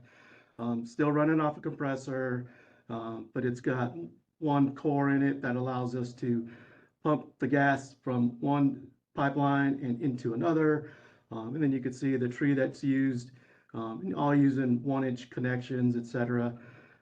But really simplistic, fits right inside the bed of a standardized pickup truck that we could pull out, and it's like less than 100 pounds to pick up and actually take to the excavation if needed. But if we needed to keep it on the vehicle, we could certainly do that and back it up because the hoses would be long enough to do that. But again, I really like it just mainly because we can do a lot of distribution with this for like our pipeline replacements and our new business subdivisions to gas up, 25,000 feet of pipe, a main that was installed that we need to gas up and maybe even reduce some purging on that end into the atmosphere. But pretty interesting unit that's coming out. It's already out, and I believe we have one of our company or divisions in Southwest Gas, which is Central Arizona, actually does have one of these units. We're looking to purchase one. That way we can do distribution and not just limit ourselves to high pressure transmission work. Next slide. So one of the things we want to make sure that we're doing using these units is, are we getting some information to track, what was the savings, or how much less methane was expelled into the atmosphere, and we actually captured that methane and put it back into the pipeline or into a CNG trailer or even a vehicle. And so this report is just basically ran from the project we did over here in Southern Nevada with the mini ZVAC. We did about a little over 3,000, or we did 5,126 feet of pipe, and that pipe was 2-inch PE, and that was started out at 38 pounds on the system, and we got it down to 0. So that was pretty good.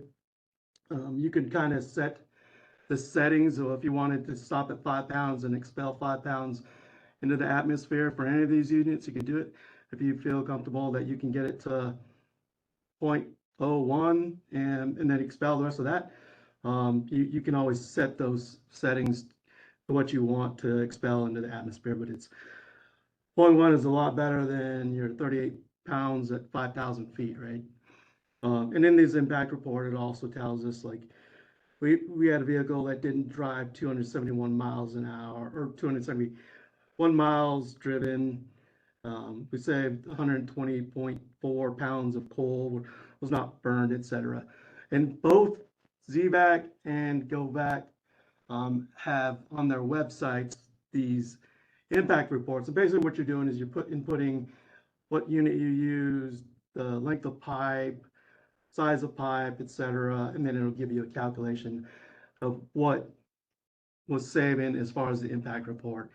And right now we're working on creating like a tracker for us, so when we run these impact reports, we can file that information for every project that we're doing and what we're saving on whether it's a quarterly or annual basis. But again, we're still in the infancy of that. But we do run impact reports for every project that we currently do. Next slide. That concludes our presentation on the methane capturing unit. Thank you. Thank you. Thank you. This is Lori with Southwest Gas. Just want to reiterate that a lot of what you just saw is what we are doing in our Nevada location, where our corporate office is, and our gas operations support staff who oversees new technology and things like Aaron was saying. We will be utilizing this equipment in California, anticipated doing that later this summer. So just wanted to put that out there that as of this point, we have not used this equipment in California, but are looking to move into that this year. Now I'll open it up to any questions.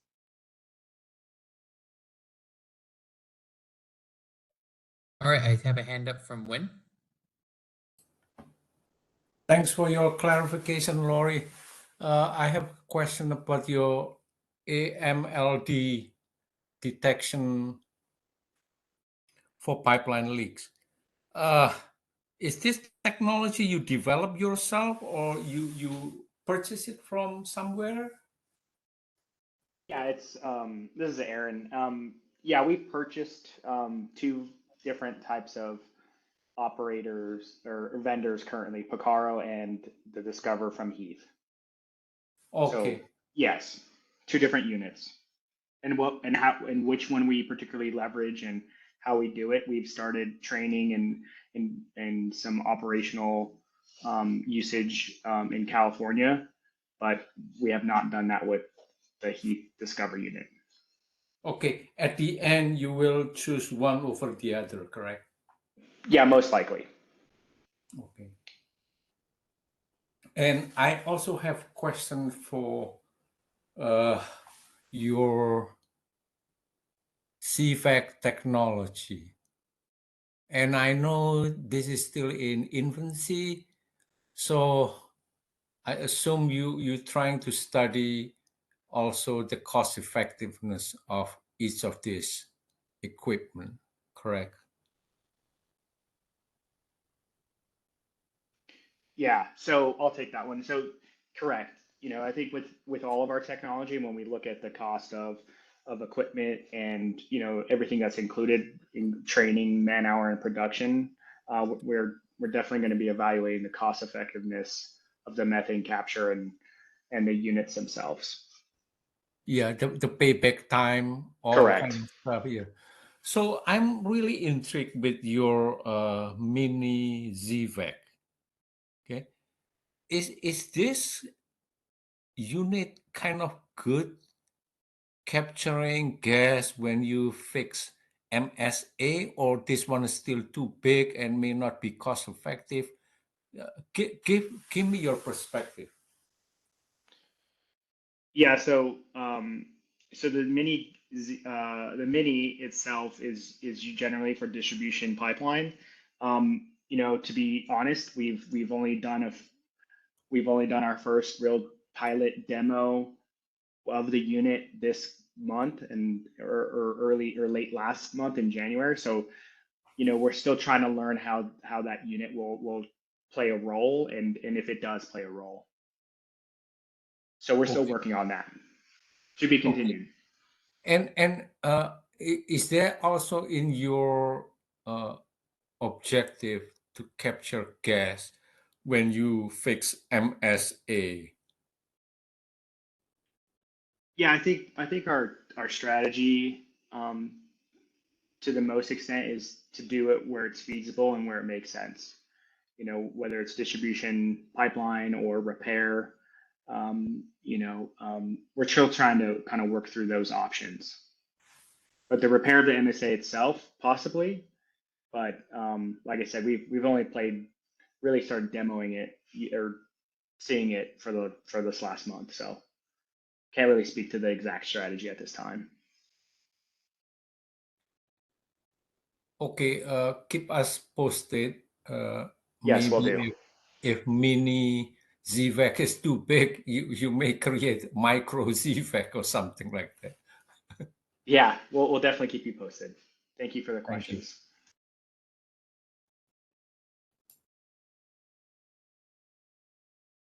There's no other questions. I think this is kind of interesting to contrast and consider. We had you all presenting on these vacuum-based systems that can, remove gas from a pipeline so it doesn't have to be vented or blown down. And we have but these are being applied to much smaller scale projects than we heard about from PG&E, where they were talking about having to run a pig through miles of a large diameter transmission pipeline. But I mean, I would think theoretically you could hook up, say, a GOVAC to that transmission line, and if you had enough storage cylinders lined up on site, you could conceivably vacuum out all the gas in that pipeline and pressurize it and put it into the temporary storage tanks. We saw, Gary and I saw a demonstration of a very small example of transferring gas through a GOVAC into cylinders on PG&E system. I think it was maybe 2 years ago now. they were looking at feasibility of I think just evacuating the portion surrounding the launcher maybe, but is it just like economically crazy to think about lining up that many storage cylinders to temporarily store all the gas that you might have to remove to avoid, say, doing the burning that you're talking about? I'm just throwing that out there to the group.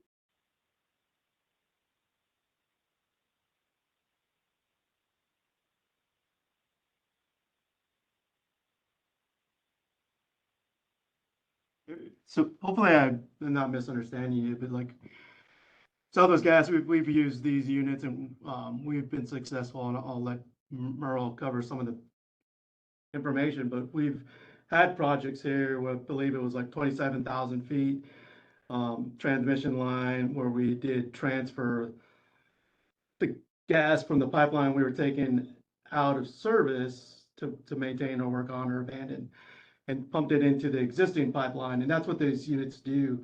And we didn't need to store it because we're able to transfer all into the existing pipeline.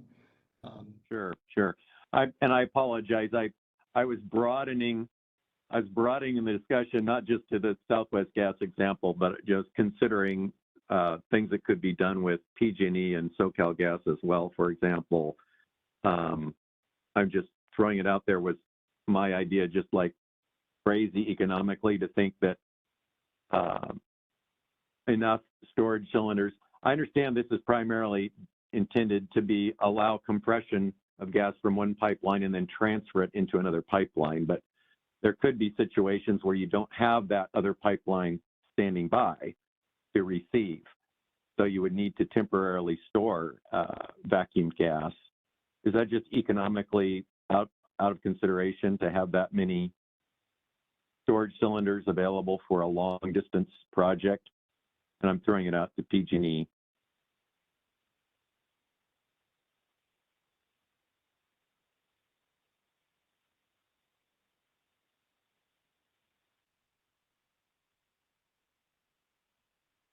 Did anyone hear that clearly? I heard like very distorted audio.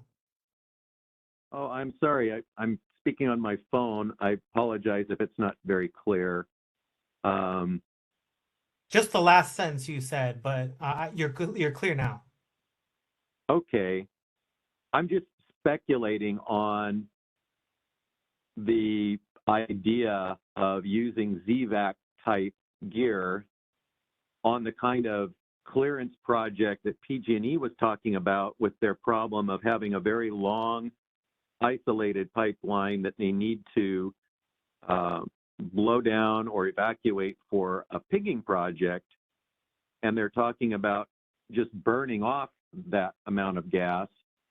I'm assuming that it would just be not economical to, say, use a vacuum equipment like a ZVAC and temporarily store all the gas into what would, I guess, be a very large number of storage cylinders.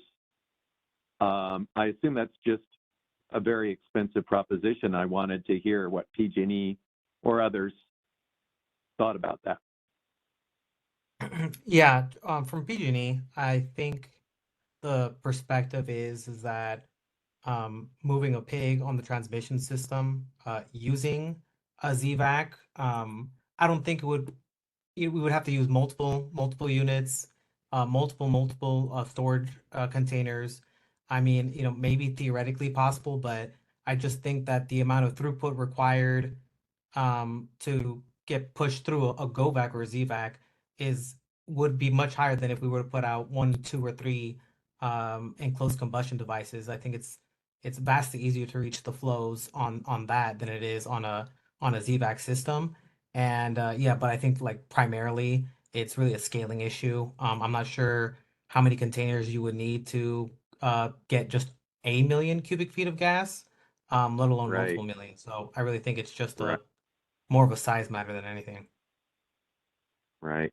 I also recall the demo that we saw, even for the small volume of gas that was being removed, took many, many hours for Yes. the ZVAC. Yeah, that pilot. it took anywhere between 3 and 6 hours for that pilot. Granted, we probably could have used an extra unit. It was a large diameter transmission, but even just one unit, it took 3 hours to degas the launcher. Right. And that was just the launcher section. Yeah. Right. Best case scenario. Well, yeah, thanks. Thanks for entertaining my question.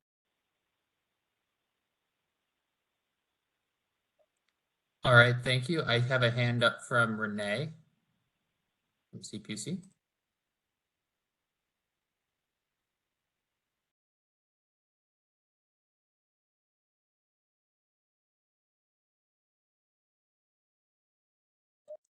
Renee, are you speaking? Oh, I'm sorry. Oh, there I've you been on mute for so long, I forgot to turn it off. I was interested in your Lake Tahoe jurisdiction and how many customers you have. You mentioned that you had 41,000 new customers in the last year. I assume that's in Nevada and Arizona, but I just wondered about how many customers you serve on the California side of Lake Tahoe and what areas they're in, and also whether you know the characteristics of the distribution pipelines there. Are they steel or aldelay, or how old they are? I know that's kind of 2 or 3 questions in there, but Hi, in the Renee. interest of time. I don't have the records in front of me right off the bat, but I want to say our Lake Tahoe, it's South Lake Tahoe, North Lake Tahoe, and Truckee districts. There's around 39,000 customers, I believe, and that's off the top of my head, so I will confirm that for you.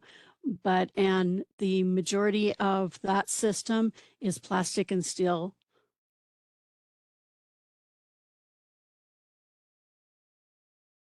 Is there another question in there?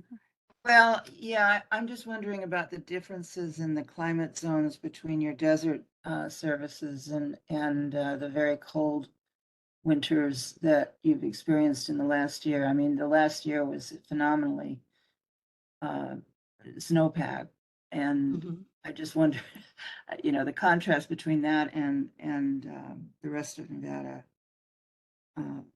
would make a good pilot study, I would think. In terms of the technology that was just presented, or? Yeah, well, in terms of the leak abatement efforts that you have to go through in different climate zones. And that might be useful to us in California and our different climate zones here. Yeah, and in California, we do have different climate zones. We have the north districts up around Tahoe and Truckee that we were just talking about. We also have our Southern California area, which is the Victorville, Barstow, and Big Bear. And in our Barstow and Victorville, we do see quite a bit of heat, but our leak abatements in those areas compared to what we do, we use similar procedures and everything in both of those areas. So our leak abatements don't really change. Other than educating our customers more, especially in the snow areas, to maintain their areas around their meters and things like that to help reduce any damages or any leaks on meters during the winter time. We do have special patrols for high areas in the higher elevation for looking for snow or ice damage after the seasons went away.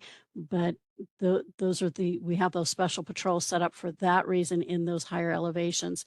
But other than that, our leak abatement, our leak surveys, the equipments we use and everything is very similar to both of those areas. And if I'm incorrect on any of that, if Aaron, if you want to jump in. I don't think there's any difference, so. Okay, well, thank you. Thank you.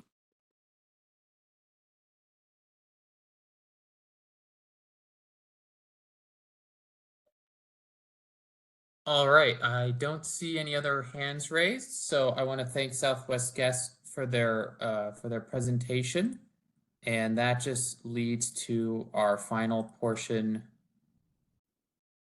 of the workshop. Pardon me. We're just going to go through just a few closing and next steps. Thank you all for attending.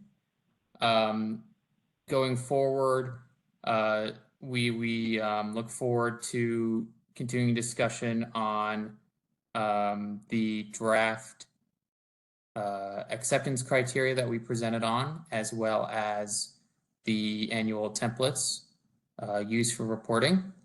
Additionally, we look forward to receiving the compliance plans from the utilities and reviewing those. At this point, I do want to open the floor up for Kathleen or Fred for any last minute comments, if they'd like to make them. Yeah, hi, Gary. This is Fred. I'll just jump in and say I think you gave a good wrap up of next steps. I was very interested by all the presentations today. Especially interested in seeing how the things that mentioned about this next round of compliance plans from SoCal, San Diego, and PG&E will introduce further more advanced technologies and ways of still reducing emissions at greater cost effectiveness. Very encouraging things said today about that. So I look forward to seeing those. And I just want to also thank everyone for coming today. I appreciate all the discussion.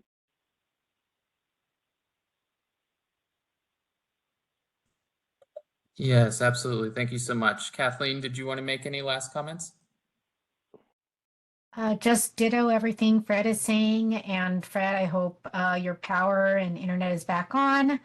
And Gary, just a special thanks to you for just really pulling us all together this morning and actually making this happen. I was a little worried for just a second there, but you did a great job. So just wanted to acknowledge you. Thank you so much. Thank you. And thank you for everyone for participating. I hope everyone has a safe rest of your winter, especially with the storms. If there are any last minute questions, please feel free to raise your hand or type it in chat. Otherwise, we're going to be wrapping up this workshop.